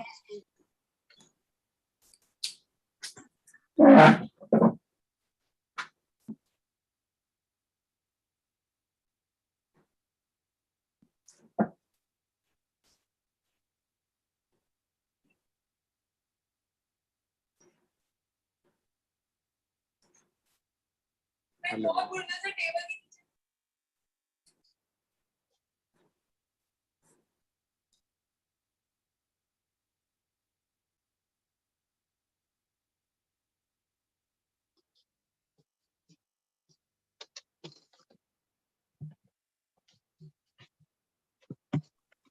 Sir, my screen is visible. Yeah, it will take little. Yes, Ms. Ananthalakshmi, your screen is visible. Please proceed with your presentation. Yes, sir. A novel random number generator to overcome bottleneck in ring oscillator.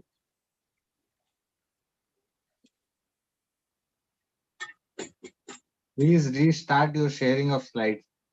Okay, sir. Can I share like this, sir? In presentation mode.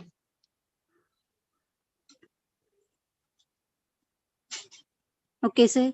Please tell your name first, because there are so many authors are there, and who is speaking, that person's name. Please narrate your name. Ananthalakshmi Pratipati.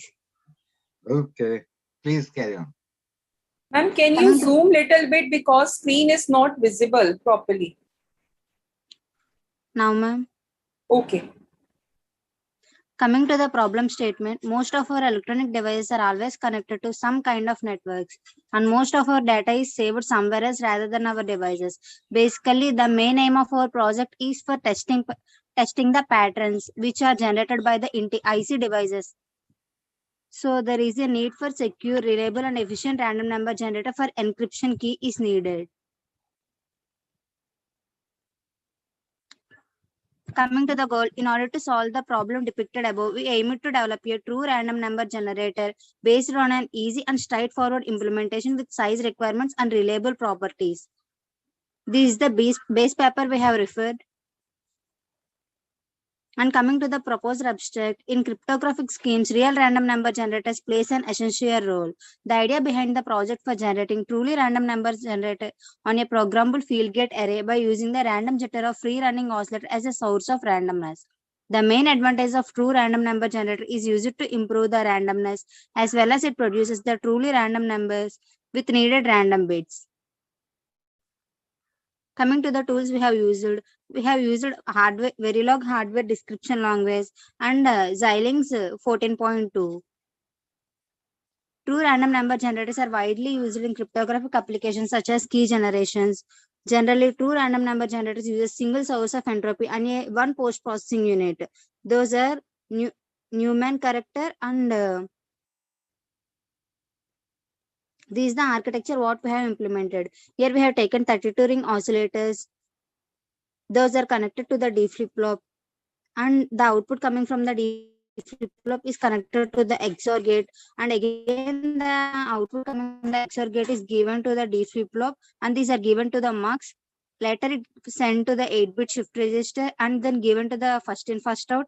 Later it will give to the USB interface and to the computer. The above architecture consists of these things: ring oscillators, flip-flops, shift register, first in first out, post-processing unit, control logic, XOR tree. This is the principle of von Neumann character. And in post-processing unit, we are having control unit, memory, decoding, arithmetic logic unit. When the input is given, this is the process of the When the input is given to the ring oscillator, the control logic does the post processing using the PP enable. After that, it produces the proposed random bit stream. Here, decoding is used to the instructions and also to read the instructions. Then it is given to the marks. In arithmetic logic unit, we can perform addition, subtraction, left shifting, right shifting, moving. It should be done based on the requirements. This is the D flip-flop truth table and symbol. Coming to the XOR, the output coming from the D flip-flop is given to the XOR gate, and XOR operation is enabled to perform all 32 ring oscillators at once because of inbuilt 8-bit shift register. So it can perform 8 ring oscillators at one time. After that, the output is given to the flip-flop, where all the clocks from each flip-flop will operate at the frequency of 24 MHz. It generates the raw random bits which are given to the mux. These are the reference papers we have taken, and thank you.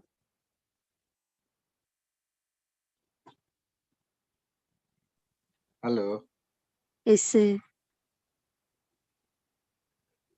Have you tried validating your algorithm? Yes, sir, but it is not with me now. Achha. So for all kinds of, I mean to say, integrated circuit, Yes, sir. has it been tried? Yes, sir, we have tried, sir. Tried for TTL, CMOS, I2L, sir. for everything you have tried? No, sir. For some type of Which type you have taken? we said no, sir, like TTL, CMOS. So both individually you have tried, or you are just randomly you have tested for anything, whichever we have got it? We have tried individually, sir.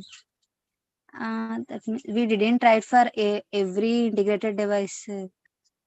Achha, the device numbers, do you remember?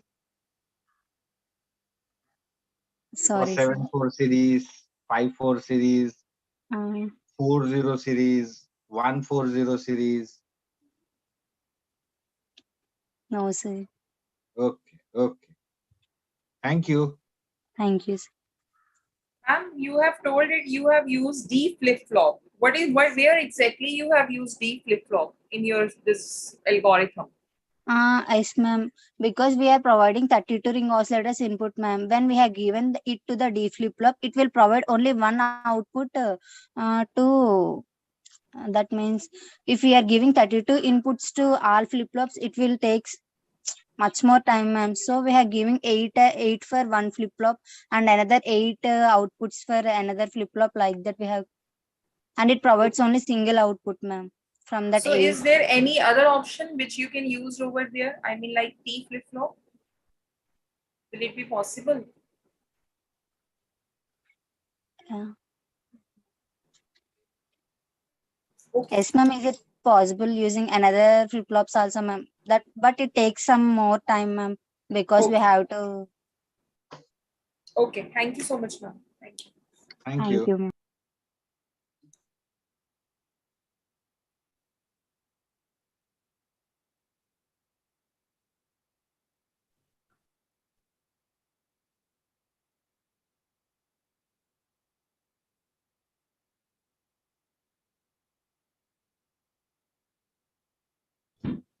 Next. Can we move to the next presentation, sir? Mr. Ritesh Kumar Jain is there.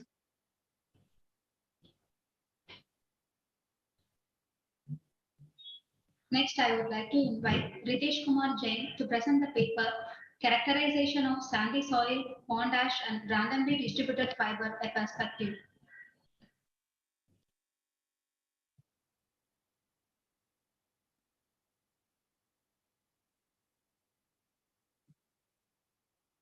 He is there in the participants.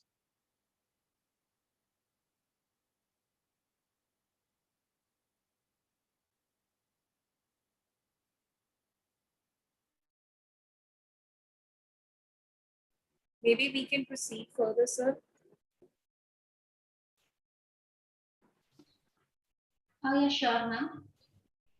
Can we move to the next presentation?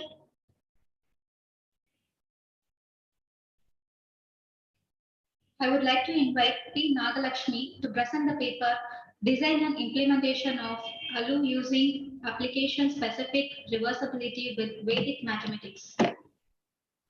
Good afternoon, ma'am.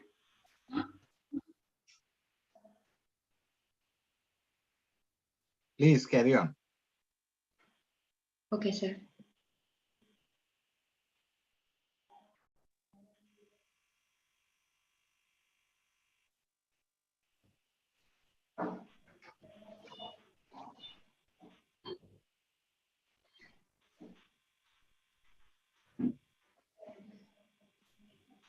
Sir, is my screen visible?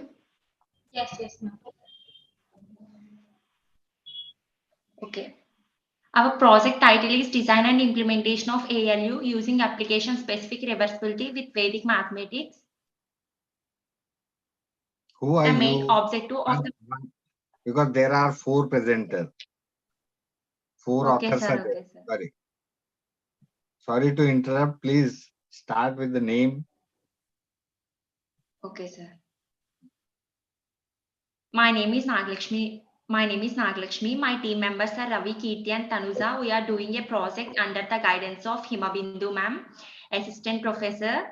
Our project title is Design and Implementation of ALU using Application-Specific Reversibility with Vedic Mathematics. The main objective of the project is to design Vedic Mathematics-based ALU using reversibility technique for DSP applications in order to reduce complexity, area, power consumption, and to increase the speed. For multiplication purpose, we are using a Vedic multiplier is used to increase the speed. The process functionality input and output to the system is digital data. In existing system, ALU designed with reversibility technique, but existing ALU performs only 12 operations and their conventional multiplier is used for multiplication purpose. In our proposed system, ALU can perform a total 16 operations. We are used 16 cross 1 mux. So it performs total 16 operations. 4-bit reversible Vedic multiplier is designed for multiplication purpose, and priority encoder, decoder and 2's complement operation also performed by proposed ALU.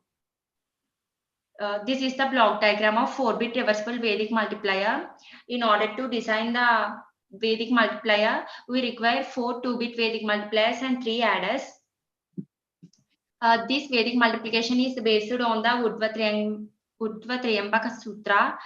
Actually, conventional multipliers takes more number of steps to give the result, but Vedic algorithm needs only less number of steps, computational steps to perform the result. This is the RTL schematic view of 2-bit reversible Vedic multiplier. In order to design 2-bit reversible Vedic multiplier, these reversible gates are used. Perry's gate is used for 2-bit reversible Vedic multiplier. This is a simulation result of 2-bit reversible Vedic multiplier. And this is a 4-bit reversible Vedic multiplier, 4 2-bit Vedic multipliers and 3 adders. For adder purpose, we are used HNG reversible gate. This is a simulation result of 4-bit reversible Vedic multiplier.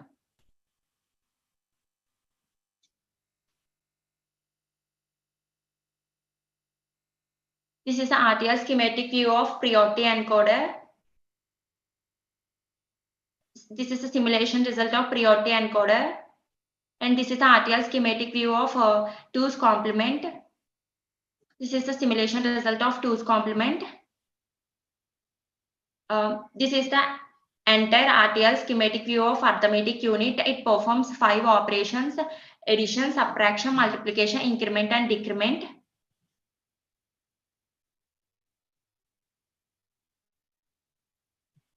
This is the entire logic unit of proposed ALU. It performs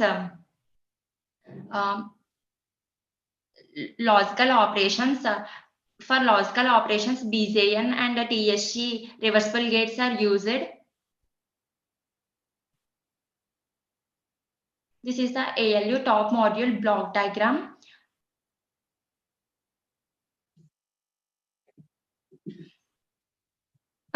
Here control signal is used. Based on the control signal, different operations are performed. For example, control signal S is equal to 0000, addition is performed. If S is equal to 0001, subtraction is performed, and so on. This is the overall RTL schematic view of proposed ALU. This is the final output. If based on the control signal, different operations are performed.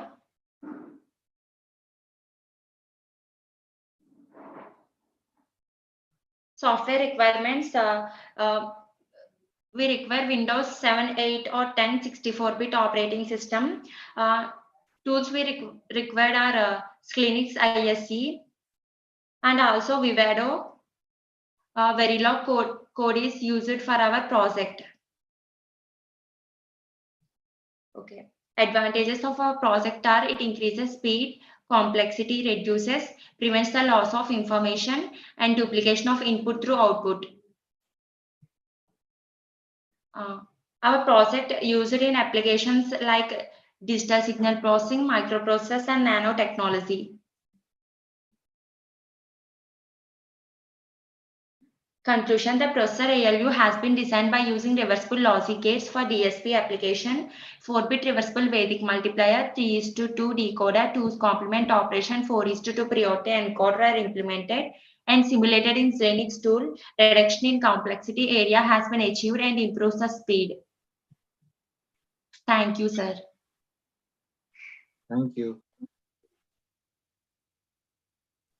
Ma'am, what is your base paper for this?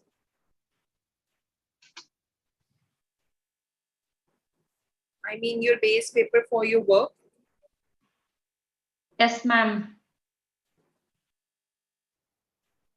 Please tell your base paper.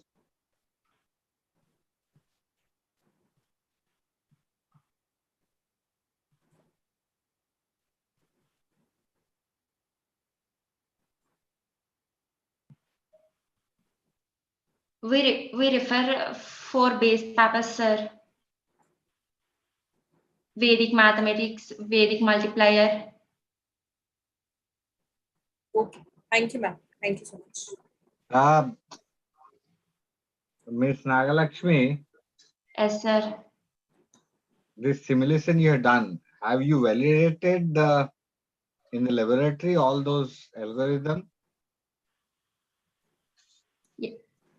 Yes, sir. How did you make the setup?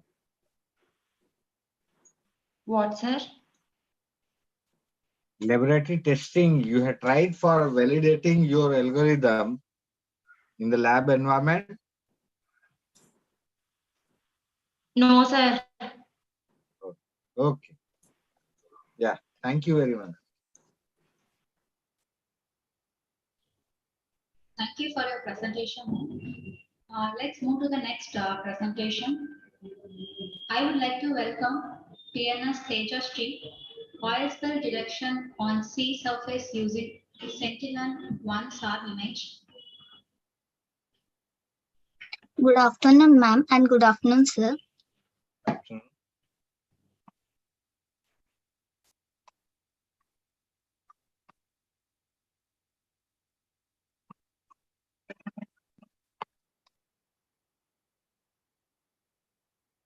So our project is about oil spill. My name is Tejasri, and these are my team members: Anusha, Suresh, and Pavan, and Sairam. Sir, is my screen visible? Yes, visible. Please put it on with presentation mode. Okay.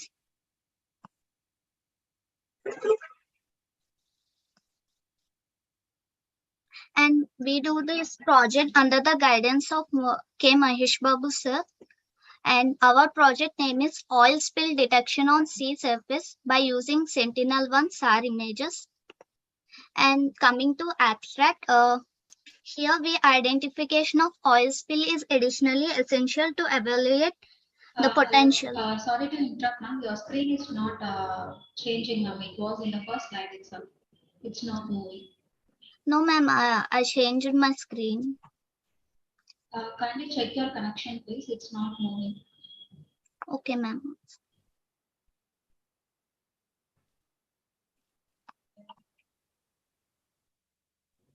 Yes, it's changed now. Now you can start your presentation. Okay, ma'am. Identification of oil spill is additionally essential to evaluate the potential spread and flow from the source to the adjacent coastal terrains. And here we identify oil spill and also the location of spill by training and testing the SAR images and transfer those information to respective number and also display it on LCD screen. And oil spill will be located with YOLO algorithm with MATLAB. And oil spill that happens in rivers, bays, and oceans most often are caused by accidents involving tankers, pipelines, refiners, and drilling rigs. Occurs from recreational boats and in marines.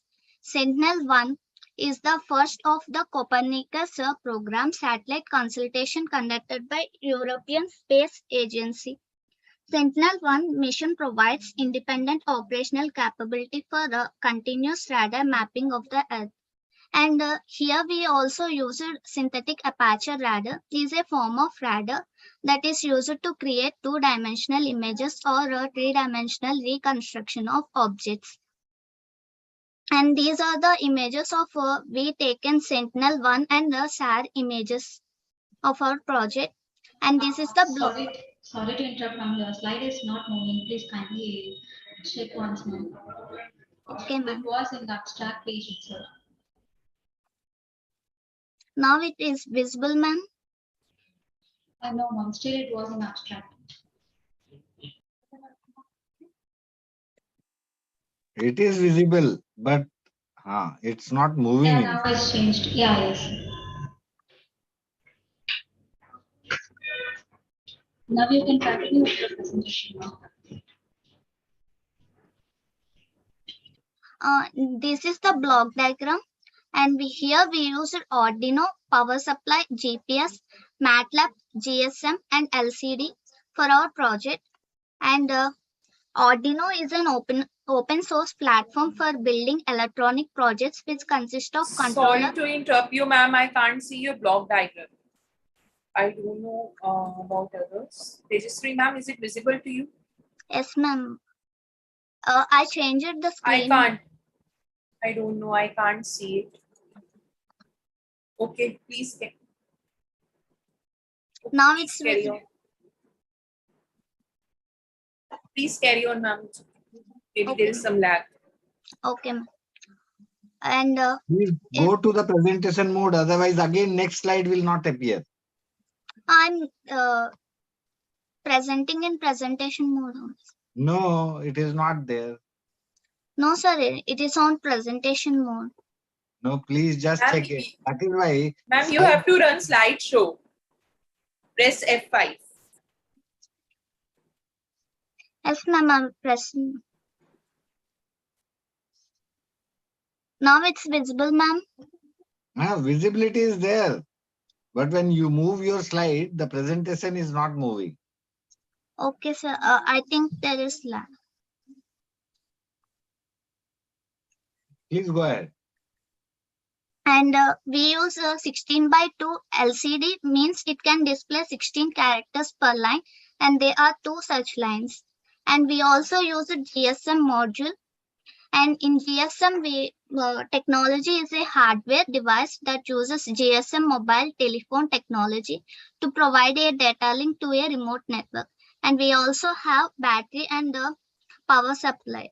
And these are the software tools we use for our project. One is Arduino IDE and MATLAB.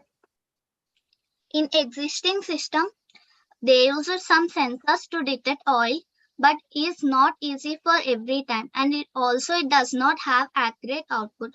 To overcome that, we propose a new system by using MATLAB.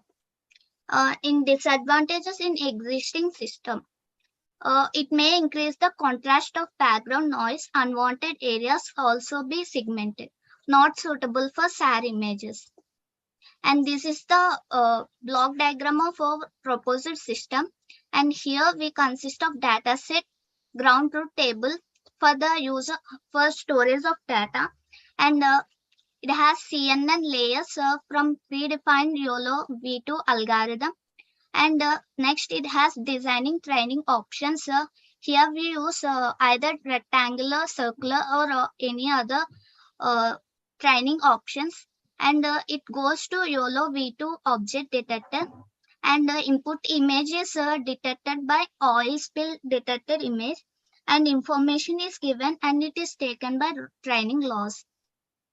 And here we proposed an oil spill occurred in some regions by applying Sentinel-1 SASE images. We have to detect and send messages to particular members and also display it on LCD. And features of MATLAB, it is a high-level language for numerical operations and any mathematical calculations and application development. It also provides an interactive environment for iterative exploration, design, and problem solving. It also provides functions like integrating MATLAB by using languages such as C, Java, .NET, and Microsoft Excel. Uses signal processing and communication, image and video processing, control systems, and so on. And these are the advantages of proposed system. It is fast, accurate, and good for real-time processing. And YOLO is more generalized. It outperforms other methods when generalizing from natural image to other domains like artwork. YOLO detects one object per grid cell. It enforces spatial diversity in making predictions. And this is the YOLO algorithms diagram. And here we have SPIE grids on input. And these are the bounding boxes. And this is the probability map. Ma'am, again, your screen is not moving. Ma'am, I changed it just. Anyway, conclude. It's already 10 minutes almost. Because I'm sure without going to the presentation mode, your slide will not go ahead. Anyway. Exactly. Exactly. And these are the results of our projects. And these are the input images we have taken, and this is the output image, and this is the training loss graph. Bring that slide onto the screen. Which slide number it is?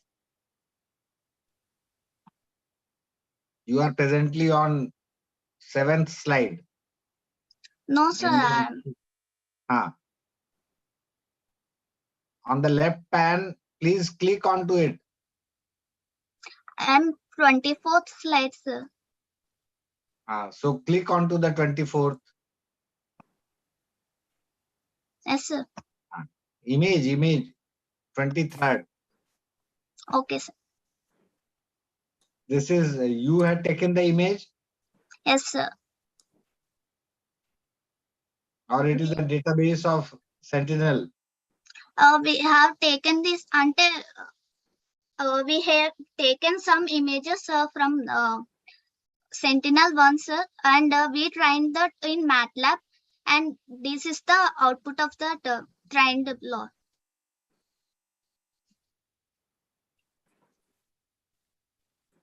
Okay. Have you done regression analysis also on this? Yes, ma'am. Okay, so what was the conclusion of regression analysis?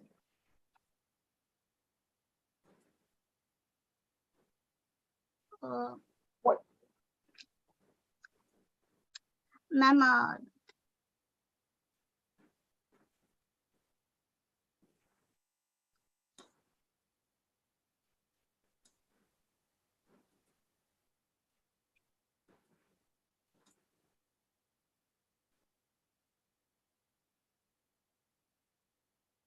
Can you show any slide related to regression analysis?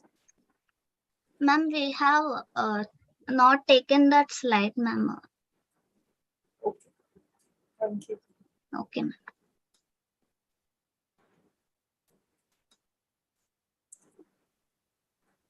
And these are the applications of our proposed method. It is used for object detection, person detection, vehicle detection, and it is also pollution control depend. And now I conclude that it is used in deep learning is a powerful machine learning technique that you can use to train robust object detectors. In this work, we have used YOLO V2 object detector. YOLO V2 improves the ability of the system by adding detection at multiple scales to help detect smaller objects. Moreover, the loss function used for training is separated into mean square error for bounding box regression. Result of this work will show that our work gives better outcomes compared to the existing work. Thank you, sir.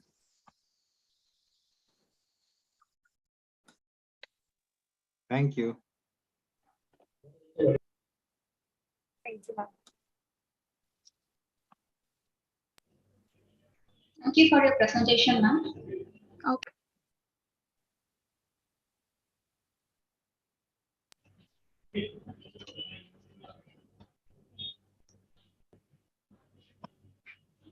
We can move to the next session, sir.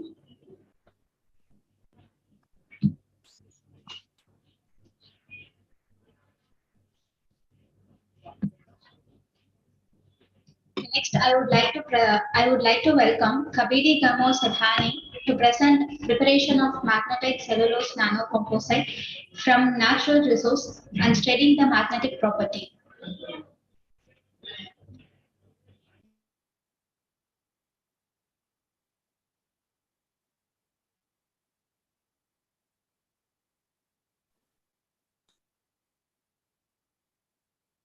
Please share your slides.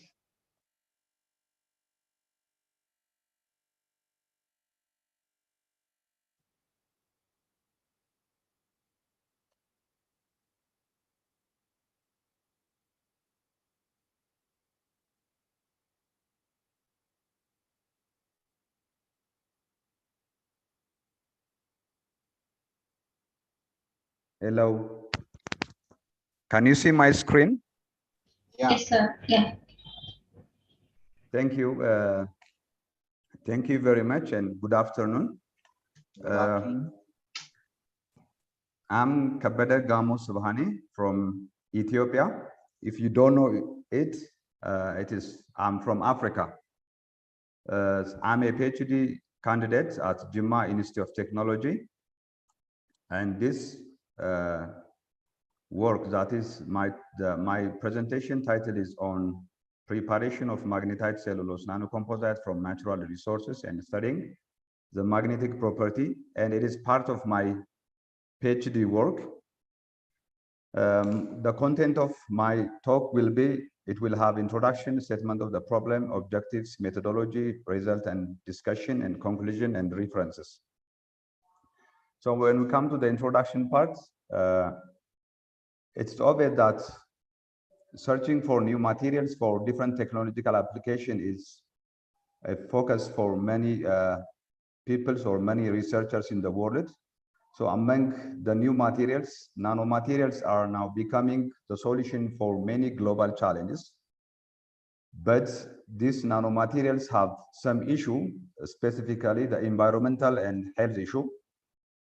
So therefore, we have to select or we have to look for nanomaterials that are biocompatible, biodegradable, and non-toxic nanomaterials. Furthermore, the issue of feasibility issue should be considered for when we select the nanomaterials, like for example, for practical applications. So magnetites, my specific materials will be on magnetite ore. So the magnetite minerals are mainly used to extract iron ore for the production of facilities well known. However, when the size of the magnetite is at the nanoscale, we will have so many advantages, like for different technological applications. These magnetized nanoparticles it is biocompatibility, and it is non-toxic, and it has it has super paramagnetic property, and it has high surface area. Of this behavior of this magnetized nanoparticle makes them ideal for novel applications like biomedical catalysis and information storage and wastewater treatment. But one of the main drawbacks of magnetized nanoparticle is the agglomeration and the low stability problem. But to make these drawbacks, to make it useful for different technological application, we have to modify the surface of the magnetized nanoparticle, like by using organic and inorganic material surface modifications. And also, I selected for surface modification the cellulose nanofiber I have selected for this synthesis of the magnetized nanoparticle. So the statement of the problem is, when we come to the specific to magnetized cellulose, nanocellulose, very limited research has been done for different technological application. Moreover, the magnetized nanoparticle source is mainly from chemical precursors, which is not applicable for applications which need a significant amount of magnetized nanoparticles. For example, like in the wastewater treatments, we need significant amount of magnetized nanoparticles. So the objective of my research is partial preparation of magnetized cellulose nanocomposites from natural resource. So their specific objective is solvent extraction process, magnetized nanoparticle from iron ore. So extraction of the nanocellulose fiber from sugarcane bagasse. So that I will characterize the two nanomaterials and also the nanocomposites. That is a specific objective. The materials and methods part, I have used, or I have selected iron ore for magnetized nanoparticle and sugarcane bagasse for extraction of the cellulose nanofiber. So this, the one you see on the second bulletin are the chemicals that I have used to extract the nanomaterials. So extraction of magnetized nanoparticle from iron ore, I have first I have to digest the iron ore with hydrochloric acid for about 3 hours at 60 degrees centigrade. Then after discarding the undissolved leachate with using centrifuge, I will get the supernatants. So that mixing with organic solvents, then put it into the separatory funnel. I will have pure ferric oxide, so that reducing ferric to ferrous with some reducing agent.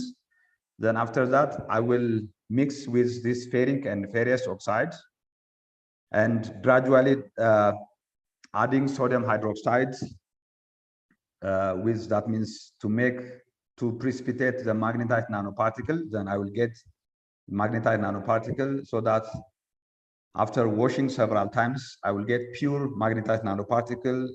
Then I will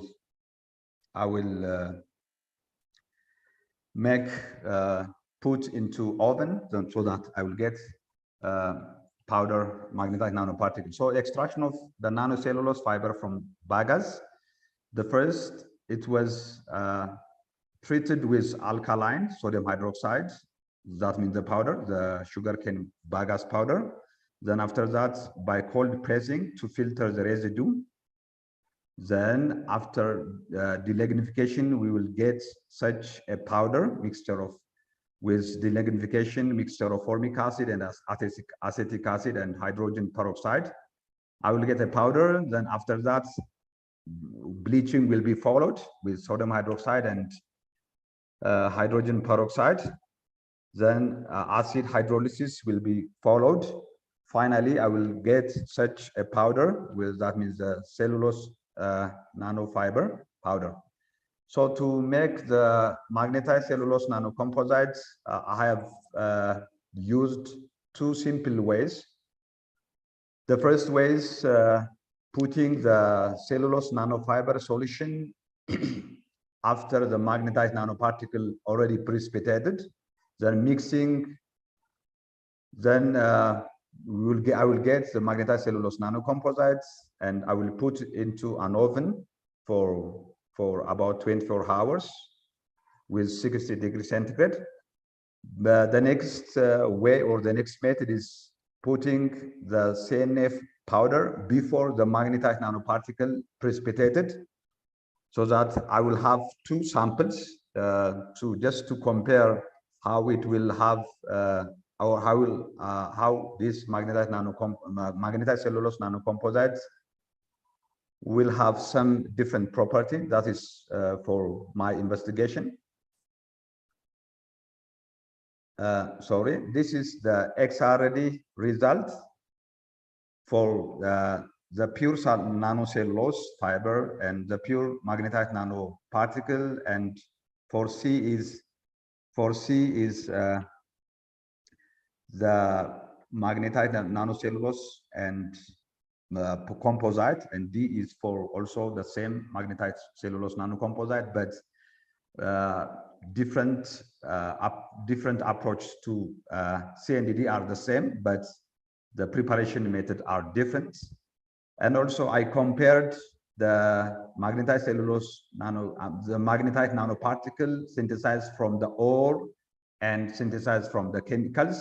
As you can see, almost they have the similar characteristics, but only only some peaks around 31.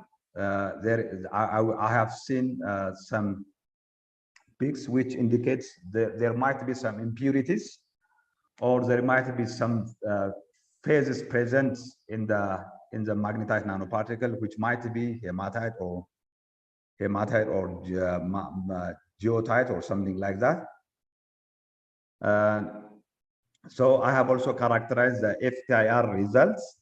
As you can see from the SNF, the major characteristics peaks I can see from the CNF, you can see from the picture, and also the FTIR spectra for pure magnetized nanoparticles for A and B and C is for B and C are for the nanocomposites that were prepared with different approach that I described it before. This is the SM results. This is A is for the cellulose nanofiber at 100 micrometer resolution, and also is at 40 micrometer resolution. But as you can see, the picture is not clear. This might be the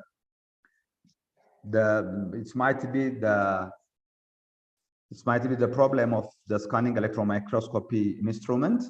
And the B is for pure magnetite nanoparticle. As you can see, it is agglomerated, but when I use the cellulose nanofiber nanocrystals, I can see that there is some dispersity issues, or some dispersity I can get, and for C and D. This is the TGA and the VSM result.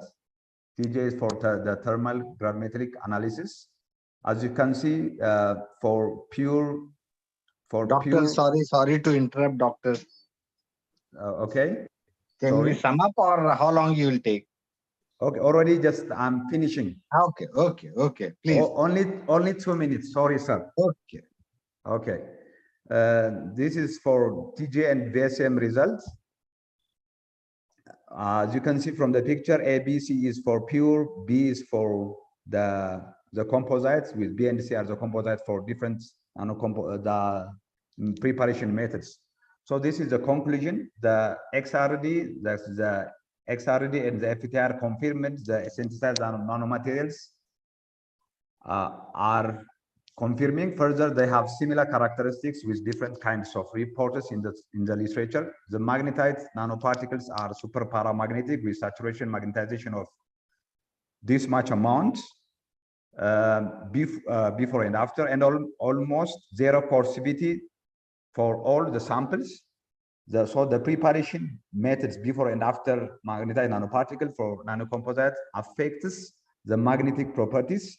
The one prepared before the magnetized nanoparticle precipitate shows large saturation magnetization of 30.7, whereas the other one is 23.2. This is the reference I used. Thank you very much.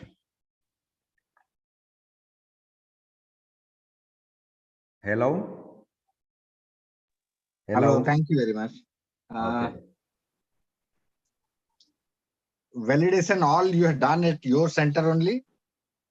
Yeah, no, not only in my center. I have sent my samples to India, some of the samples.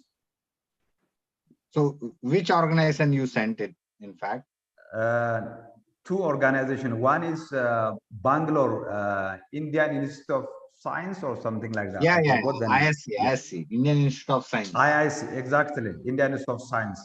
Yeah. And also in Tezpur. I have been there in for 2 months in Tezpur University. Tezpur. Yeah. In Assam. Yeah, I have been there. Acha, you stayed over there to conduct your experiments? Exactly, for 2 months. Yeah. Okay, thank you very much.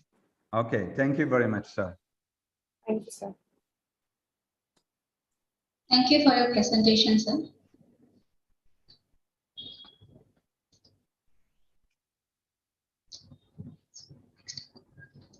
Next, I would like to welcome B. Ganga Bharati to present footstep-based power generation using piezo and multiple load control using Android app via Bluetooth technology. Yeah, good afternoon, everyone present in the session. Let me give me a minute to share my screen, please.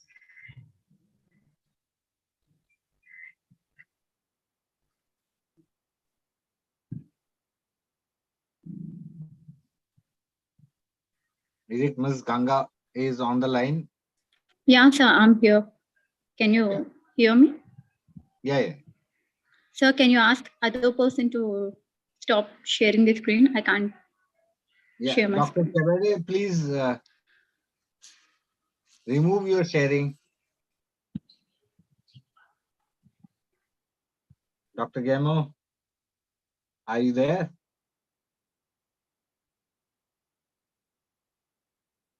Our admin, please remove his presentation.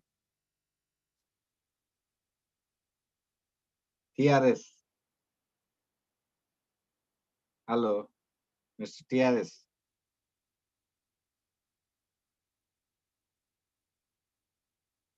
Yes, we removed, sir. Yeah, Miss Ganga.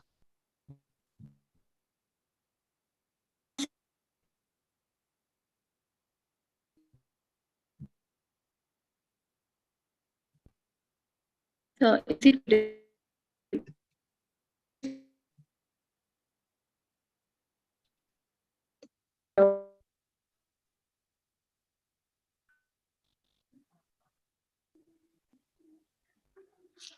hello?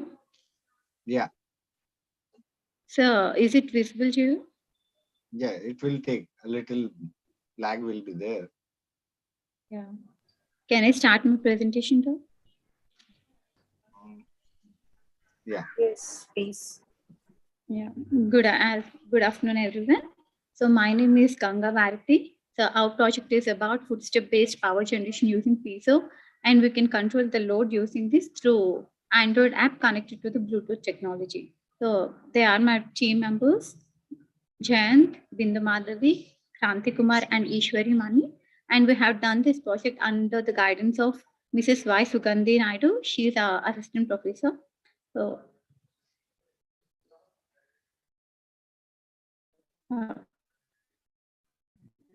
Coming to the list of content, this is a list of content I have covered in this presentation. When it comes to the abstract, as I said, the title, this project is for the power generation using footstep by using piezoelectric disc. So here we have used piezoelectric disc as an alternative solution for dynamo. So we can improve the battery lifetime, and it is a durable solution. So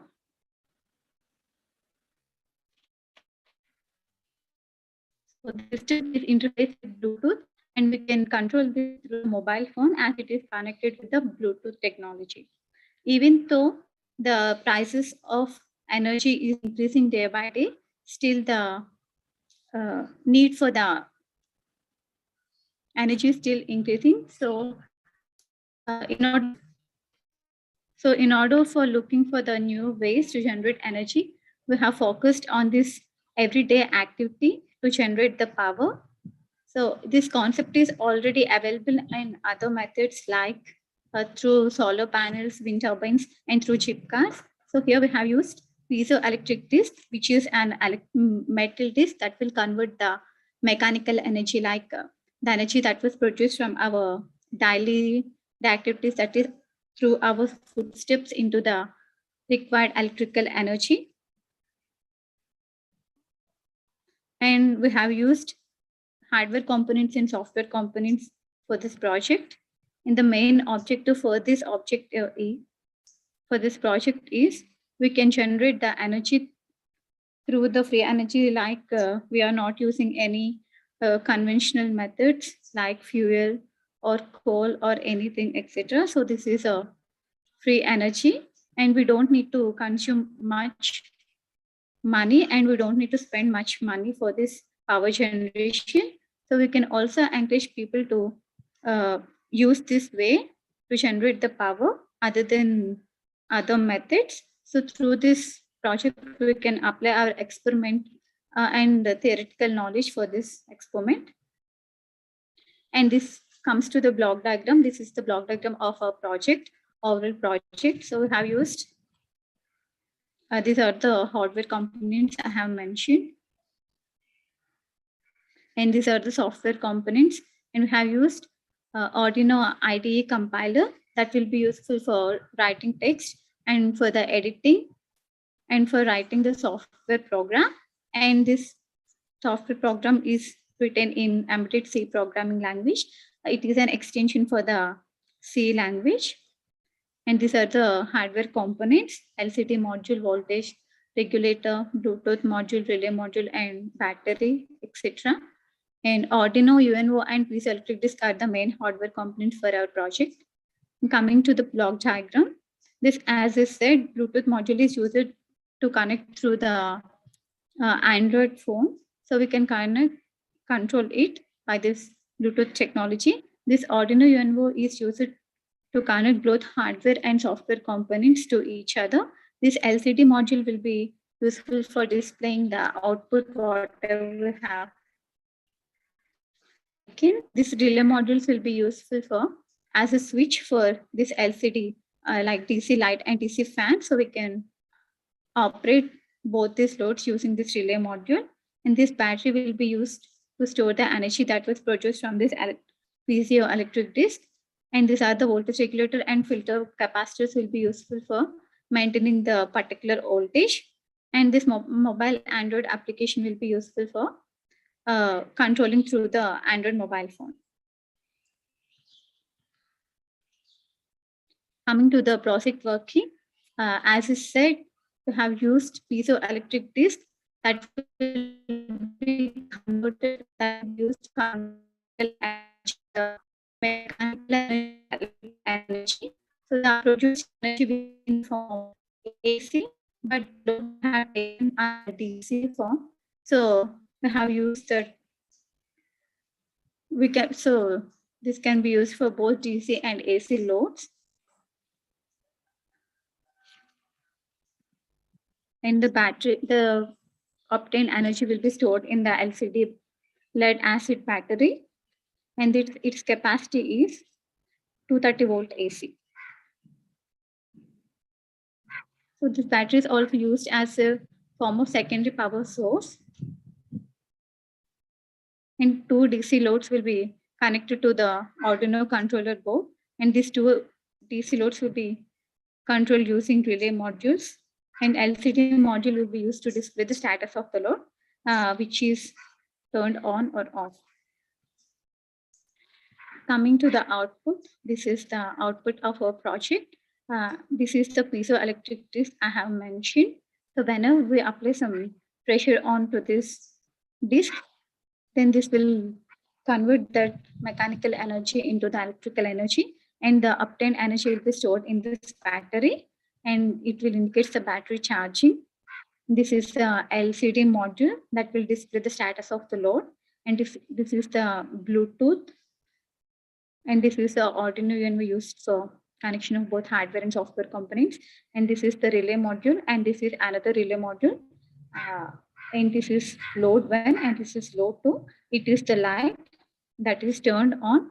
This load is DC fan. Coming to the advantages, simply walking on the steps generates power. So since it is we have generated power from our daily day activity, it will simply generate the power. We are not using any type of fuel input. So this is a non-conventional system.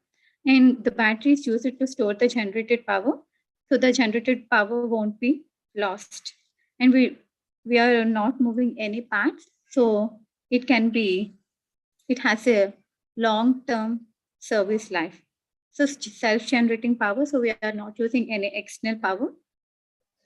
It is compact and highly sensitive. So even there is a minor change will be there, then it will react within a seconds.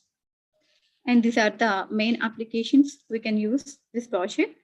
And for mobile charging, street lighting, bus station lighting, and we can use this at a places like crowded places like cinema, theaters, shopping complexes, and schools and colleges. This will be very useful for the future purpose where there is a large population countries. And for both AC and DC loads will be enough for this. And we can control through our mobile phone. So it will be useful even for the control. And these are the reference papers we have referred for our project. And thank you. Thank you. Ma'am, there are some models available with this type of concept. How your project is unique compared to that previous models which are already available using this technology?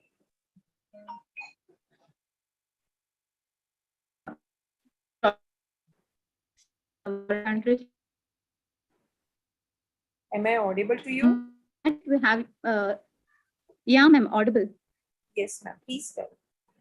Yeah, but compared to that project, I mean, already existed project, we have replaced that dynamo with this piezoelectric disc. So we can simply convert the mechanical energy into the electrical energy. So that is the difference between the existing project and our project, ma'am. Okay, thank you so much. Hello. Yeah, yes, sir. Hello.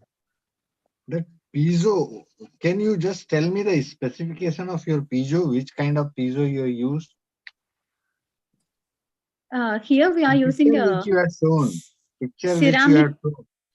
Ceramic disc or metal disc will be used, sir. What is the rating of it? Sorry, sir, can you repeat it again? Rating of your data. You must be having the data of your piezo. Yes, sir. Yes, sir. So can you share that? Actually, I don't have that data available with me right now. What is the array of your piezo which you used it? Because making inverter and inverter also of how much kVA? Are you getting my point?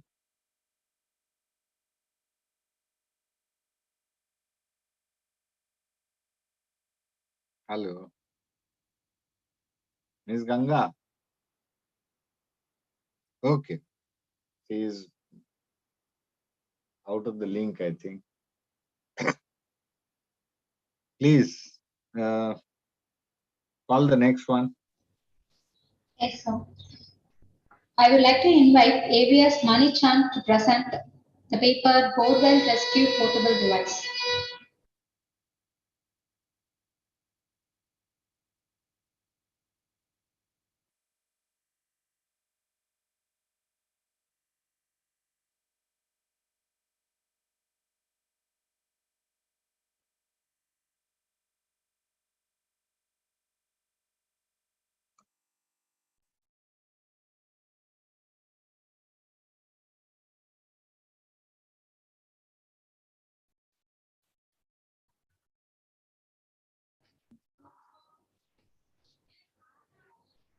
ABS Mani Chand, are you there?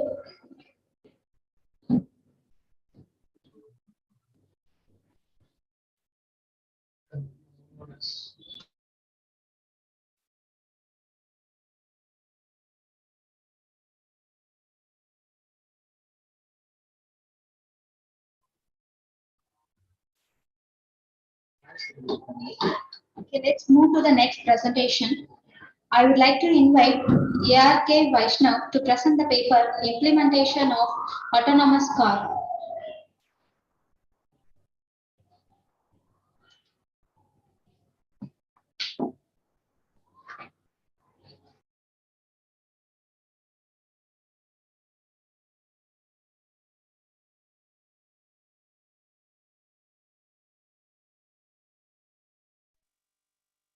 ARK, are you there?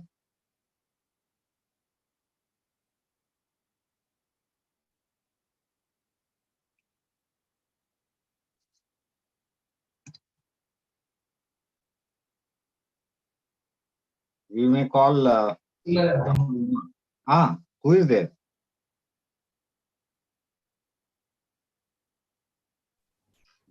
So Vaishnav is not here. So let's move to the next presentation.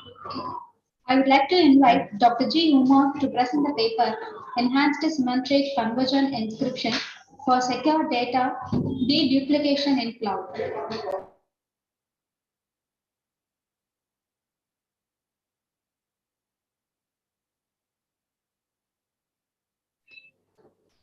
Dr. Uma, are you there?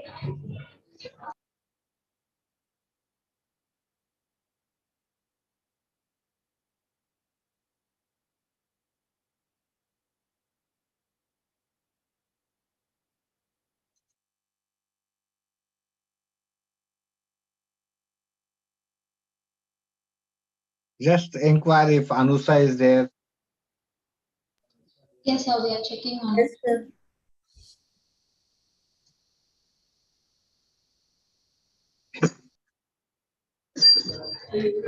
Okay, let's move to the next presentation.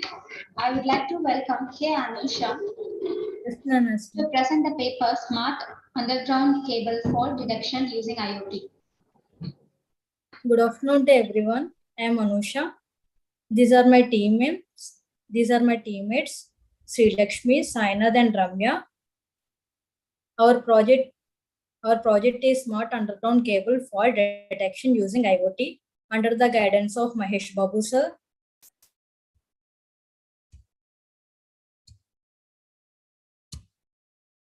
These are the contents. Coming to the abstract, the object of this project is to determine the distance of the underground cable fault from base station in kilometers. While a fault occurs for some reason, at that time, the repairing process related to that particular cable is difficult due to the not knowing the exact location of the cable fault. The project uses the standard concept of Ohm's law. When a low DC voltage is applied at the feeder end through a series resistor, then the current could vary depending upon the location of the fault in the cable. In case there is a short circuit, the voltage across resistors changes accordingly. which is then fed to an ADC to develop digital data which the programmed microcontroller of Arduino could display in kilometers. Introduction. Underground cables are used more and more because they are not influenced by the weather conditions, heavy rain, storms, snow, and pollution. A cable in a good condition and installed correctly can last a lifetime of about 30 years. However, the cables can be easily damaged by incorrect installation. This project is used to detect the location of the fault in digital way. Locating the faulty point in an underground cable helps to facilitate quicker repair, improve the system reliability, and reduce the outage period. The system detects faults with the help of potential divider network across the cable. The voltage is sensed by the microcontroller and it is updated to the users. This is the type of faults in cables. There are classified into the three types: open circuit fault, short circuit fault, and edge circuit fault. Coming to the open circuit fault,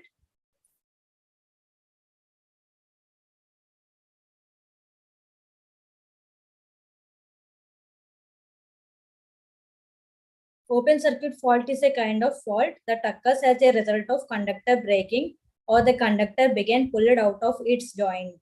And short circuit fault is this kind of fault occurs when the installation between two cables or between the two multi-core cables get damaged.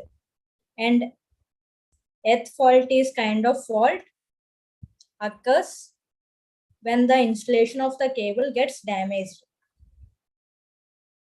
Next, these are the hardware components: Arduino Uno,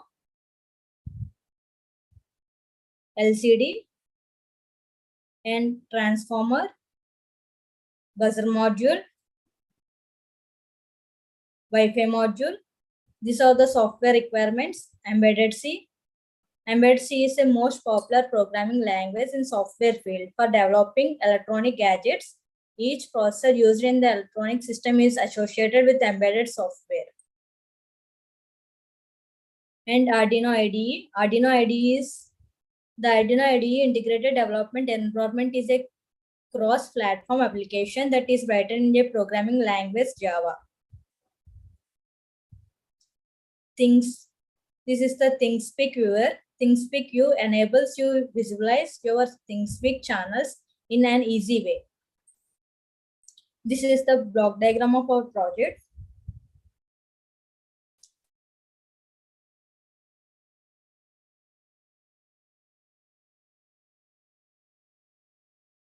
Arduino Uno is a open source electronic platform based on the easy to use hardware and software, which consists of Atmega 3288P, which work for execution.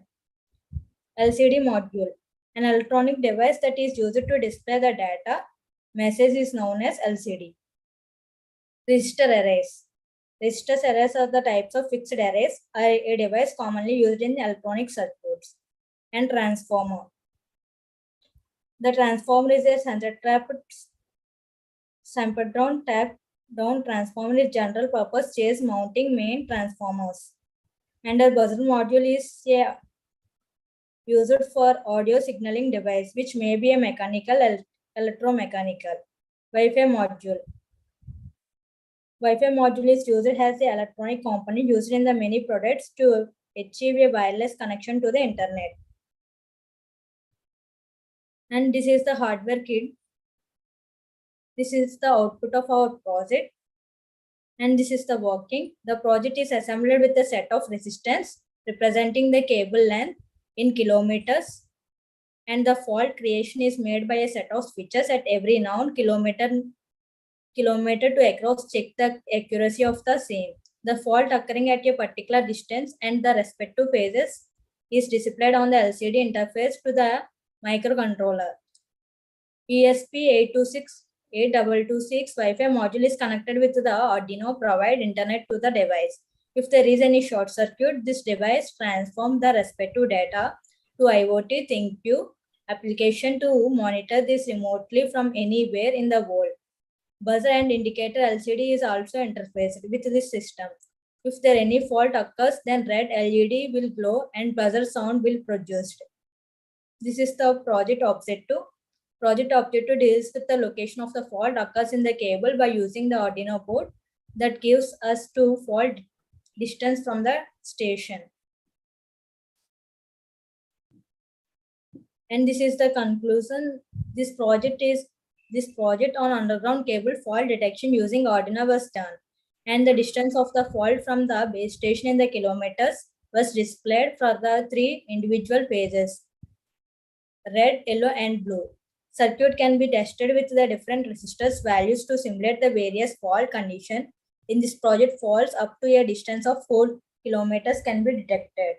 When the fault switches are operated to the fault condition, then the phase corresponding to that particular switch is considered as a faulty phase.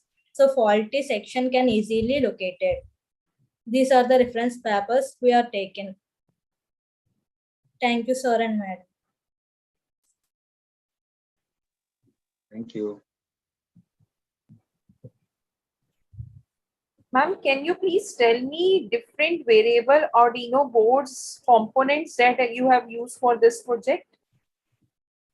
What, ma'am? Arduino boards component. Arduino boards components, ma'am. Yeah.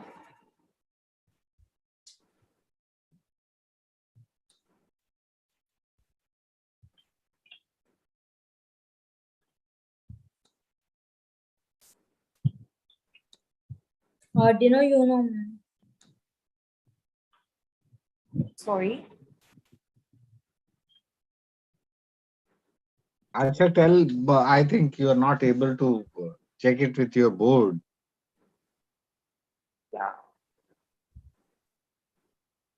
How much it cost you to What, do ma'am? entire project?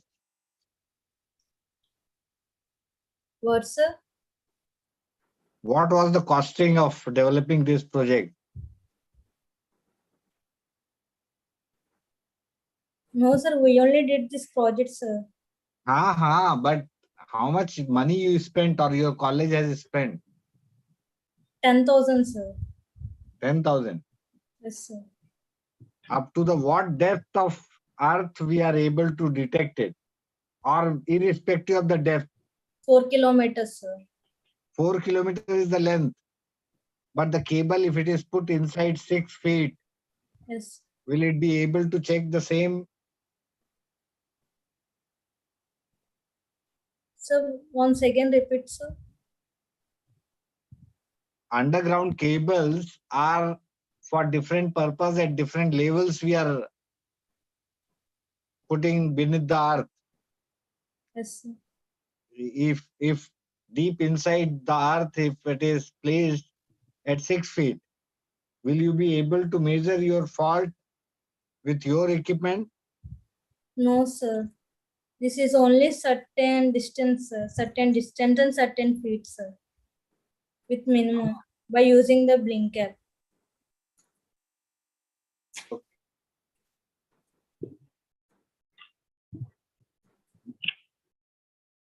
Okay, thank you.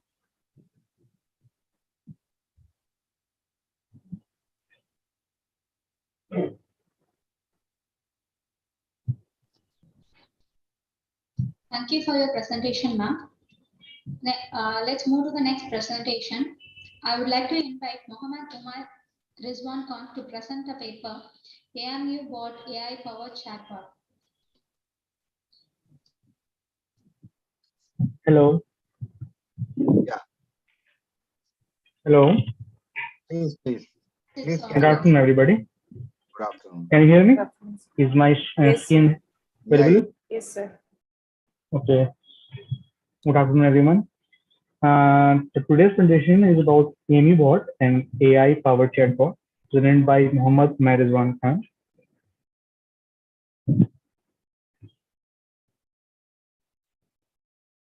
Let's move on to the content.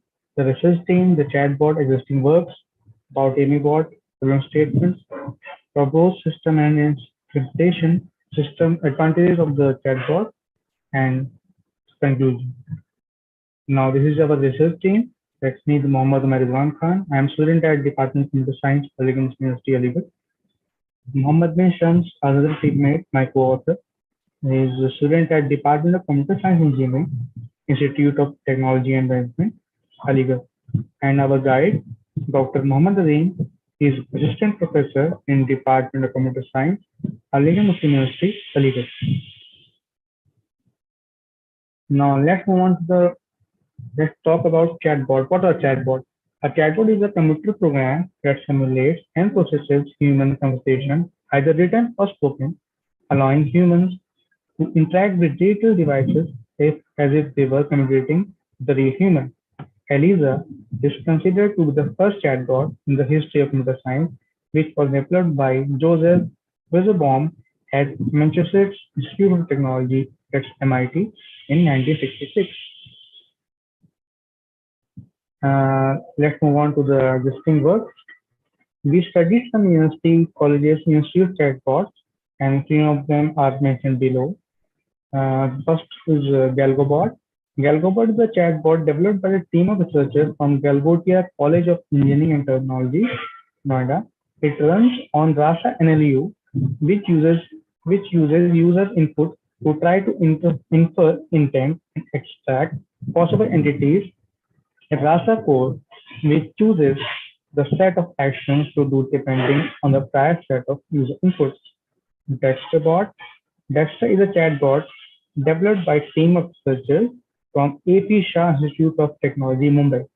It combines the Rasa framework, which analyzes input and produces output, with LSTM and RNN, which precisely generate random query responses. And thirdly, the MedBot. It's a chatbot developed by a team of researchers from Thailand. It is implemented by utilizing instant messaging and dialog flow to transform user inputted questions and provide output in the form of answers. Now, to talk about some of the limitations of the above mentioned chatbots, which I mentioned below. GalgoBot is a chatbot which is not accessible to everyone due to the login and sign-up function, which is only exclusively available to Galgotia Institute of Students and Workers, or you can say the employees. Dexter, it employs advanced tech such as Rasa and deep learning concepts like LSTM and RNN, which is difficult to comprehend and implemented and are very cost effective. Not cost effective. MedBot utilizes cutting-edge technology, specifically the dialog flow framework, which is challenging to comprehend and use. The major drawback of this chatbot is that it is only available in Thai language. Now, we talk about our project, that's AmyBot. AmyBot is a Python-based AI-powered conversation dialogue that generates responses based on collection datasets of discussion using AI/ML. The primary goal of constructing this chatbot is to deliver the most defined available information about the university's facilities, admission requirements, courses provided, and entrance examination dates. Also, we aim to address various critical challenges, including the constant availability of accurate and up-to-date information. AmyBot is a universally accessible chatbot that collects and displays information about the university. This chatbot will assist students, parents, and guardians, among others, in searching for information on the university's website. We aim to develop the chatbot which is simple to use, and UI, which, as you can see on the figure displayed on the screen, which is basic design of AmyBot. The UI is very basic or unordered, which adds to its uniqueness. Now let's move on to the problem statement. What are the needs of AmyBot and why it is required? The students currently do not have access to anything that compiles all the relevant information about a Lincoln University and connected domains in one language, in one location. To refer to the entrance exam schedule, people must first search for it on the university website, then refer to it. They must go to the university website to look at the syllabus, or if they have downloaded it, they must locate it in their system or search the web pages. For many university-related domains, the same procedure is used.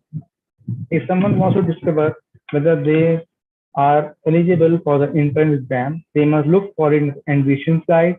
Meeting someone in person is not always practicable due to the difficulty of physically obtaining the information. While searching the information on the internet may be necessary, not everyone will have the same ease in locating the proper information on time. Also, the present scenario of the problem statement talk about, all the work is done manually, no track or of updated or new changes in various university processes, redundancy of data in various departments of university, management of information and domains is very tedious in the present system. Again, answers to queries are almost impossible. Now, this is the proposed system and its implementation. Here, JavaScript, AIML, Python, and class framework that were all used to construct this endpoint in this sense. AIML, the simplicity of the original AIML language was a priority in its development.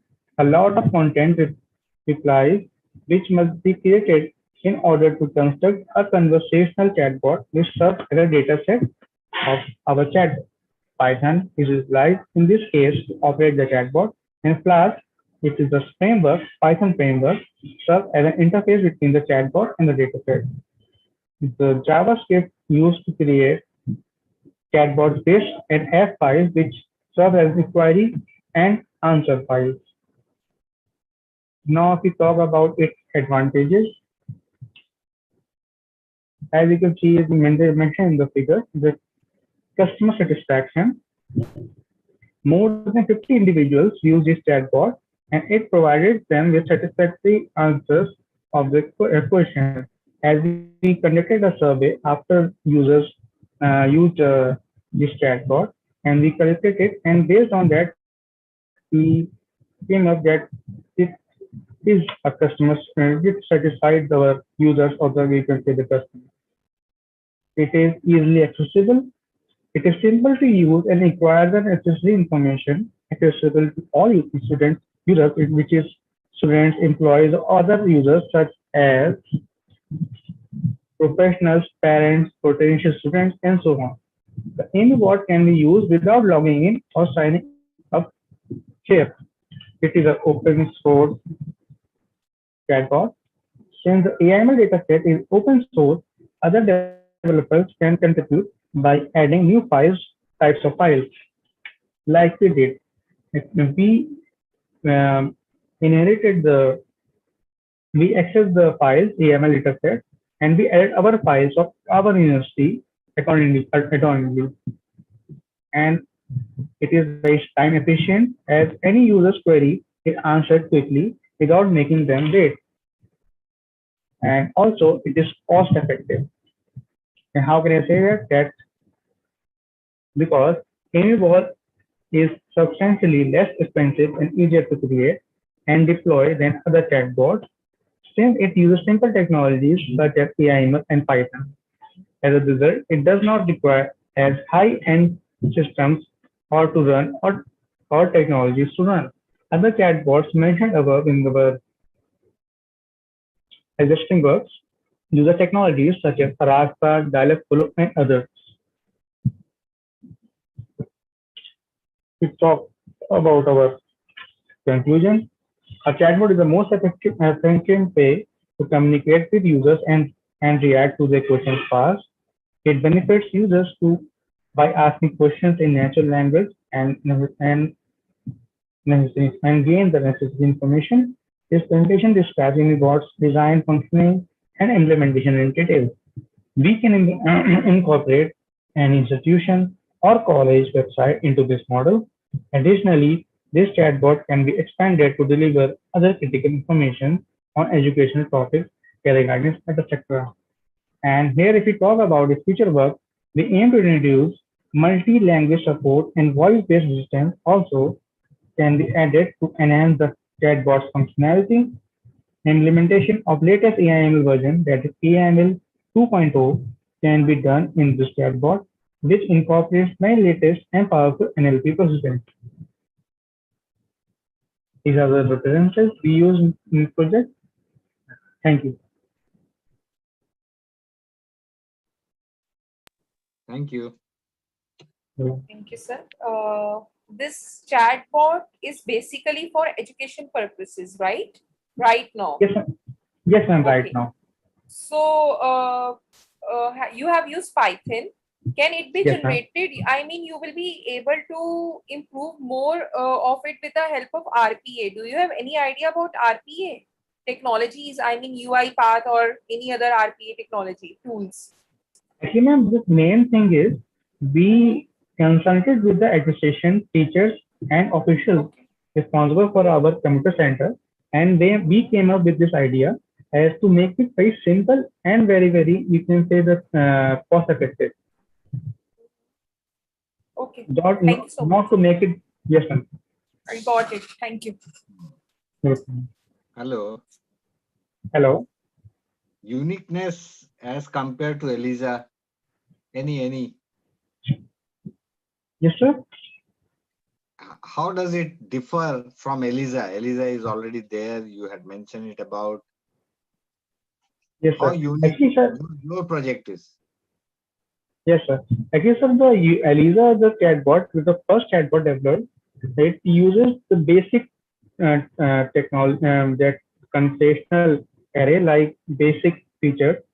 But if we talk about our AMI bot, it is extracted or derived from the chatbot of Alice. Alice, it was developed in 1990s by Dr. Richard Wallace of Alice Foundation, and it is a AI-powered program which was used for consultation.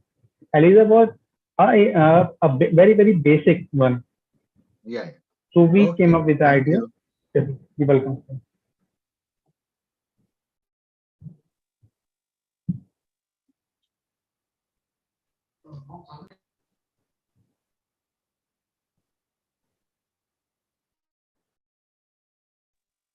Next. Thank you for your presentation, sir. Next, I would like to welcome Professor Dhatri Das to present the paper Utilization of Artificial Intelligence for Risk Forecasting.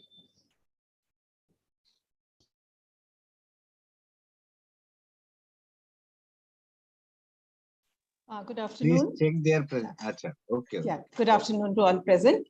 Okay, so this paper has been jointly authored by me and Dr. Anshu Sharma and architect Chitrasal Parida, and it is based on a pilot study that was conducted in a cyclone-prone area in Orissa. And it is basically trying to explore if AI-enabled hyperlocal AI-enabled model can be used to generate disaster advisories for marginalized communities in the state. So I'll just proceed with the presentation. Is the screen visible? Screen is yes, ma'am. Yes, ma'am. Please not moving now. Sorry. The next slide is not coming. I'm sorry. I don't know, there's some problem with the slide.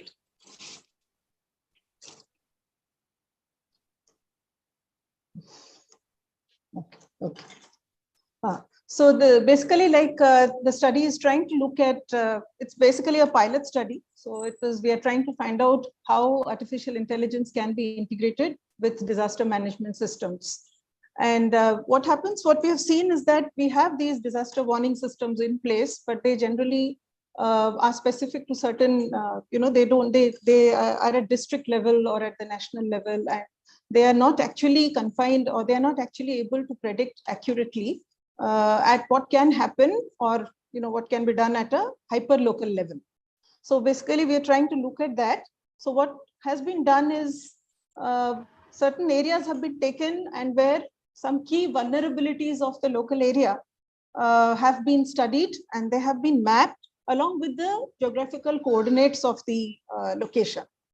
So then, so certain critical attributes of the area, like the hydrology, the geoprofile of the land, the terrain type, and whether the degree of permeable surfaces which are available, then the type and number of water bodies, presence of green cover and drainage channels of the area.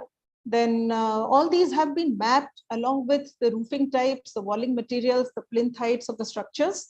And then we are trying to find out if each of these things can be linked with the geographical coordinate of individual structures in the area, so that each house or each school or each building in that location becomes a pixel, and that pixel can be used, or along with, if it with this data driven format, if that pixel can be used to generate some kind of a warning in times of disasters. So what was done was a high density neighborhood in Orissa was selected for the purpose. Now this generally comprised, this actually is occupied by fishermen settlement, and they have this periodic exposure to flooding, and mostly because of cyclones, because this is a cyclone prone location, and storm surges that happen because of that. So a detailed ground survey was done for about 220 households. And then these critical attributes, which I mentioned earlier, they were fed into the AI assessment model, and to understand whether these warnings can be generated. So the assumptions here were that, like leveraging or utilizing artificial intelligence for hyperlocal risk forecasting. And like I told you, each house would become a pixel, and a risk score would be allotted to it. And that risk score would actually determine its vulnerability to disasters of varying strengths. And what we thought was, initially this will be run on a pilot basis in smaller areas, and then this can be extended to larger areas also over successive cycles after the ground truthing is done. And these are some of the findings that we saw. The survey team which went there, they looked at the locations, they looked at the structures. The survey looked at the walling and the roofing materials which are being used in that area.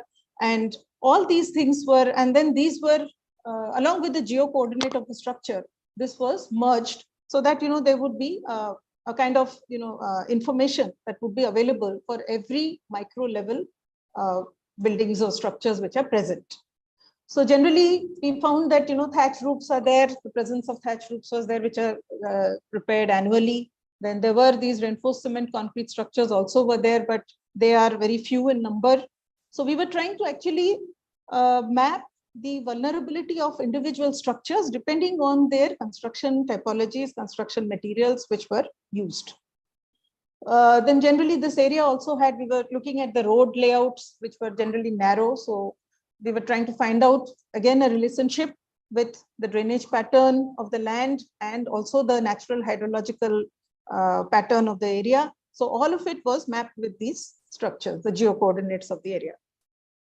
So even the plinth heights were taken into consideration. So sometimes when the plinth height is very low, then the house is subject to flooding on a longer basis or for more number of times. Then if the plinth is little higher, then it is little better.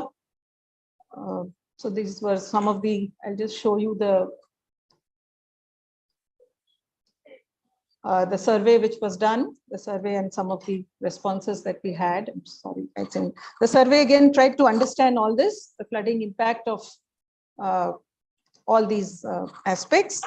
Then based on all these individual structures, and then availability of flood warning systems also in that area, that was also measured or gauged through the surveys.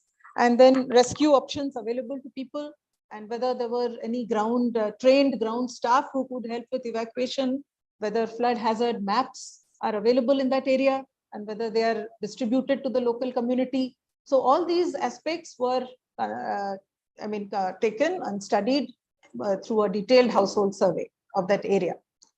And that brought us to the conclusion, certain conclusions, that we thought that, if all these details, all these data could be mapped to the geographical location, and then it could, maybe the individual structure can be used to, to generate some kind of warning.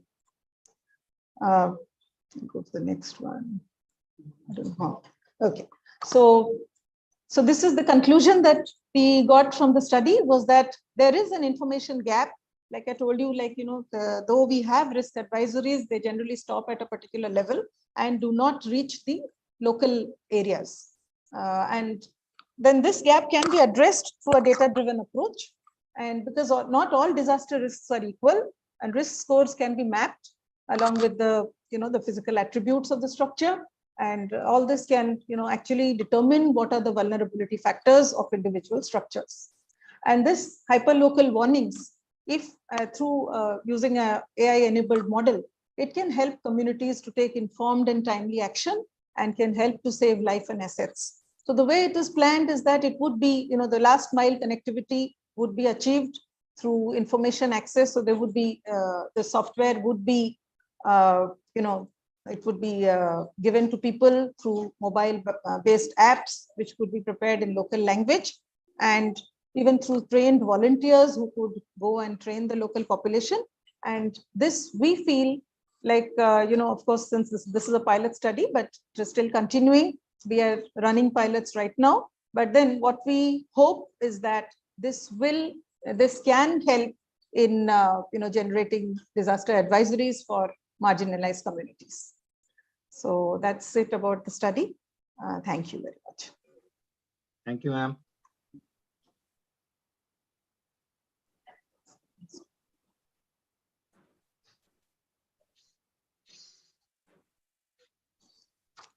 Thank you, ma'am. Really nice to hear from you.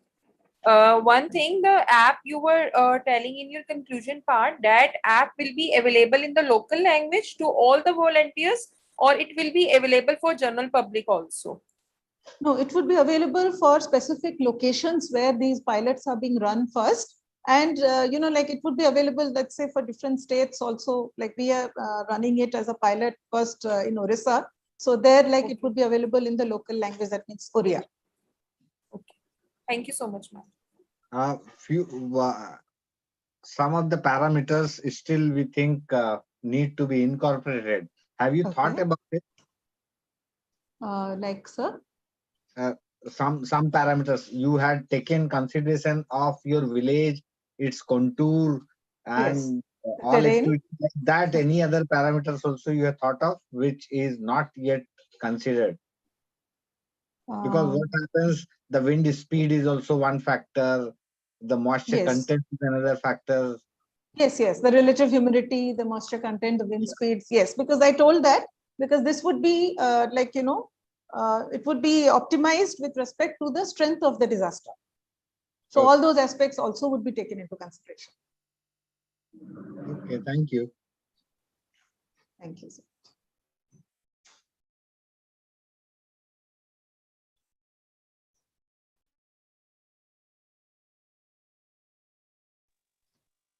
Yeah, thank you, ma'am. You may leave.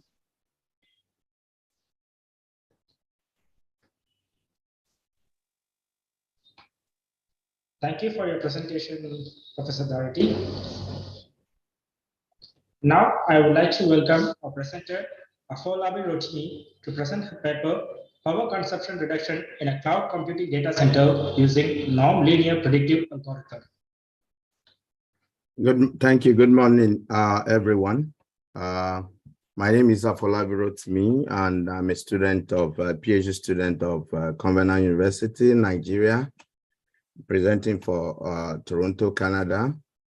And my research topic is power consumption reduction in cloud computing data center using nonlinear predictive algorithm.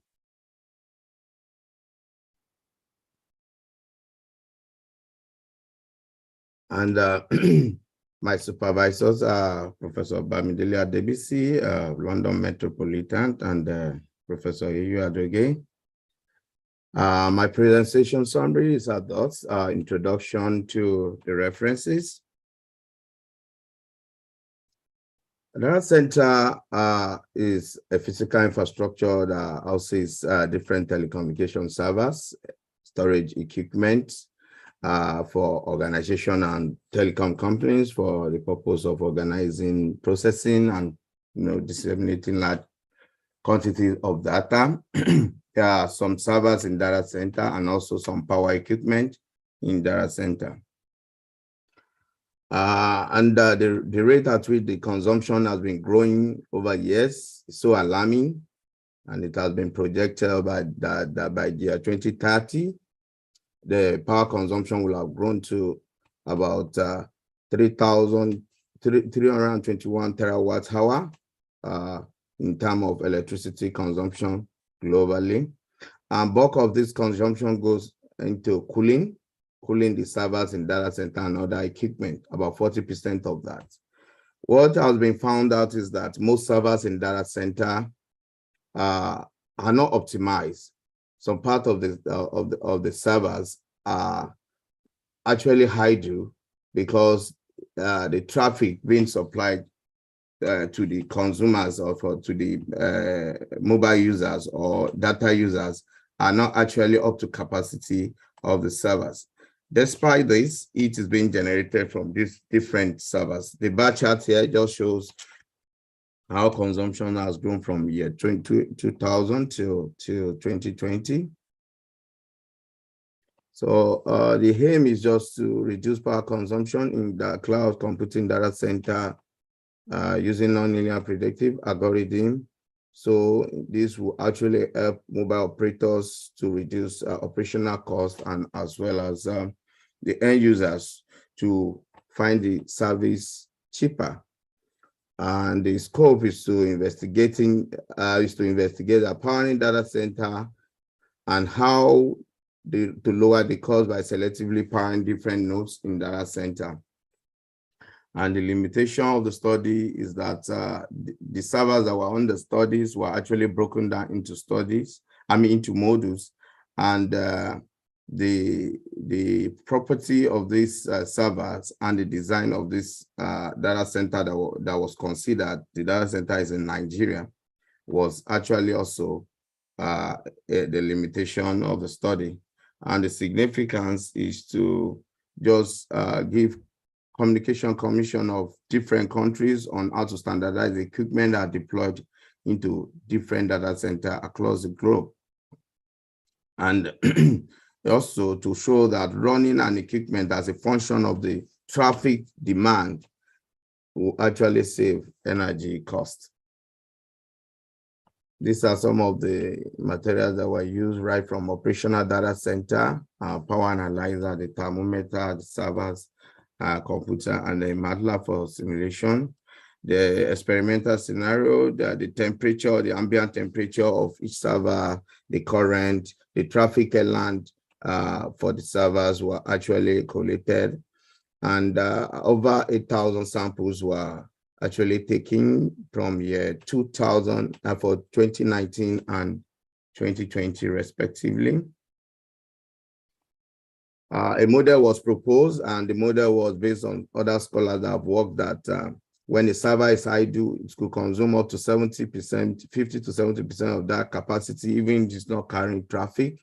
And this model was proposed to actually reduce the consumption. Now, what was done was that for every hour that we obtain the current and the traffic, we try to calculate the constant of proportionality, the relationship on hourly basis, in order to determine the traffic that is to be supplied or vice versa, or the current.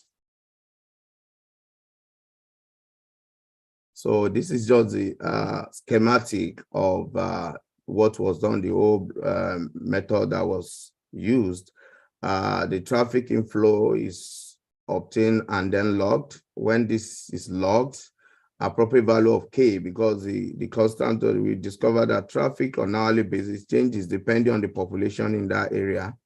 So the appropriate value of K will be supplied to the power estimator, who then supplies instruct the power controller to supply the number of modules that will be needed for traffic that is being consumed. And this is what was obtained because it was discovered that traffic pattern on daily basis are actually replica every week, or unless something happens. On Sundays, we discovered that the traffic pattern on hourly basis are actually closed. So the black curve is just to show the actual consumption that is needed, excluding the idle side of server, while the blue is the predicted one based on the linear consumption model that was proposed. And there is a tolerance in case there is a spike in demand of traffic. There is a tolerance in the proposed model, the predicted model, which is in blue. That's where there's a little gap in the curve for 2019, and the 2020 is a little bit close, meaning that the energy wastage is a little bit lower. Same thing was done on Tuesday, just to ensure that the traffic pattern is aligns with the predicted one, which can also be seen in 2020 with a little bit tolerance. That's where the curve is higher than the actual consumption. Same thing was done. The reason why it was broken down into days is because it's discovered that a traffic consumption pattern this week will always be almost the same as the traffic consumption pattern next week for the same day. In conclusion, it was discovered that obtaining the consumption on an hourly basis, when this is done as compared to traffic, as compared to traffic demand, will actually reduce the power that is supplied. That's when you supply power based on the traffic demand, based on historical data that have been collated, and you use that to predict what the next days will be. That will actually lead to reduction in energy consumption. And it was also, this model was also compared to two existing models running the same set of data, that's the HAMR and the temperature average power consumption model. And the performance is better in terms of what energy was saved. And this model as well can be used for a situation where we don't have much difference in the hourly consumption in terms of current or in terms of traffic being used by the end users. Thank you very much.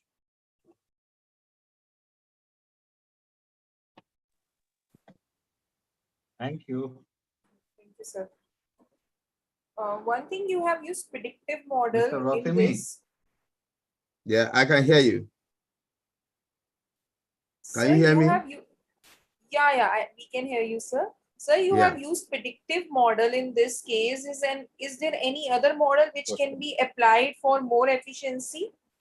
Yes, there are other models that can be applied for more. This one of the models that was engaged. There are other models like the ASOS, that's Adaptive Server Utilization Scheme for efficiency as well. But the problem about that is that it cannot be used. This one can be used online, but that one is more offline to predict the consumption. Thank you. Thanks so much. Thank you.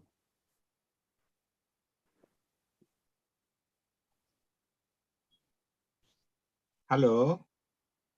The presentation was good from Mr. Hello. Rotimi. Hello.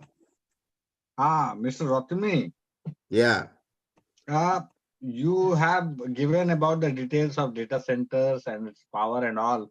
How Okay, can we sir. reduce the carbon footprint?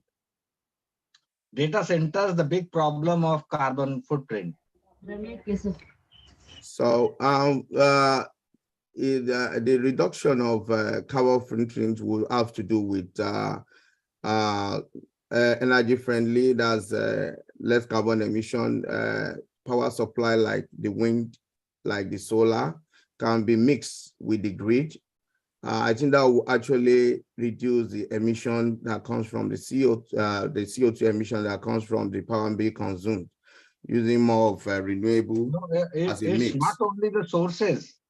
My load I cannot change, and the load itself is of, you had certain graphs were there of 15 kilowatt or something like that is there. Yes. And that load itself will also contribute to my footprint. So I cannot change my load. Okay. Source, it is fine. But the load is, so you'll have to think about a new technique so that I can reduce my carbon footprint. Okay. Okay. Okay. Thank you very much. I will note that. Even though the CO2 emission is not part of the project, but that is well noted, it can be added. Thank you very much, sir.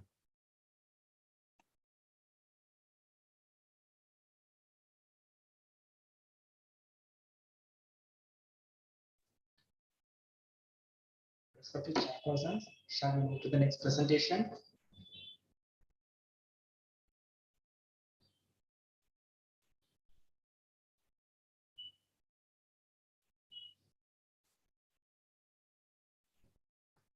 Now, I would like to welcome our presenter, S.M.S.T. Baleshwari, to present the paper, WIN-HD, Hurdle Recognition along with Voice-Based Cooperation via GPS, GSM, and Panic Alert System.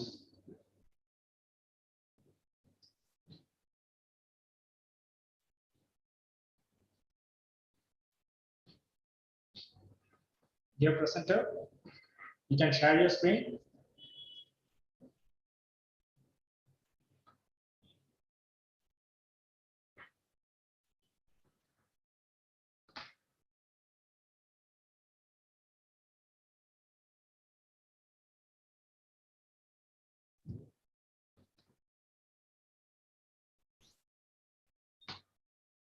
Respected session chairs, the presenter is not here. So let's move on to the next session. The presentation by Mr. P. Rajesh, presenting his paper, WIME, means wireless measurement. I would like to invite Mr. P. Rajesh to present his speech. Mr. P. Rajesh.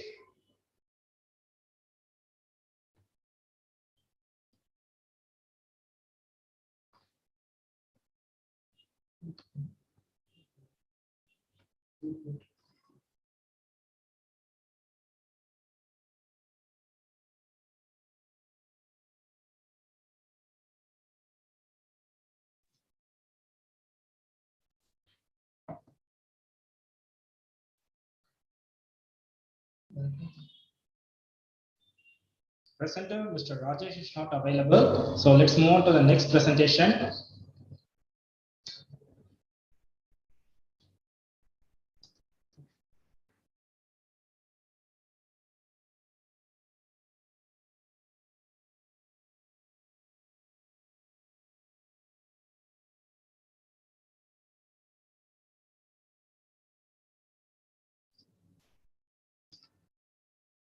Next, I would like to invite Ms. Ramya to present her paper, Detection of Hurricane from Satellite Images. Ms. Ramya, the session is yours.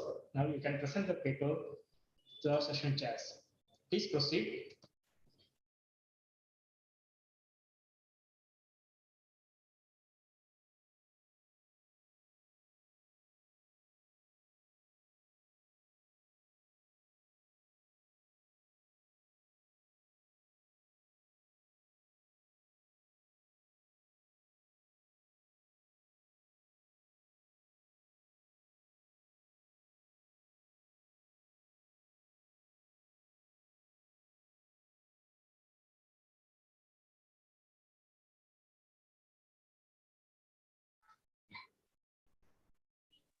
Hello, is there any problem on the line? Not yet, sir. The presenter, we are waiting for the presenter to present the paper. I would like to invite Ms. Ramya to present the paper titled Detection of Hurricane from Satellite Images. Ms. Ramya, the stage is yours. Please start with your presentation.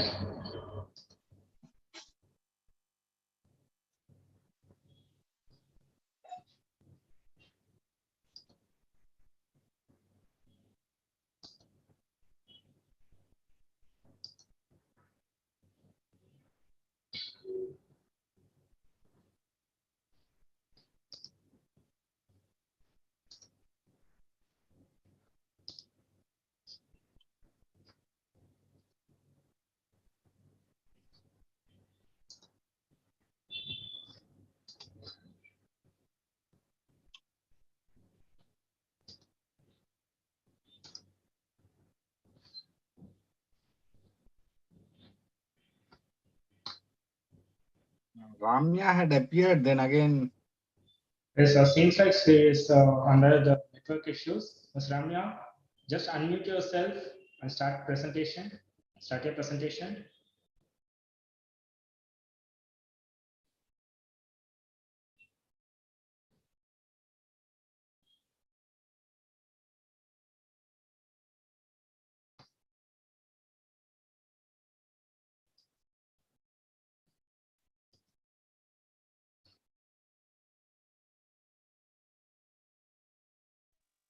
Ramya, unmute yourself.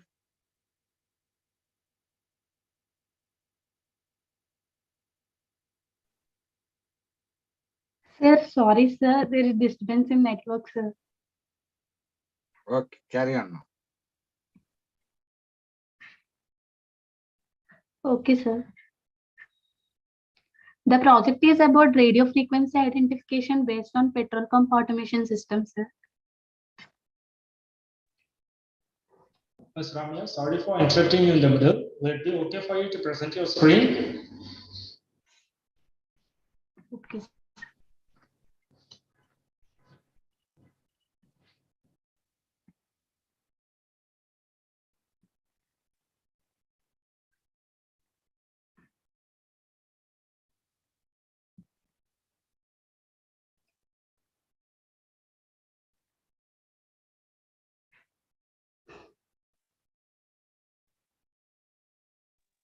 Hello.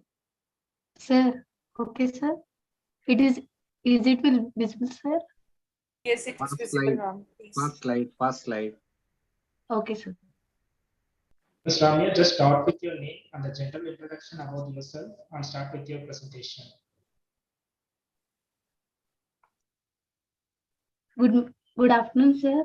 Myself, Ramya. Hello, Ramya. Excuse Yes, me. sir.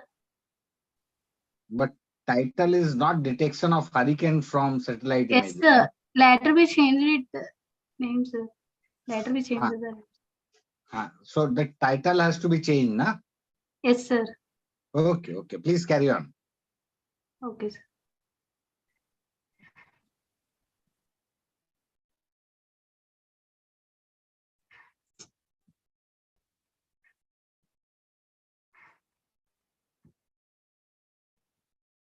The title is about radio frequency identification based on petrol pump automation system, sir.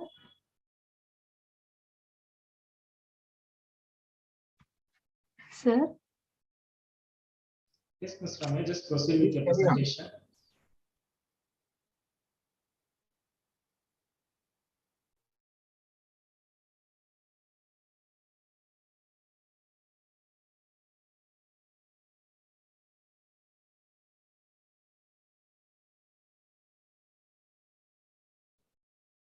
Dr. Sanjay, the host is here.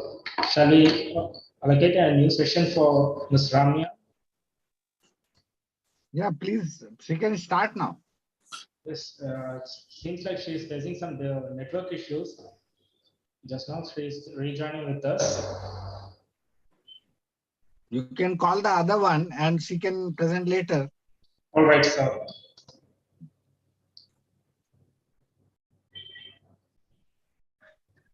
Now I would like to request Shanki Devi to present the paper Deep Learning Model for Optical Diagnosis of an Retina.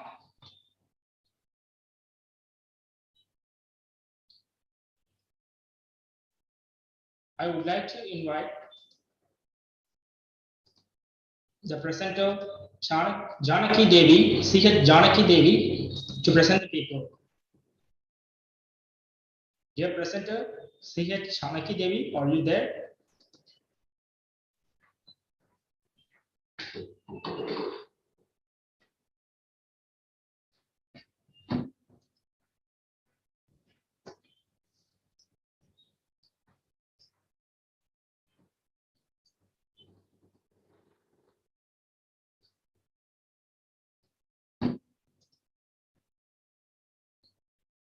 Seems like the presenter Janaki Devi is not available. And the next session, so Ms. Ramya, Hello, sir.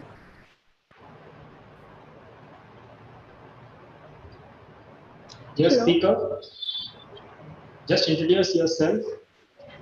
Hello, sir. I'm Malishwari and I'm from Aditya College of Engineering. I'm here to present my project, which is blinded stick with hurdle recognition along with voice-based cooperation via GPS and GSM along with panic alert system.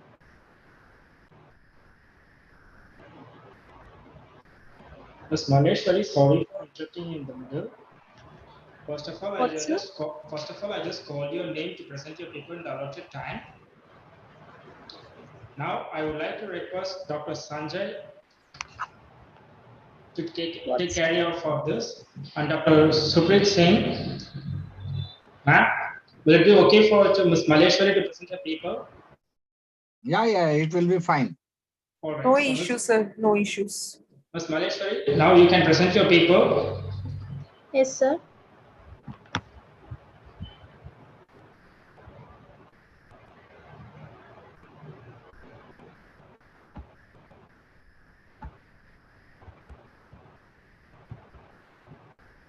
Ma'am, please share your screen. Yes, ma'am, I'm doing that.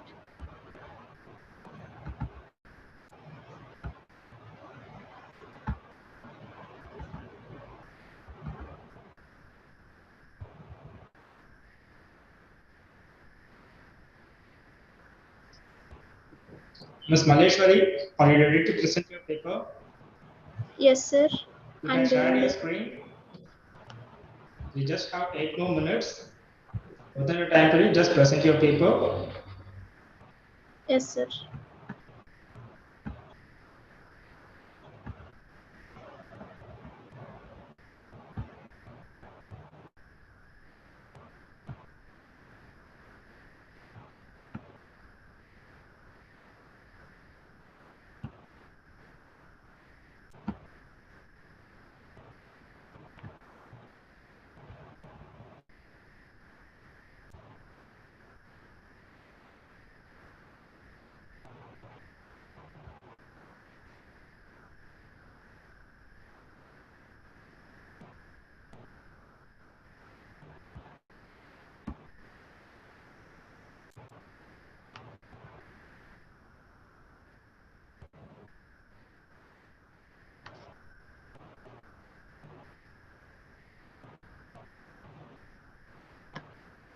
Sir, is it visible? Not yet, ma'am. No.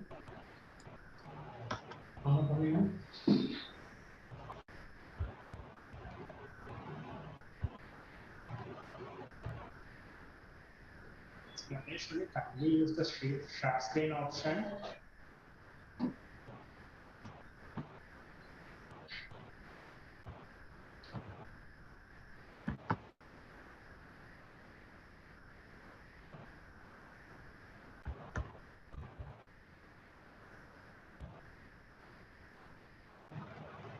I think there is some technical issue from her side. Seems Yes, like, sir. ma'am. It's not open. Is it visible, ma'am? No, it Not is yet. not visible.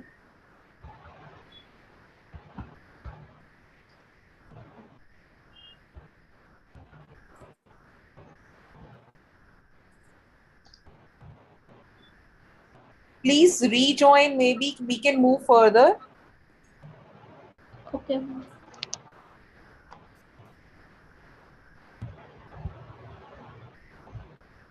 Ms. Maleshwari, kindly check the network issues from your side and kindly rejoin with us to present your paper. Okay, sir.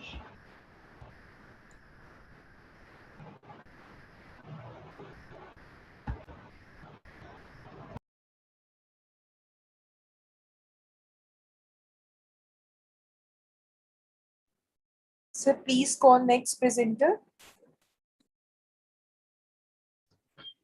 All right, doctor, just give me a moment.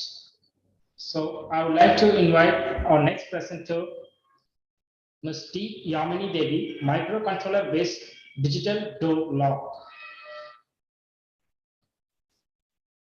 Ms. Yamini Devi, you can present your paper.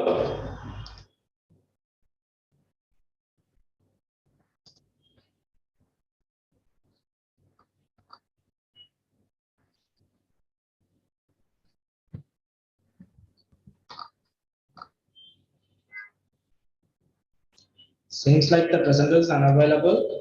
Let's move on to the next presentation.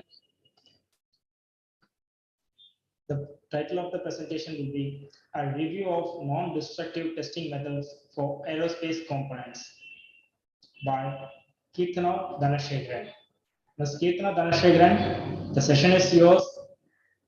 Kindly present your PPT here.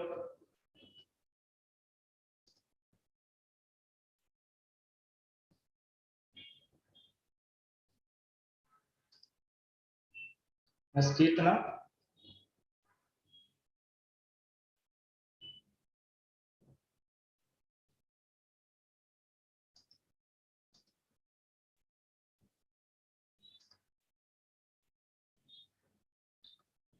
Seems like the presenter is not available for the allotted session.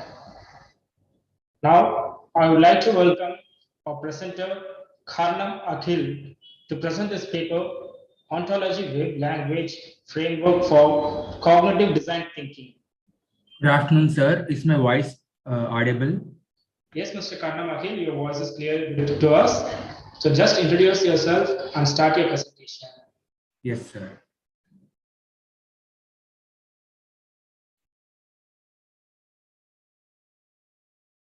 Sir, is my screen visible?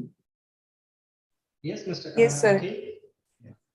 So good afternoon, one and all. So my topic is about Ontology Web Language Framework for Cognitive Design Thinking.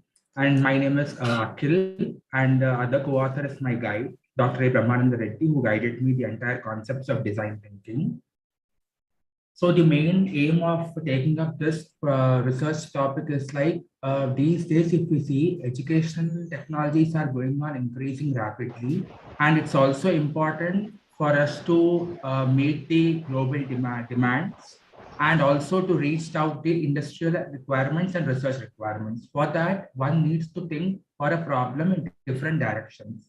So it's like one of the approach of thinking in different direction is design thinking, where we give a problem and design thinkers are the one who adapt different multidisciplinary fields and try to solve the problem. So in this work, we have compared different stages of design thinking and applied ontology web language, which is based on semantic web approach. And based on that, we got the results. So initially, what exactly is design thinking? So design thinking is nothing but a process where people think out of the box in different directions. And before that, design thinking, it requires total 5 stages as mentioned here. The very first stage is empathy, where the user gives the problem to the design thinker who solves the solution. Now, the design thinker first needs to analyze what exactly the problem is about and who is suffering with the problem. So in that case, he conducts different surveys to know the exact requirements of the problem. After empathy, then he tries to figure out the point of view statements, and then he defines the problem and articulate it in a stipulated way. And after defining the problem, he then sees which type of methodology can be applied in the ideate stage so that the problem can be solved optimally. But in this ideate stage, he divides the entire group into different teams so that since the problem can be of multidisciplinary, it's not like only particular field. So in that case, he divides into teams, and in the prototype, he or she decides with one particular methodology or the algorithm applied, and then they test and implement it. So for this design thinking entire process, we have been applying web ontology language, which is also called as knowledge representation. So what exactly is ontology? So the concept of ontology is like for whatever the data set we receive, we try to build different relationships, objects, and entities and classes, like how we define an object-oriented programming language. But the difference is in OOPS concepts, we define the classes, objects, and entities, whereas in web ontology language, apart from defining, we also create relationships between them And there is a separate editor called Protege editor where we can implement this concept. And then we try to collect the requirements of the user from the empathy stage, and we keep on adding the classes till the prototype stage. And then after establishing the relationships between them, we try to solve the problem and we generate a graph. So firstly, I have prepared a questionnaire of 21 Google form and circulated throughout the globe in many various universities. And in 3 months duration, I could receive 50,000 plus responses from different BTech students and different ages also. And interviews also were being conducted for the BTech students based on to find out their personas, that is to find their basic psychological skills, like the way how they think for a particular situation, and then also like the purpose for them to join a particular course. For example, a medical student or a BTech student, why they have opted that? Was it by their force or they had no choice or with their passion? So basing on this interview questions and the answers which were given were being compared in what way. So we could identify and categorize which type of people's ideology is being correlating with the answers of design thinking. So overall, with the summary of the responses of 50,000 plus, what we received is like 3-box thinking, like past, present, and future, and also storytelling approach, linear thinking. So what exactly is 3-box thinking? So 3-box thinking is like whenever we try to give a solution for a problem, we need to see its past references, like whether that methodology has been adopted in the past or not, and what if it is can be presented in the future, and what is the present scenario for it. And also journey maps, like in what way we try to travel. Many people like traveling a lot. So how can this come into picture? So the way the solution you are going to give, design thinkers play a major role. So their solutions may not be adoptable by everyone. So in that way, and some of them try to express their views in form of storytelling. So these are all different stages where we found in the interviews that these solutions be more preferred when compared to others. This is the output graph which initially we get. So OWL thing is the main superclass of all the classes which have been defined in the design thinking, where the user problem and the user is being defined clearly, and a design thinker is defined, and 5 stages of design thinking are defined. Then this is how we define different subclasses and give relations between them. But where exactly we can see these relations is in this way. Yeah, so in this way we get, this is a small snippet of the output where we can see is a part of or method or dependent on. These are the different relationships where we can find. So what is the advantage of this graph exactly is, with this graph we can generate some inferencing rules basing on mathematical logic and predicate calculus. So basing on those rules, in future we can apply association mining. So what exactly is the advantage of it? So with basing on association mining, while applying the inference rules generated by this graph, we can predict, like by applying this techniques, design thinking concept for a given problem, with a percentage of people who could get benefit out of it, who got no use of it. In that way we can justify it, and then we can conclude using association rule mining. So this is the main core concept of my project, and these are the references which I have taken.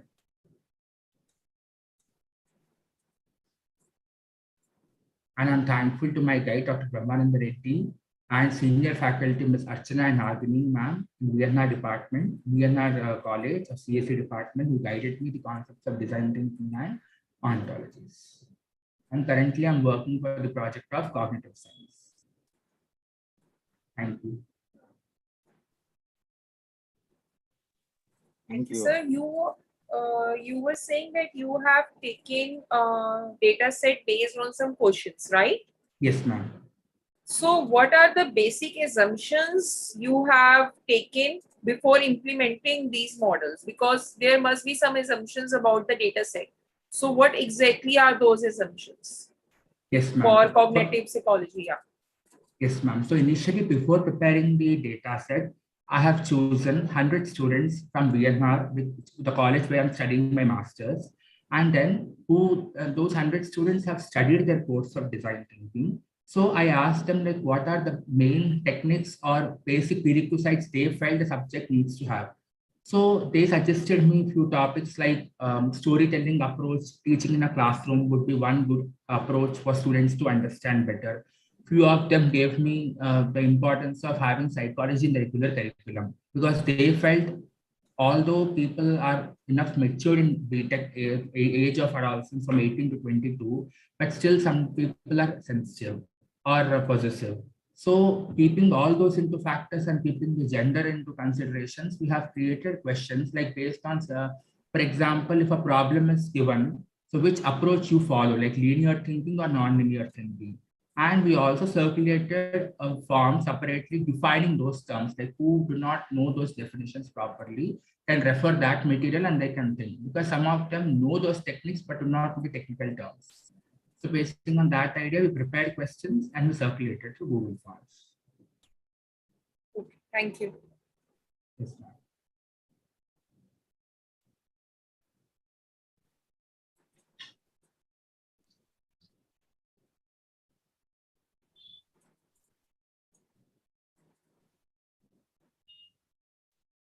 Respective session chairs, shall we move on to our next session? Mr. Khanam Ate, your presentation was too good. I hope you see a lot more from our session chairs. And now, please carry on. Next one. Yeah. Now I would like to invite Mr. Chayakon Furimsak to present his paper, Green Synthesis of Silver Nanoparticle and Antioxidant Activity from Leishmaniaceae flavor. Dear presenter, sorry for the inconvenience if I mispronounce your name. Please carry on. Now your session is yours. Please present your paper to the session chairs. Yeah, thank you very much. Everyone can hear me? Yes, your voice is clearly audible and your slide is here. Now you can start your session. Okay, thank you very much. Good afternoon, audience. My name is Chayakon Furimsak. I would like to present my work in the topic of green synthesis of the silver nanoparticles and antioxidant activity from Leishmaniaceae flower. My research has been done with my students, Kanokwan Huida and Narisala Somya. We come from the Faculty of Chemistry, Faculty of Engineering, Rajamakala University of Technology Isan, Konkan campus in Thailand. So first of all, I would like to introduce myself about the background first. Because my hometown is in Konkan, so after I finished my BSc in Konkan University, I moved to Mahidol University to study toxicology in Bangkok, Thailand.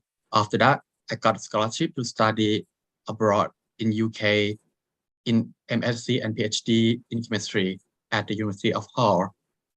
My research topic, I focus on the manipulation of the magnetic microparticles in microfluidic device. At the moment, I'm interested in the nanotechnology and screening of herbal activity. So the abstract, I would like to introduce you first about the green synthesis. What is the green synthesis of the silver nanoparticles? Why we have to use the Leishmaniaceae flower, which is the plant and herb.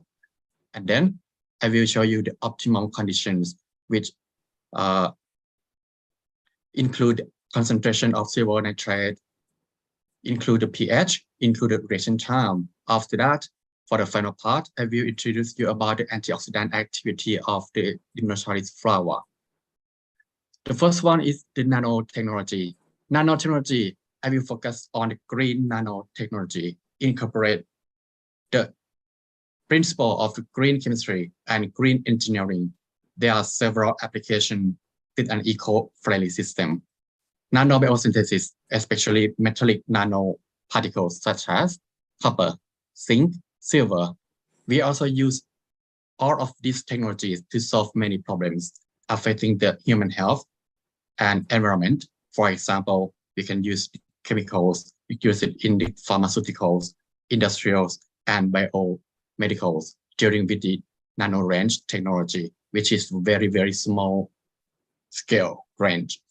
So after that, I will move to the next about the mechanism of action, which is how can we synthesize the silver nanoparticle. we use the silver nitrate to mix with the plant. In the plant, it has the biomolecule, many biomolecules. After mixing, silver ion will reduce to the silver atom. After that, the reaction we call the nucleation occurs, and then silver nanoparticle or ATNPS at the end. This is the mechanism of action of silver nanoparticles biosynthesis. And I will show you for the overall of my work. We start with the plant, which is the Limnocharis flower. We use in both fresh and dry plant. And then we use the dry plant to be extracted at a various time at 3, 6, 12, and 24 hours. Filter it, and then mix it with the silver nitrate at a concentration of 1 millimolar, 5 millimolar, 10 millimolar. And then we got the plant extract mixed with the silver nitrate. You can see the brown color observed here. This is the silver nanoparticles. And then we observe it using the UV visible spectral photometer. The next part, we're gonna check it with the antioxidant activity by using the pH assay and the total phenolic compounds or TPC, and I will show you later for the applications. And this is the primary results and discussion for the effect of the pH. For the pH, you can see I used 3 pH from 4, 7, and 11. And you can see the spectrum. The spectrum in the blue line show pH at 4, and spectrum in the line, red line here is the pH 7. There's no spectrum observed. However, we can observe the spectrum at a very high absorbance at a pH 11. So I will show you why pH 11 can be used further.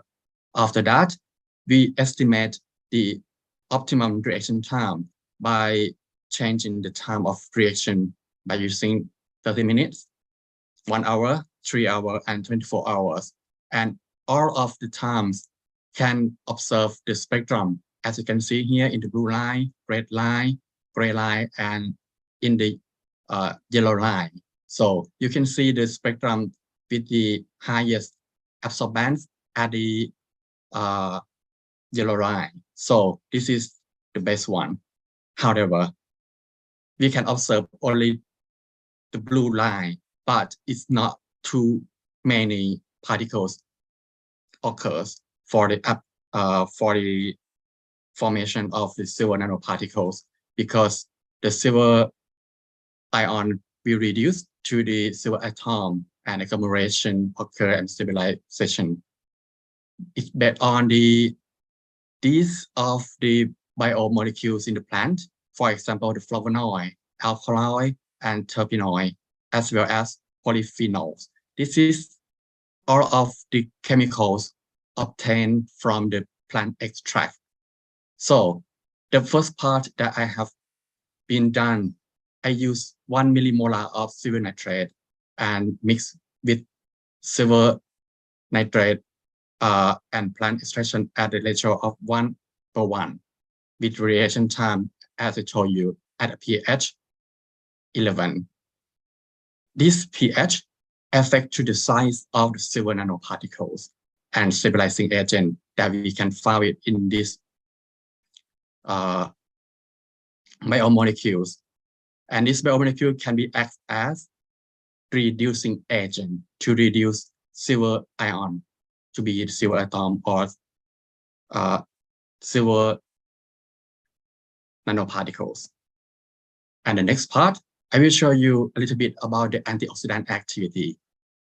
About the antioxidant activity, I also use the TPC. TPC comes from the total phenolic compound. You can see here is the standard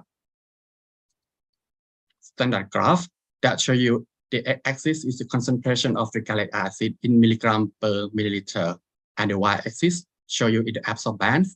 So it show you in the R square of 0.99. So it's quite good for the total periodic compound estimation.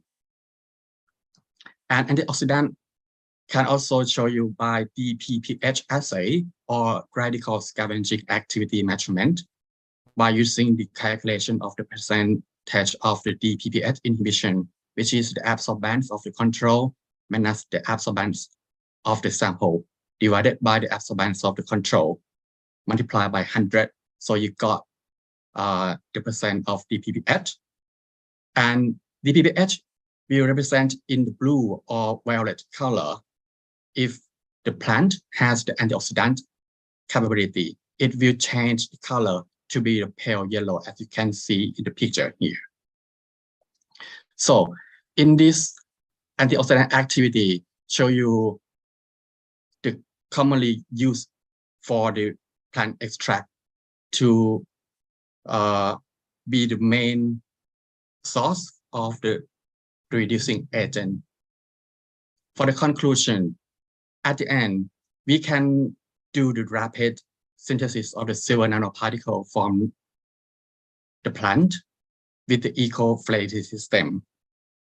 Eco-friendly system means to reduce the toxic chemicals, and we call green chemistry. So we can use it for many applications, for example, antibacterial activities, which is very useful for the advanced technology of the 21st century in science, engineering, and technology. This is all of my presentation for today. Thank you for your attention. If anyone has the problems, please welcome. Thank you very much. Thank you, sir.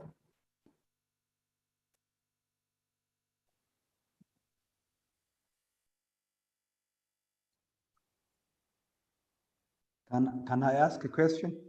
Yeah, sure. Okay. When you synthesize the silver nanoparticle, did you measure the size of the nanoparticle that you prepared? Not yet. That's the primary result. Yeah, by using the UV visible spectrophotometry. Okay, but I think I have seen on your slide around 300 nanometer or something like that. I have seen on your slide. That one is the wavelength, not the size of the particles. Okay, is that okay? So yeah. Okay, thank you very much. Okay.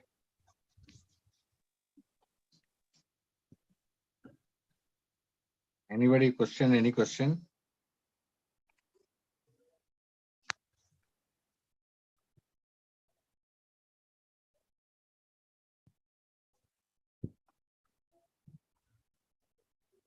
Ms. Yamini, you want to ask something, please? No, sir. Okay. Like demo, any more questions from the audience side? Mr. Chayakom, your presentation was too good. Let's move on to our next session. Yeah. So I would like to welcome Ms. T. Yamini Devi to present her paper, Microcontroller-Based Digital Door Lock. Ms. Yamini, the session is yours. Just unmute yourself and start your presentation. Okay, sir.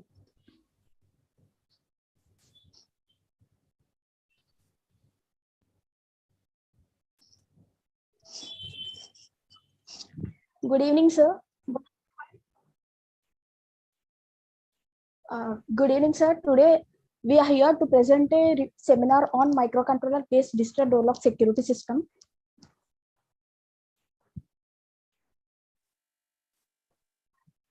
Abstract. The main aim of the project is to design and implement a highly secured and reliable smart door security systems based on biometric fingerprint, password, and GSM technology.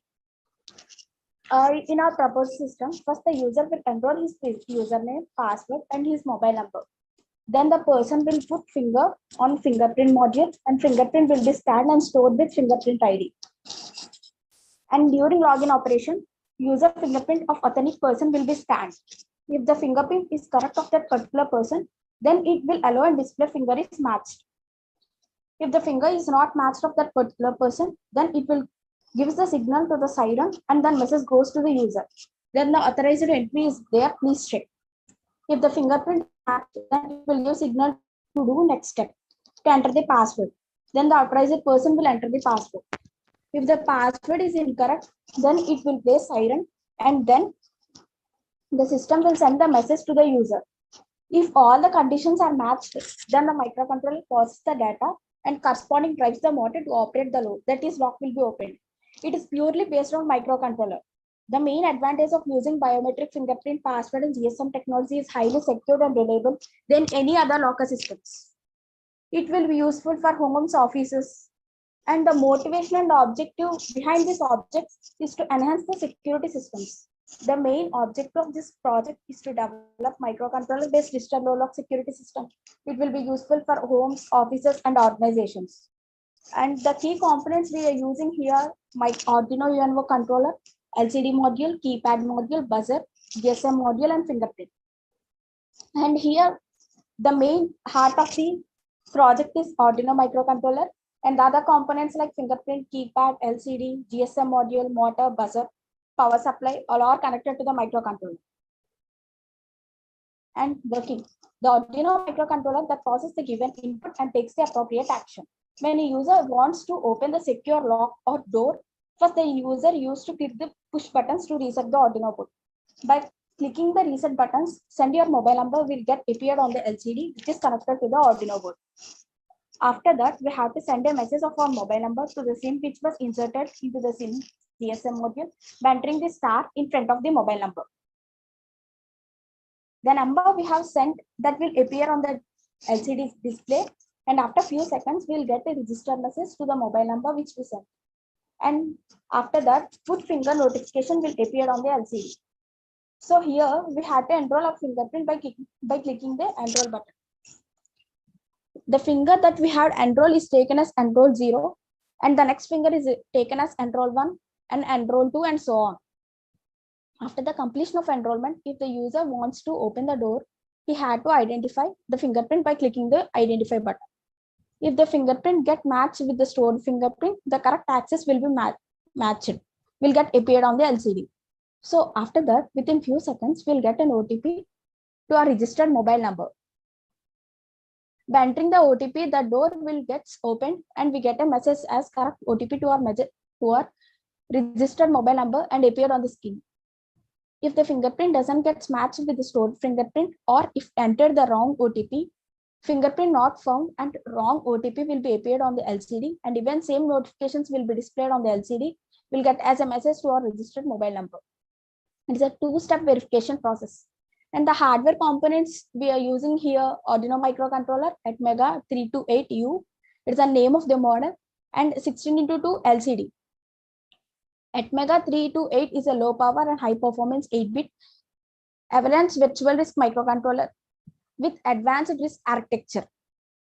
And a 16x2 LCD means it can display 16 characters per line, and there are 2 such lines.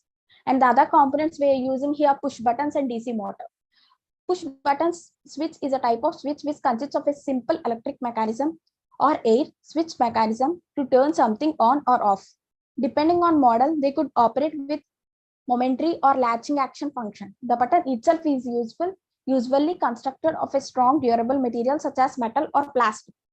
A direct current DC motor is a type of electric machine that converts electrical energy into mechanical energy. DC motor takes electrical power through direct current and converts this energy into mechanical rotation. And the other components are fingerprint scanner, GSM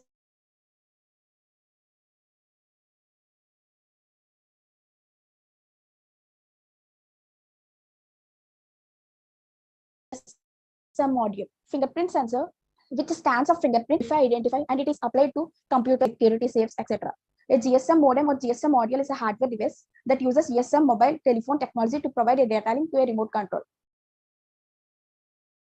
Here we use a 2G technology in GSM module. And buzzer.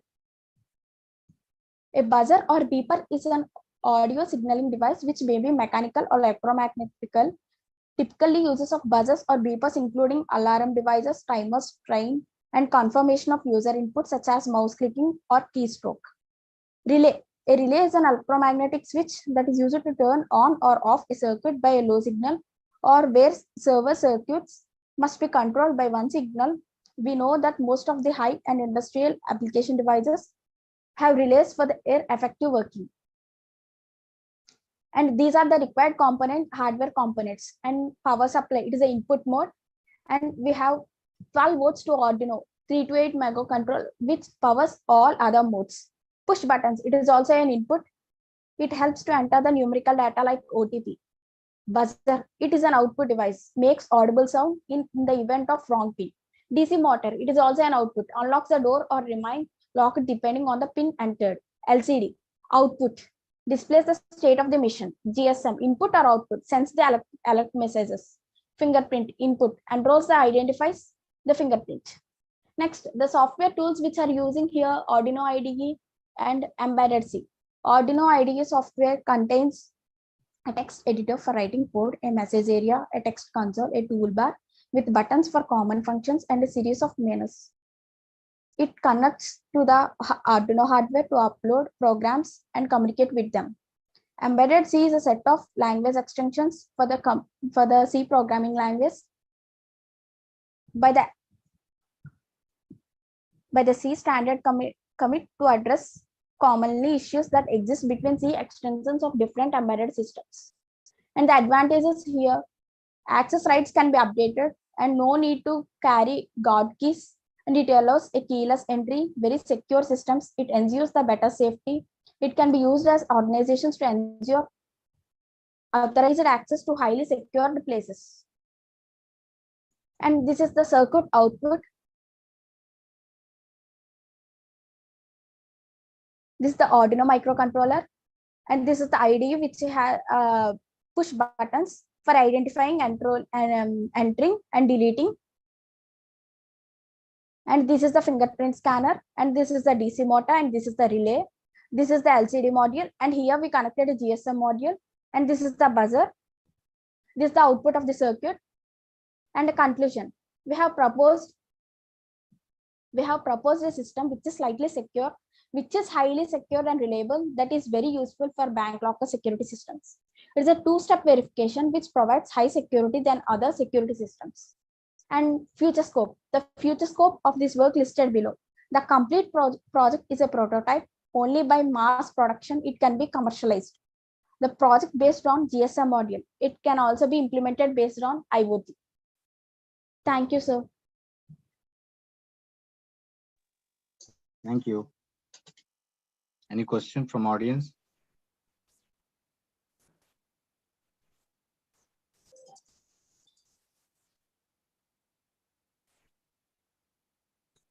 Miss Yamini. Sir. Hello. In Yes, a sir. scale of 1 to 10, your security door lock, where does it lie? Yes, sir. In a scale of 1 to 10. Sir. Where you will place your product?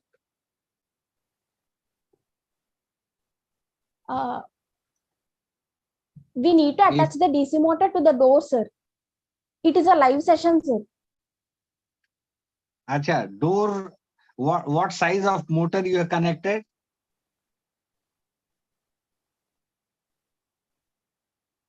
DC motor, sir, we are connected. What is the rating? Because the photograph which you had shown, that motor is for toy. Yes, sir. But actual door, what will be the size of motor?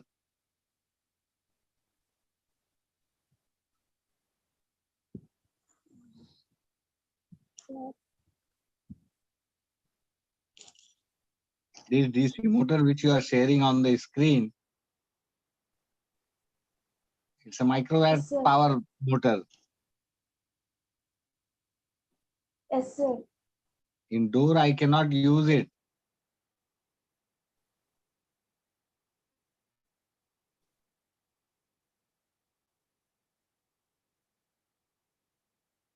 So real-time implementation will be then difficult. Yes, sir. So now if you can try it, just look into it. Okay. Okay, sir. Thank you.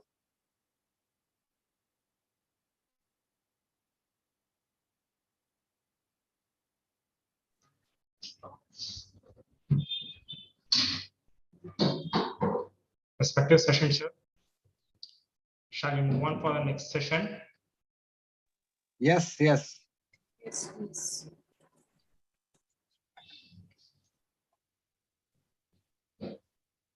So, Ms. Keta Dhanashegaran is here to present her paper, a review of non-destructive testing methods for aerospace components. Ms. Ketana Dhanashegaran, you can unmute yourself and start your presentation. Thank you, sir. Please give me a minute, please.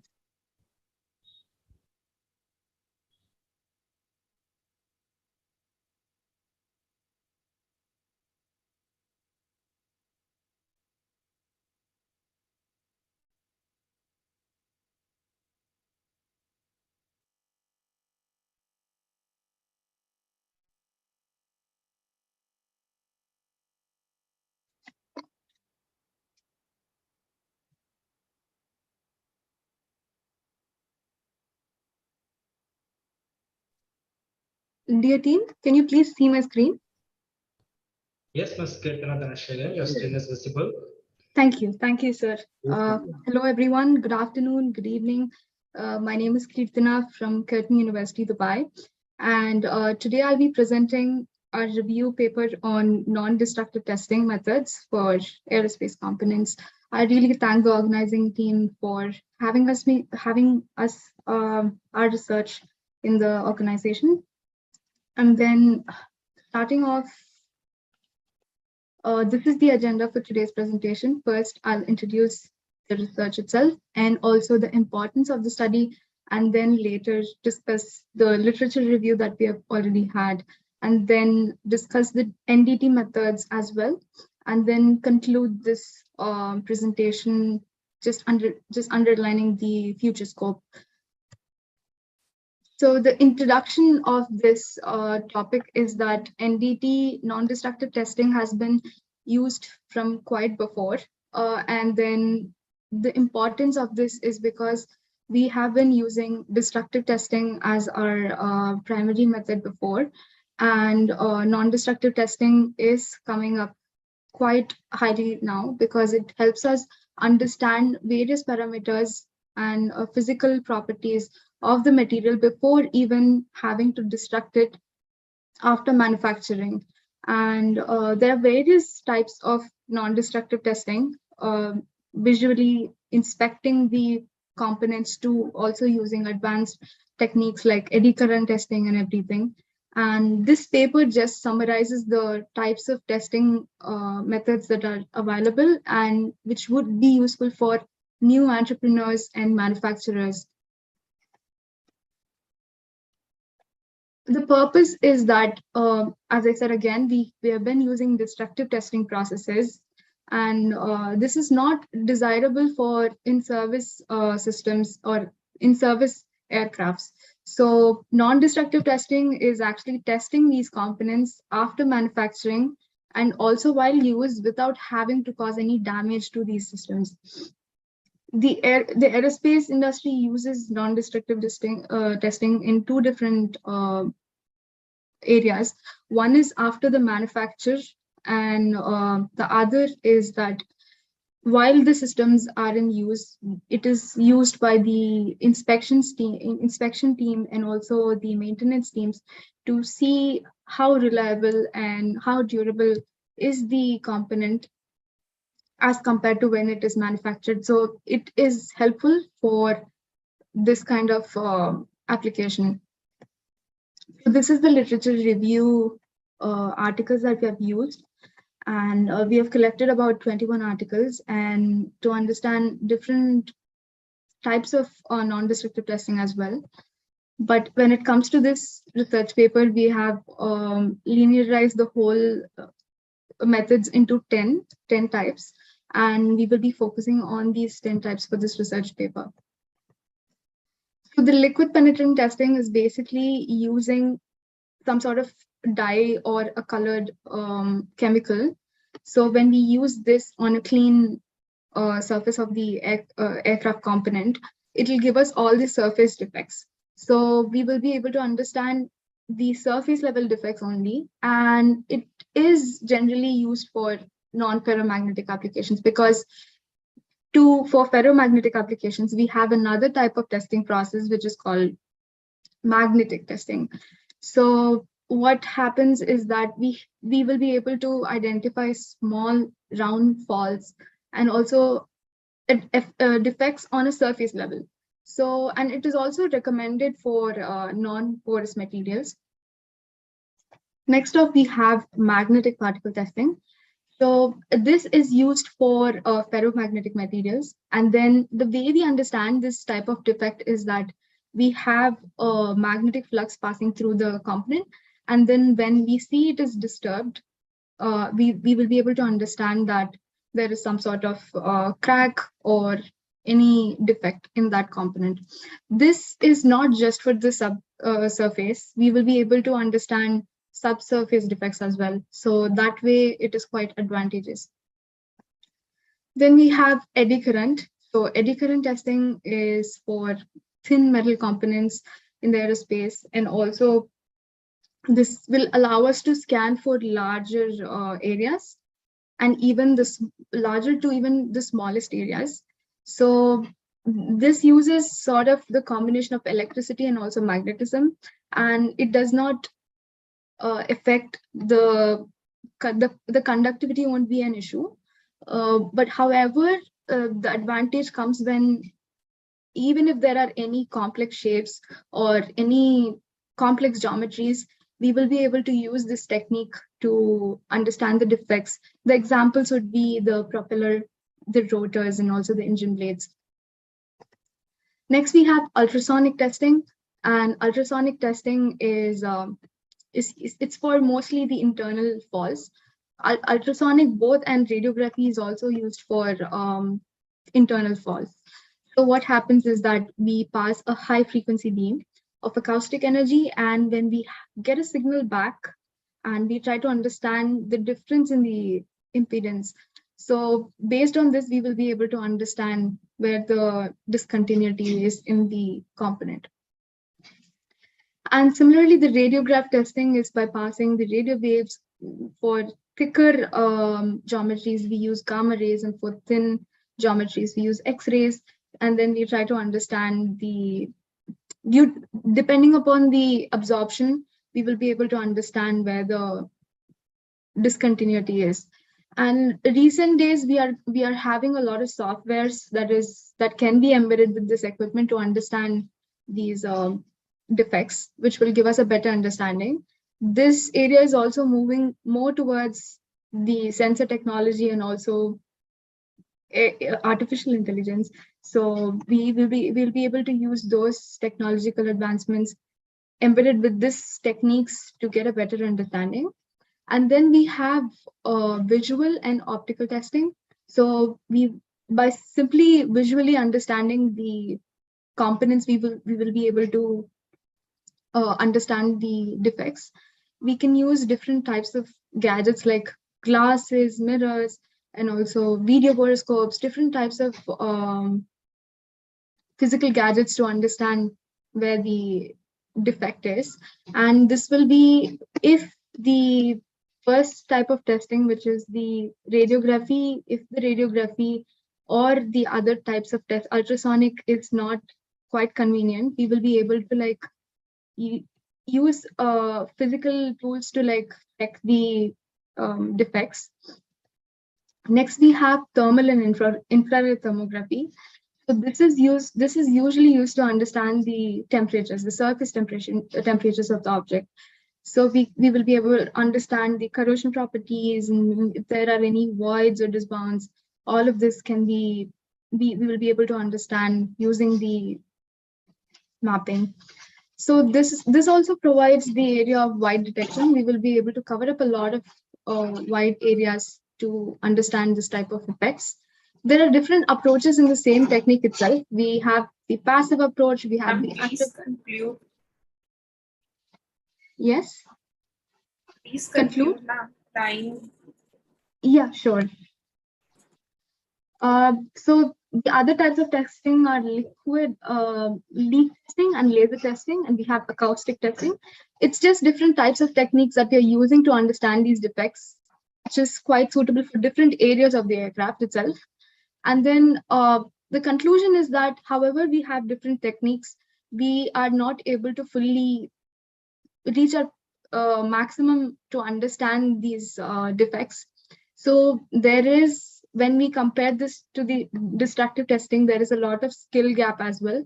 Since we have quite new technologies, there is a skill set preference as well. And then we also, having these testing will also improve the airworthiness of the vehicle, either it's a spacecraft or an aircraft.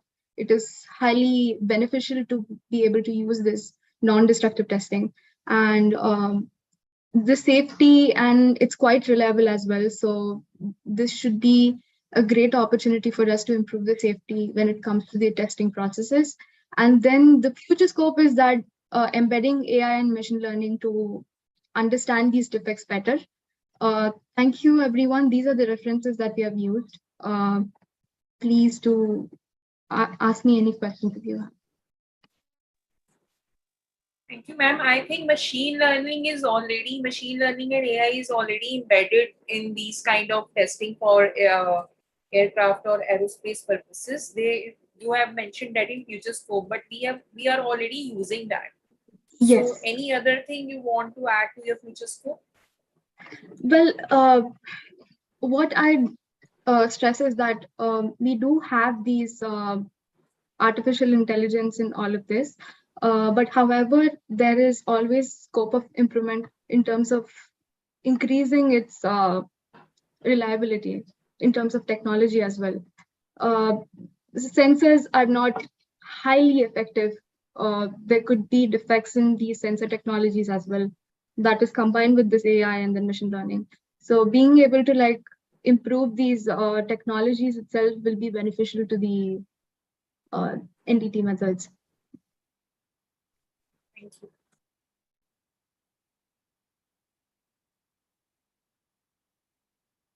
Hello. Hello. Miss Kirtana. Hello. Yes, sir. Yes, sir. I can hear you. For metal welding, what would be the appropriate technique to find the strength of your welding? Yes, sir. Non-destructive testing will be helpful in that. Yes, sir. So we do have this one particular method that helps us understand lap joints and all of that. Yeah. So magnetic particle testing would be a good choice. And depending on more details on the case, we will be able to better understand what testing would be the best. Okay. Thank you. Thank you, sir. Thank you. Thank you for your wonderful session, Ms. Chetana Dhanashekhran. Hope the session was too good. Next one. Thank you for having me, sir. I just have one question. So will this be available on YouTube, sir? Yes, Ms. Chetana Dhanashekhran, the stream is on live. So you can access the video after later on. Yeah, sure. Thank you, sir. Have a great day, ma'am.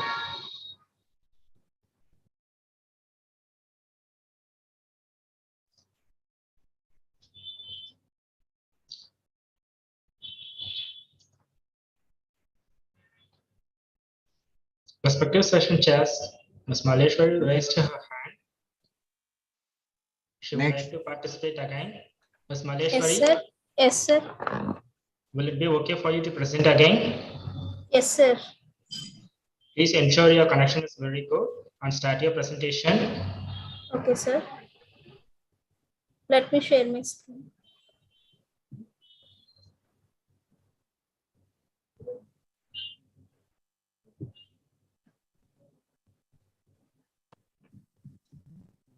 Yes, sir. Is it visible?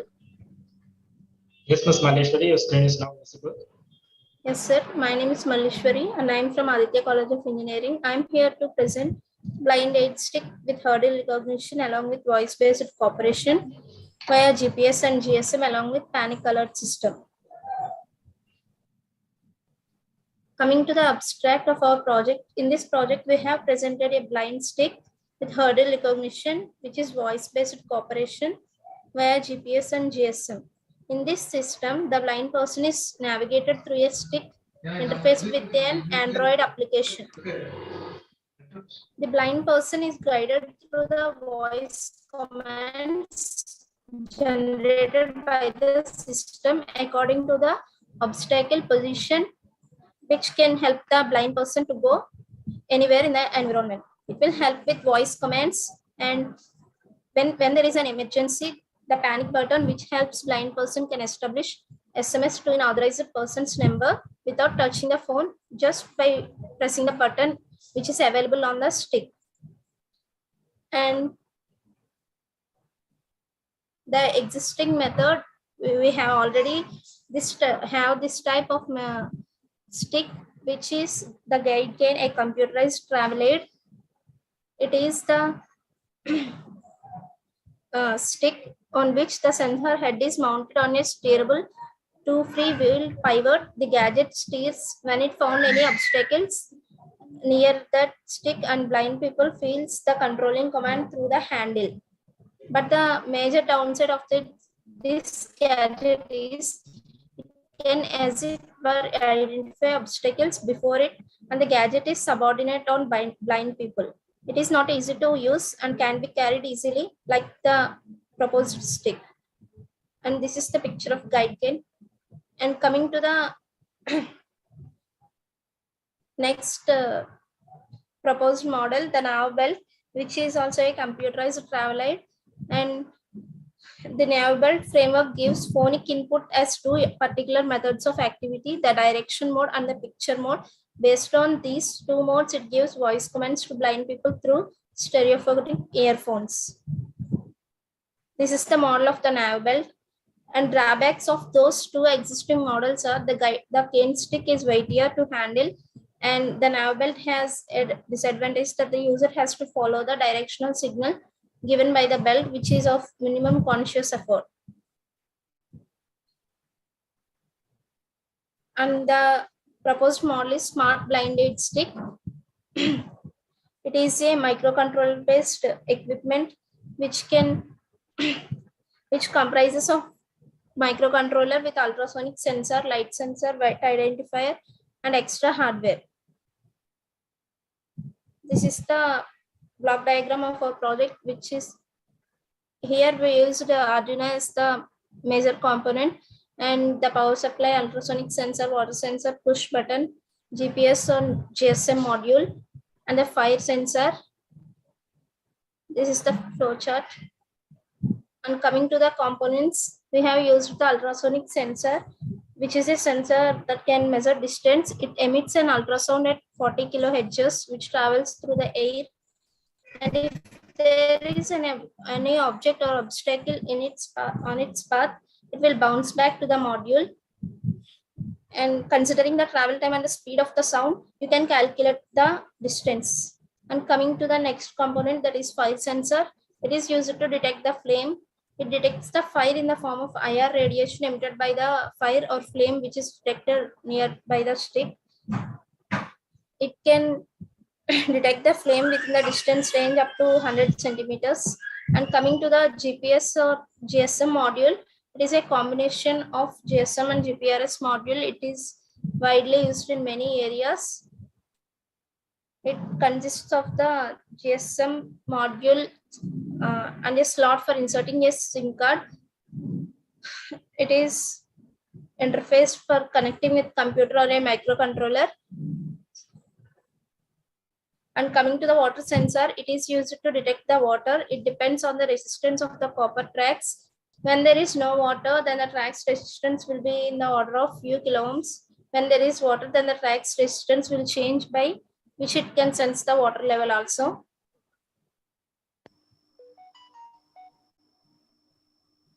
and it is a sensor with a distance range between 4 to 30 centimeters. And coming to the Bluetooth module, which is designed for wireless communication. It is used for many applications like wireless headset, game controllers, mouse, keyboard, and many consumer applications. And coming to software tools, we have used Arduino IDE software and an MIT App Inventor. And all the sensors have been connected to Arduino through wires. Bluetooth will transmit the sensors information like obstacle or fire or water detectors to the smartphone app. The blind stick app which was built in MIT App Inventor will be used to generate the audio output for the blind people. The GPS tracker will always be communicated to Arduino through USB shield. When we connect to the stick, then the app will speak out if there is any obstacle or fire or water detected. And this is the stick we have made, and all the sensors are connected to this stick. And the app, which is invented in MIT App Inventor, it will send the message like this when the panic alert button is pressed, along with the altitude, latitude, longitude, and the location information like this. And the conclusion of this was the development of blind stick for early detection of obstacles using Arduino is significant in terms of safety. The future scope for this project is it can be moved forward via wireless connectivity between the system components to make the stick more smarter. It can be done with the help of IoT. And coming to advantages, it is easy to use, and the blind people can walk more confidently by using the stick. Thank you, sir. Thank you.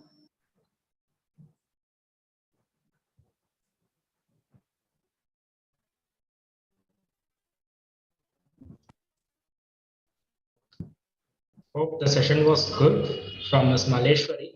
Dear participants, if you have any queries regarding the presentation, please raise your query in the chat box, or you can unmute yourself and you can raise your query. Yeah, any question from any end?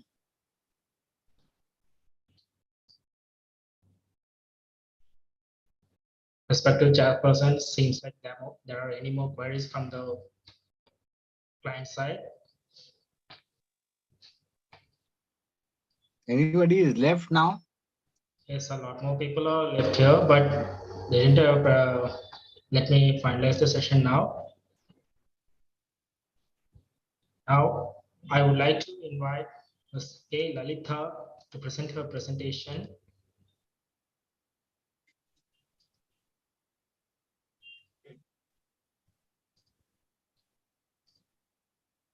Ms. Lalitha, the floor is yours, and your presentation is on SWT and PCA image fusion method for multimodal imagery. Ms. K. Lalitha.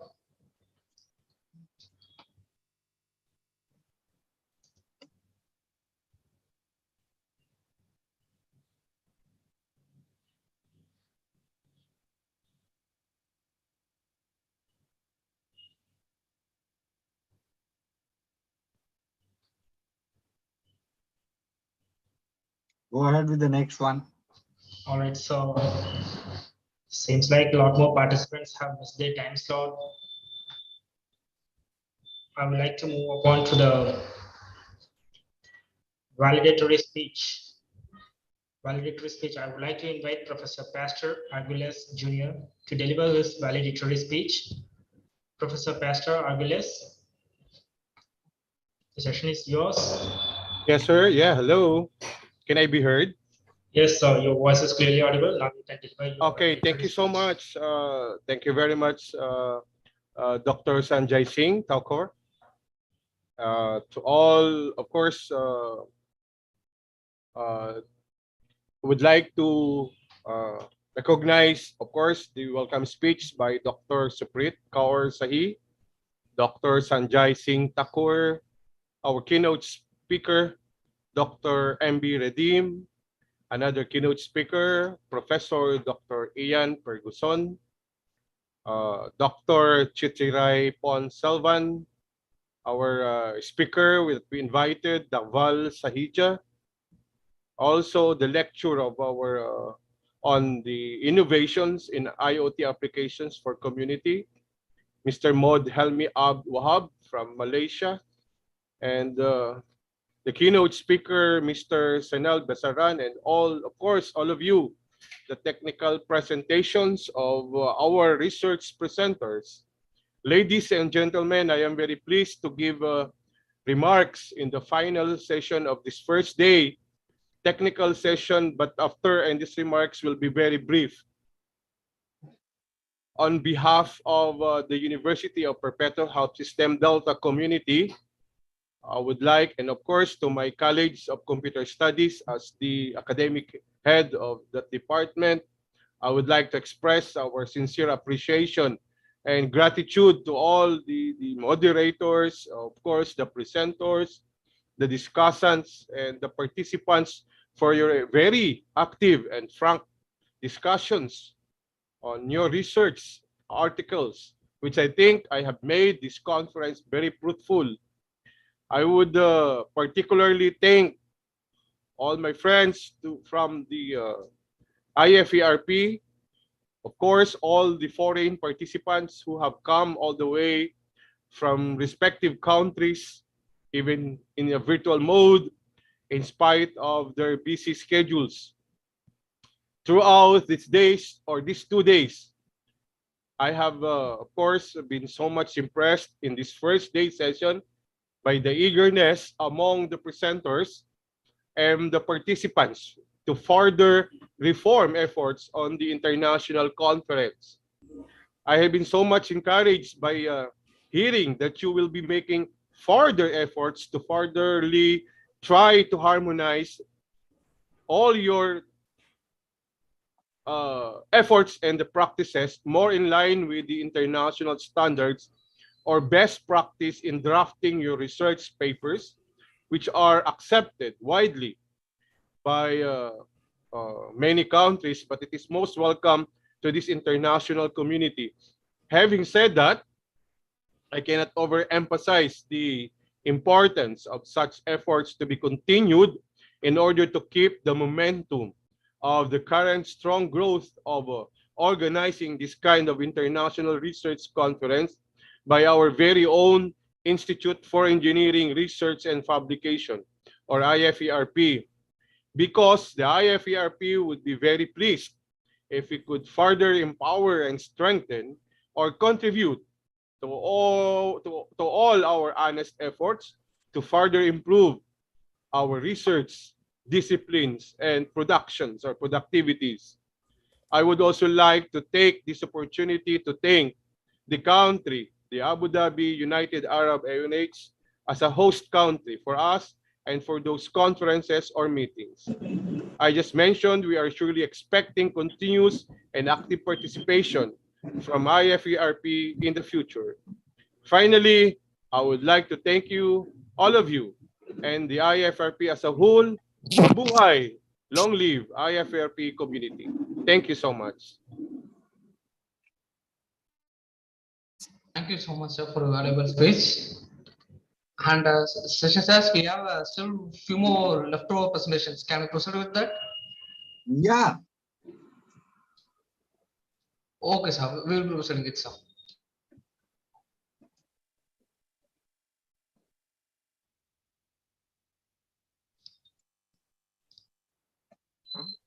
Next, I would like to welcome Dr. Narendra Singh to present his paper, LoRaWAN-based satellite monitoring system using IMU sensor.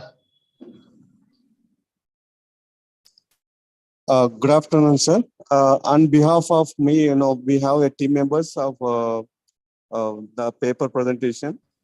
On behalf of me, my teammates will be presenting this. I request Karthik and Vinita, please share the PPT and let's continue for the presentation. Yes, sir. Thank you, sir. Good afternoon to one and all present here. my name is Karthik. I'm from Electronics and Communication Department, Engineering. I'm just going to share my screen now.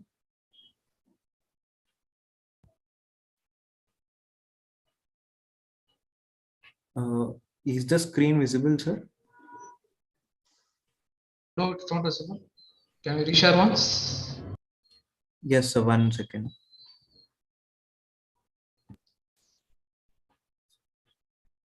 Yes, now it's visible. Yes, sir. Zoom it, Karthik.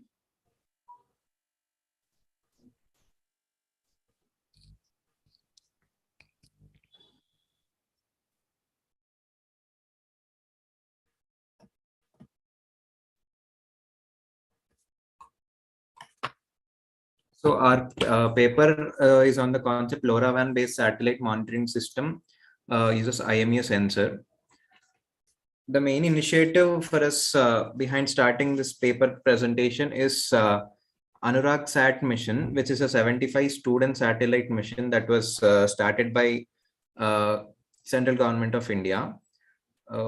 I'd like to further explain about that later. And our team members are Dr. Narendra Singh, Assistant Professor from EC Department, P. Ramakrishna Sir, Assistant Professor from EC Department, J. Nikileshwar, Akshaya, myself, and Vinita Lakshmi from EC Department, all of us from Anurag University. So the main concept of Anurag Sat is that Anurag Sat is a satellite mission which was launched by Government of India to commemorate the 75 years of independence, and the mission name is named as 75 Student Satellites Mission 2022.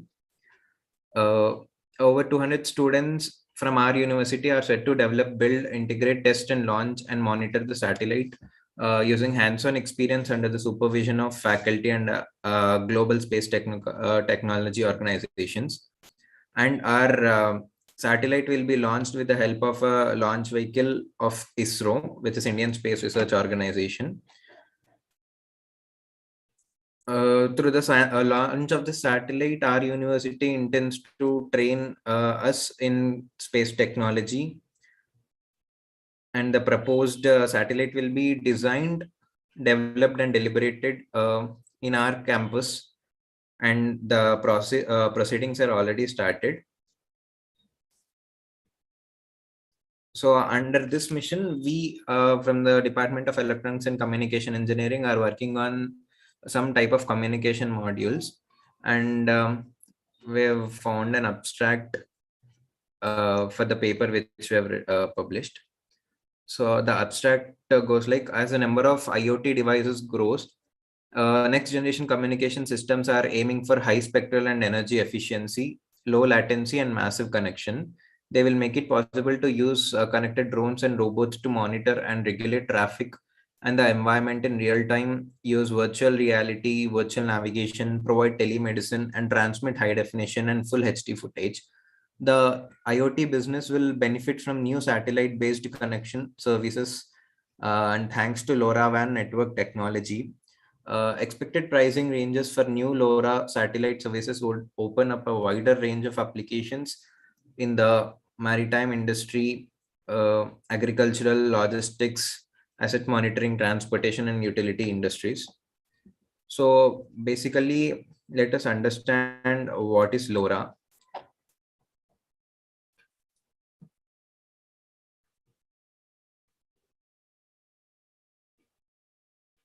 The basic specifications of LoRa are the frequency is 868/915 megahertz. The range is up to 5 kilometer in urban areas and 15 kilometer in rural areas. The modulation is chip spread spectrum modulation type based on FM modulation technology, which is a 32-bit, and the security is a 32-bit CRC. So it is cyclic redundancy check. And the standard LoRa has a specification of 801.15.4G. So LoRa is basically a wireless technology that offers long range, low power and secure data transmission for M2M and IoT applications. It is based on chip spread spectrum modulation, which has low power characteristics like FSK modulation, but it can also be used for long range communications. It is generally used to connect sensors, gateways, machines, devices, animals, etc. So it can all be done connected wirelessly to the cloud. This operates in different technology, in different frequency bands in different regions. Suppose, for example, in the US, it operates in the 915 megahertz band. In Europe, it operates in 868 megahertz band, and in Asia, it operates in 865 to 867 megahertz. And also 920 to 923 megahertz band. So there are different frequency bands for LoRa in different areas.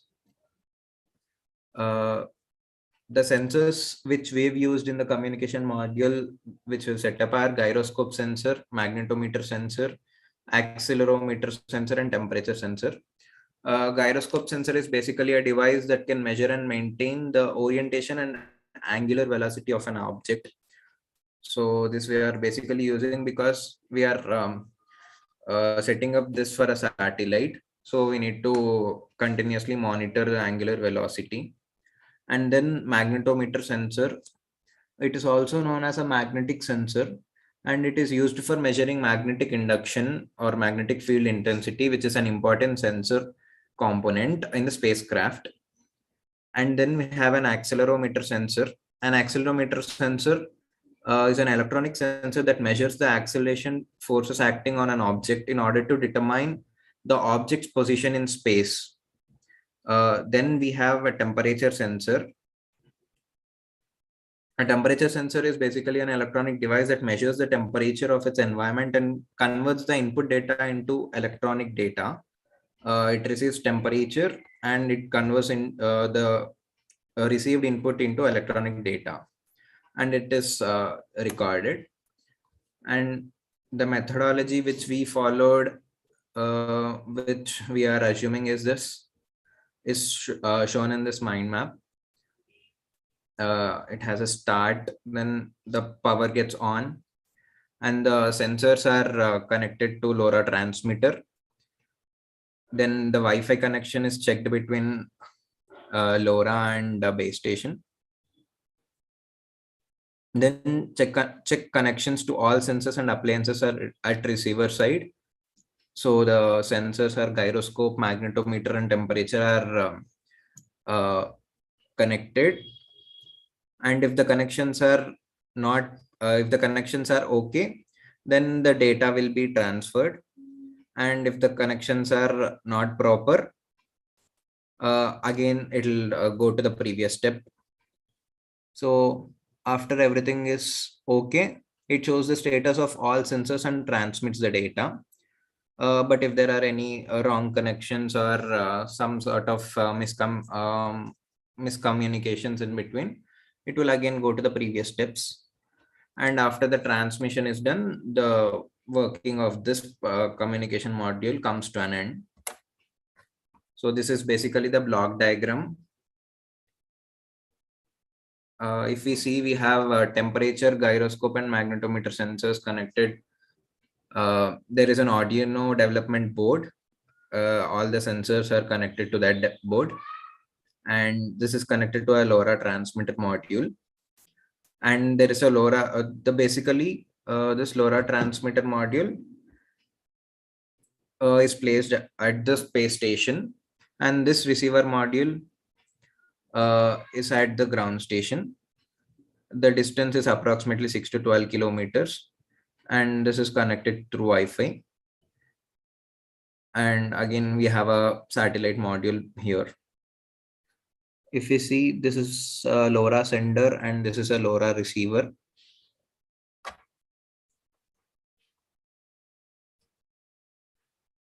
After our study and programming, these are the inputs and outputs which we have obtained.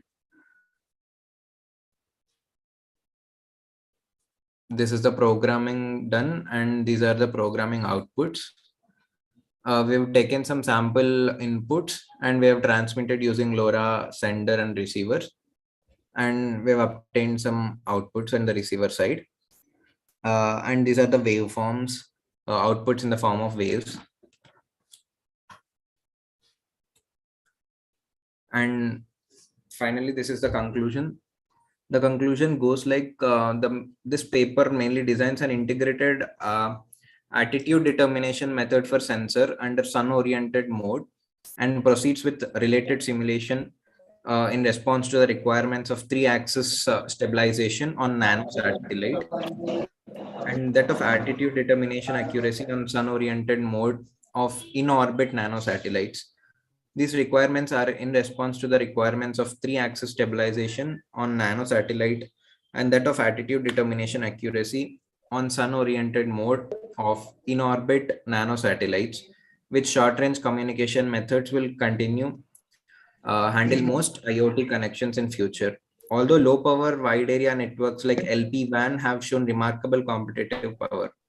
To overcome terrestrial network coverage limitations, IoT combined with satellite networks can provide global seamless services. Due to its low propagation latency, moderate propagation loss, and worldwide coverage, a low Earth orbit satellite is a strong choice for IoT services. There are the advantages and the conclusion we have drawn. And these are the references.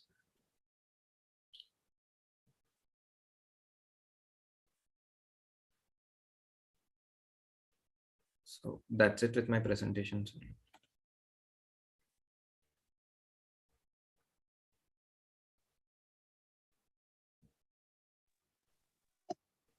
Okay, thank you. Thank you very much. Thank you for your presentation. Yeah. Thank you, sir. Next, we're moving on for another Mr. presentation. I'd like to invite B. Ramya to present the paper Detection of Hurricane from the Satellite Images. Okay, sir.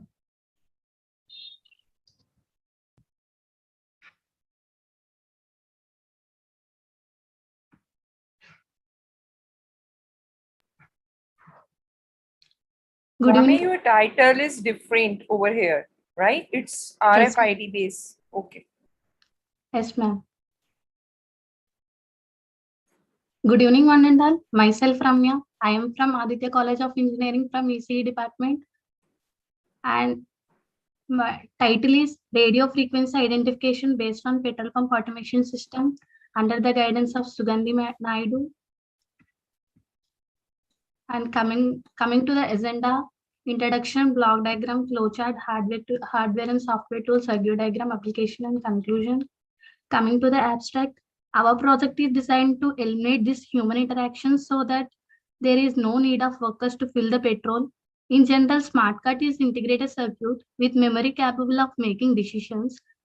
And this card reader in this project used as RFID, and the reader and memory size having 1 KB. And the smart card reader contains EM18 and Arduino voltage regulator, serial cable connectors, and LED which glows whenever the card is inserted into the reader, and it glows whenever it issues any command or receives any command. And coming to the introduction,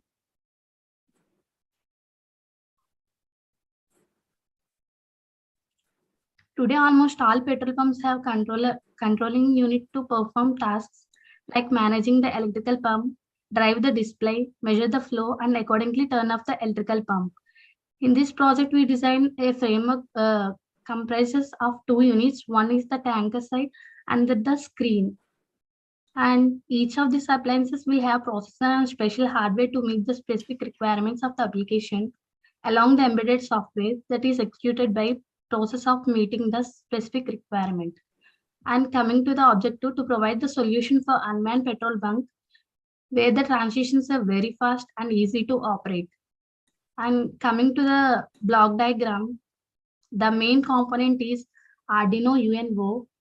Arduino UNO and is connected with LCD display, smart card, and keypad and crystal circuit, reset circuit, power supply and keypad.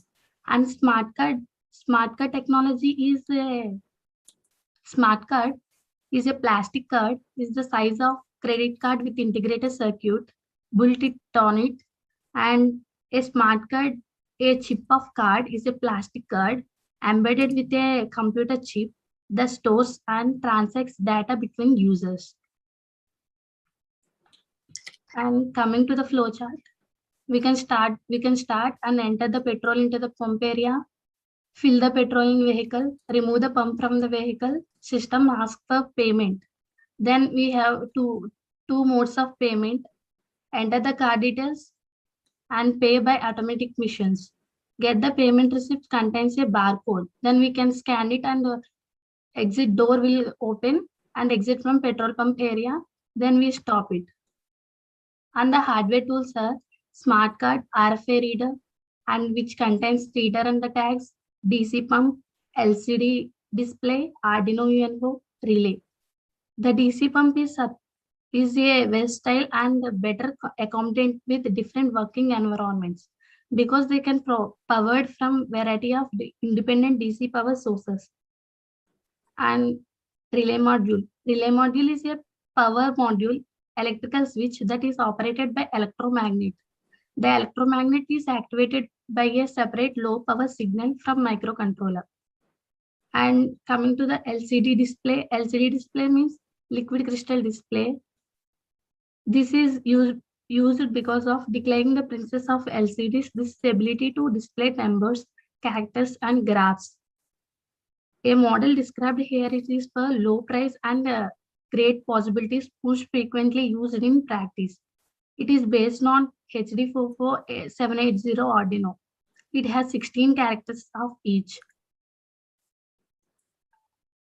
And voltage regulator is also used. Voltage regulator is designed to automatically maintain a constant voltage level.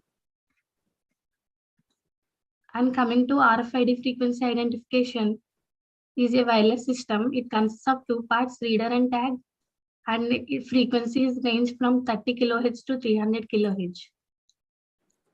And Arduino have 14 digital output and input pins. Pins have operated at 5 volts. We interfaced Arduino with LCD, buzzer, ISR sensor, and servo motor. And coming to the circuit diagram, we can give a power supply to a rectifier. Rectifier will rectify the power and regulator, LCD display, Arduino. And keypad. We will connect the keypad to the Arduino. Keypad is in our project we use 4x3 keypad. And working, first we have to insert the RFID card on EM18 card reader. Then system asks the password. We have to enter the 4-digit password. Then it will show the balance left in the card. Now we can see enter the amount, which can be seen in LCD display. What the petrol will be, we have to enter. It is displayed on the CRT screen, and DC pump gets on letting to know the petrol pump is on. After the transition is left, over the balance is shown on the display. And applications are petrol pump, consumer appliances, office automation, and computer networking. We are using Conclusion, we have designed a circuit board using Arduino board and RFID cards.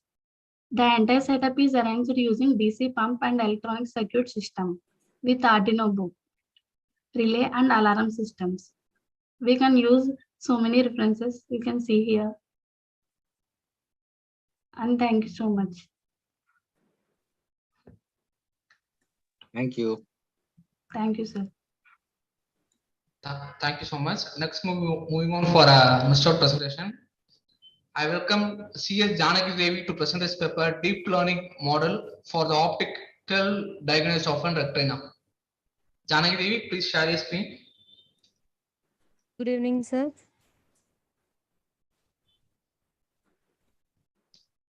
Good evening.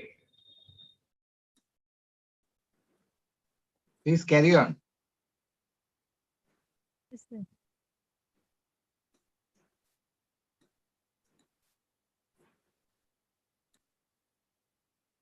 Please share your screen. Yes, sir.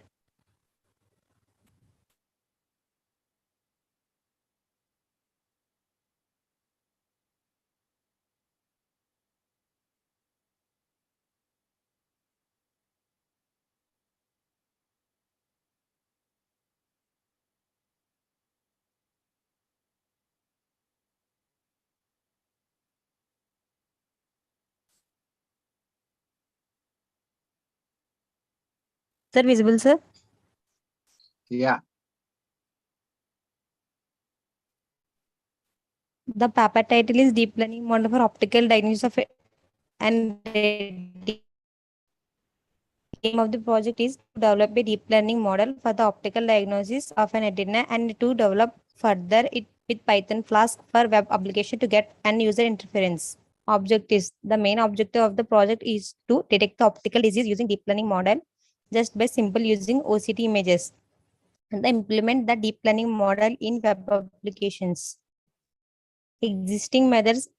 Disease can be diagnosed by using MRI scanning reports and it should be analyzed by the doctors for diagnosis.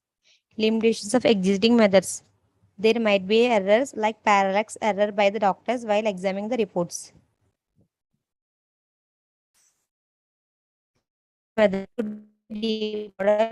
Most reliable algorithm and necessary frameworks to identify the retinal diseases such as diabetic macular edema, Dresden and cortical neovascularization.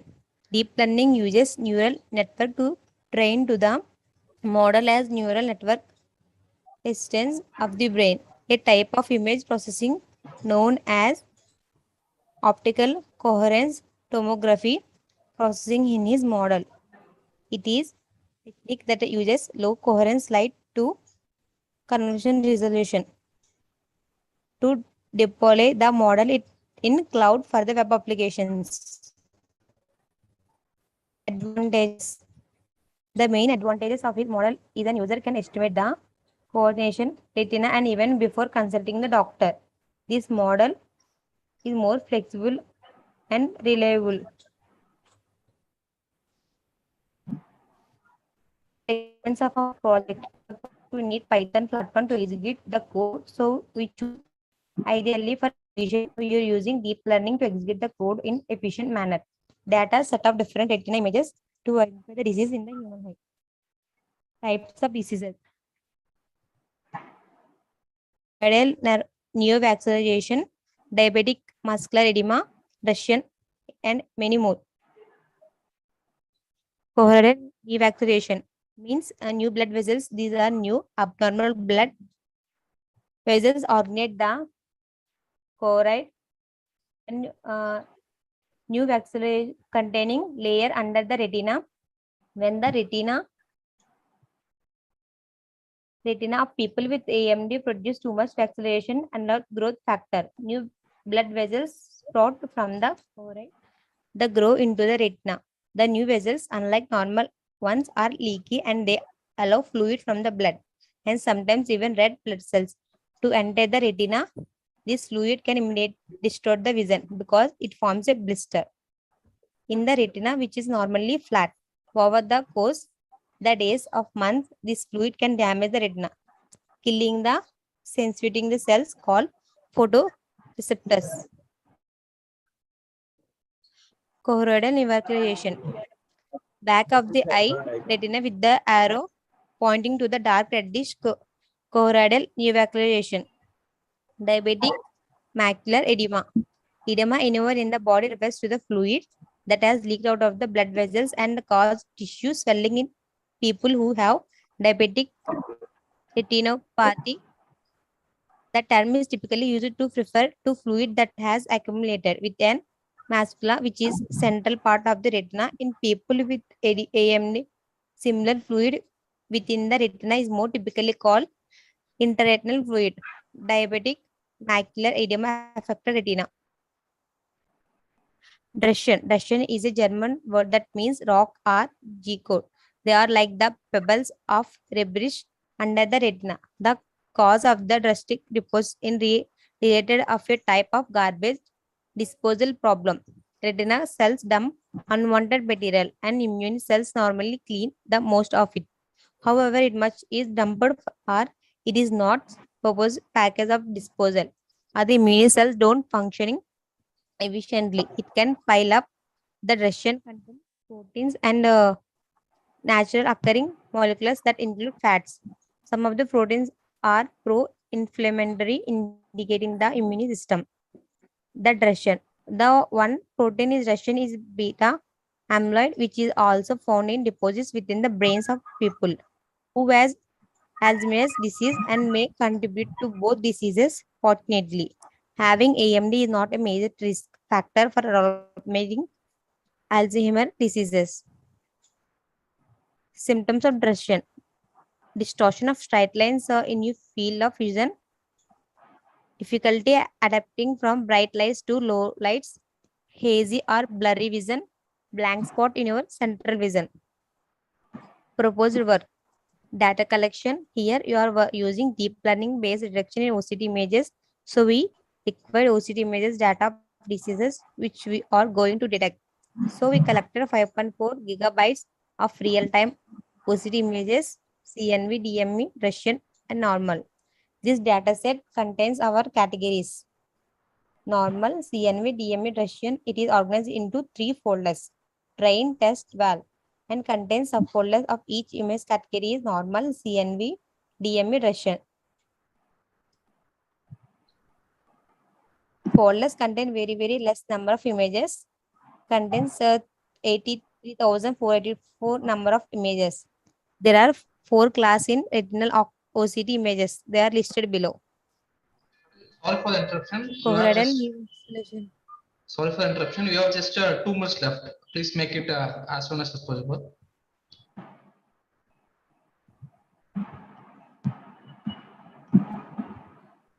Carry on fast. Choroidal neovascularization. Choroidal neovascularization is the creation of new blood vessels in the choroidal layer of the eye. Choroidal neovascularization is a common cause of neovascular degenerative macular OCT image of CNV disease retina. Diabetic Please macular show your edema. confusion. Okay, ma'am. Thank you. Thank you, ma'am. Conclusion. Your conclusion of the work.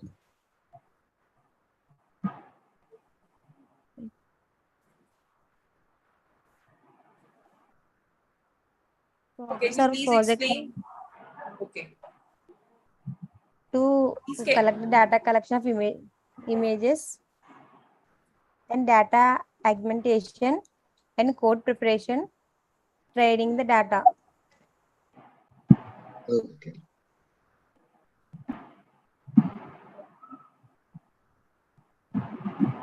Thank you, ma'am.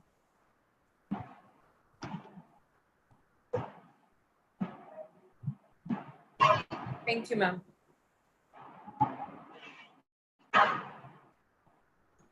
Have you used any data set?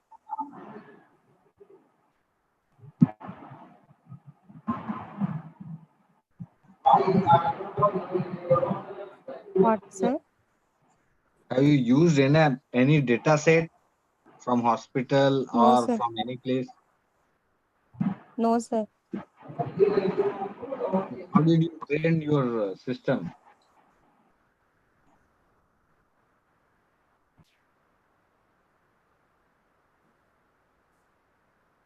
Okay.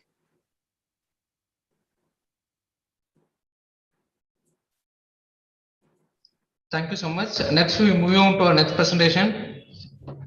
I invite K. Lalita to present this paper, SWT and PCA image fusion method for the multimodal image AI. And this will be our last presentation for the day.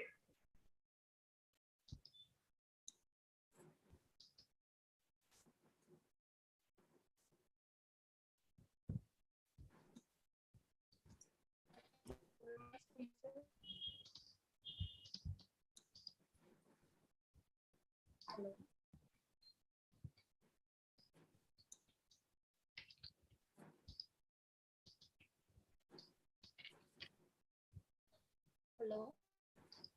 Title Ma'am, slide. please share your screen. Come to the title slide. Visible my screen, sir?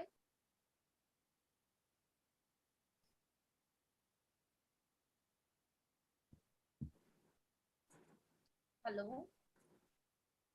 Yes, ma'am, we can see your screen. Please make it in a presentation mode. Madam, today I would like to explain my project SWT and PCA image fusion methods for multimodal imagery. And my batch members is contain 4 members. Myself Lalita, Putraya and Sunil and Vamsi under the guidance of Dilip Kumar sir, Department of ECE. And the main contents of this paper is object, abstract, introduction, multimodal imagery, block diagram of image fusion, stationary wavelet transform, that is SWT, and the PCA, that is principal component analysis, and dataset, applications, and conclusion. Coming to the object, the main object of this project is to accomplish an image fusion method for analyzing the images more accurately by improving the quality of the image using the PCA and SWT, that is PCA principal component analysis and SWT means stationary wavelet transform. And coming to abstract, image fusion is the process of combining 2 or more related images and produce a single output, that is most clarity and most high resolution the image containing more relevant information that any one of the input images. The image fusion process depends upon the application domain, such as the number of images undergoing fusion of the type of imagery, that is whether it is multimodal or multispectral. This project contains 2 methods used, that is principal component analysis and stationary wavelet transform, that is SWT. So these 2 methods are applying to the image fusion methods that in the medical imagery and astronomy, who can get more relevant and focused images for the further images processing, state, and diagnosis. And coming to the introduction, the image fusion is defined as the gathering all the important information from the images and their inclusion into the fewer images, usually a single one. The resultant image is suitable for visible perception, which thereby improving the quality and applicability of the data.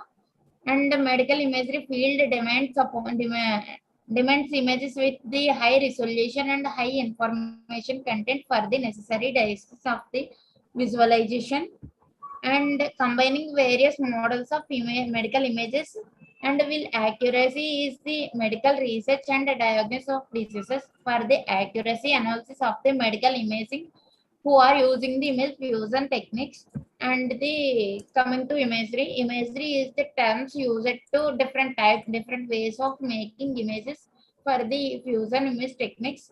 This is the 4 types of imageries, that is multi-view and multi-temporal and multi-modal, that is multi-sensor and multi-focus. First of all, the multi-view imagery is defined as the multiple images that are captured by the same sensor, but different positions is to taken for the image fusion. The next to the multi-temporal image.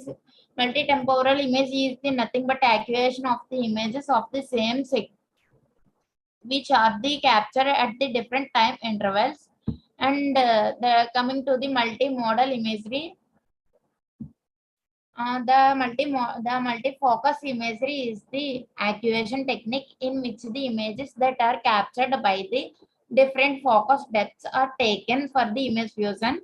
And final one is multimodal imagery. The multimodal imagery is the input image are taken from the different sensors such as MRI and CT scanners. In this project, who are using multimodal imagery to obtain the source using the image fusion technique. And in the medical imaging, different models are used for the diagnosis and the accomplishment of the image fusion. For this, multimodal will be increasing more accuracy for the medical images. And next, coming to the image fusion. to implement the image fusion who are using principal component analysis, that is PCA and SWT. PCA appears to perform the better for those input images that have different contrast and brightness levels. And the next second method to the SWT, that is SWT appears to the given better performance when the input images are the multimodal or multi-sensor. And these two techniques are combinedly used to obtain the focus images from the set of sources input images which are multimodal in nature. And coming to the block diagram, and this is the most used to the mostly input to the two input images, that is the most clarity output is the fused image, input image 1 or image 2, input to the decomposed, and decomposed to the output of the image fusion technique. The image fusion technique to the PC and SWT applied and reconstruct the image. This is reconstruct the image to the finally fused image. This is the output of the image. That is the most clarity and high resolution to the output. Next one, image decomposition. The source image which has to be fused or applied to the image decomposition process. Image decomposition is the process for the applying forward transform and the source image which has to be fused. And the SWT stands for standard wavelet transform, who used the project for accomplishment of the image decomposition. SWT is the way to filter the characteristics of the single or both across the frequencies in the time. This is the SWT mind map. CETEES to the input, and this is the applied to the two transforms FJ and GJ, that is low pass and high pass. The low pass and high pass are divided into two types, that is quotient and details. Another one is low pass. The low pass is also the two types, detail and details. And next, coming to the Ma'am, please conclude. Okay, ma'am.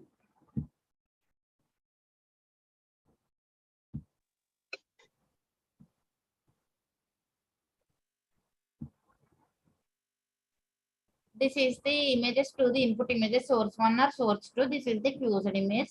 That is the output image. And the conclusion is, and coming to the conclusion, who analyze the 5 different sets of images for the multimodal image fusion, which are the X-ray or MRI and CT and the satellite images, who conclude from these experiments that are performed, the PCA appears to the better performance multimodal input images having different contrast and brightness levels, and it is better performance.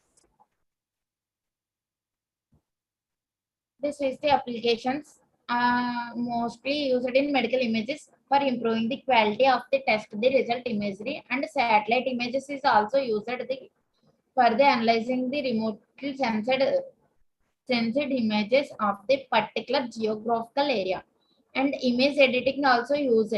That is the for purpose of the obtaining the de-blurrer and de-nose image. This is the data set of our project for the collecting the source images who are using the medical hardware images data set, where the images related to the various and model are the readily available. In order to access these medical images who are using hardware edu dataset website. This is the final conclusion. And thank you, ma'am. Thank you. The data set which you have used is already available. Have you used any real data set? I mean, have you gathered it from any agency or hospitals or anywhere else? Yes, ma'am. I'm used in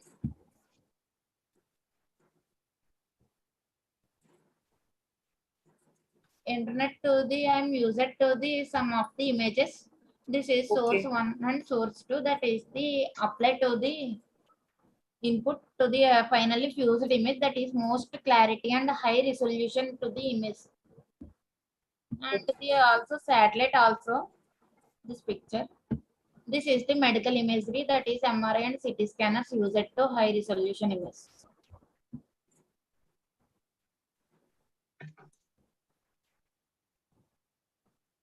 Okay. That's it, ma'am. Thank you. Okay, sir. Thank you for your presentation. And our honorable session says we are done with all the presentation for today. Thank you, sir, for the Thank giving this you. opportunity. Thank you, everyone. Thank you, everyone. Thank you, Sanjay, sir. Thank you. It's Thank really you. my Thank you, pleasure Dr. to share a platform with you. Thank you, sir. Thank you. Thank you very much. It's nice having the common platform for having some common things to know, in fact. Thank you very much. Yes, sir. Thank you very much, sir. Thank you all. Thank you. Thank you, sir, for joining us today, sir. Okay. And for participants, the best paper and best paper presentation award will be announced to you via email. Okay, sir. And also certificates will be issued after the Tuesday.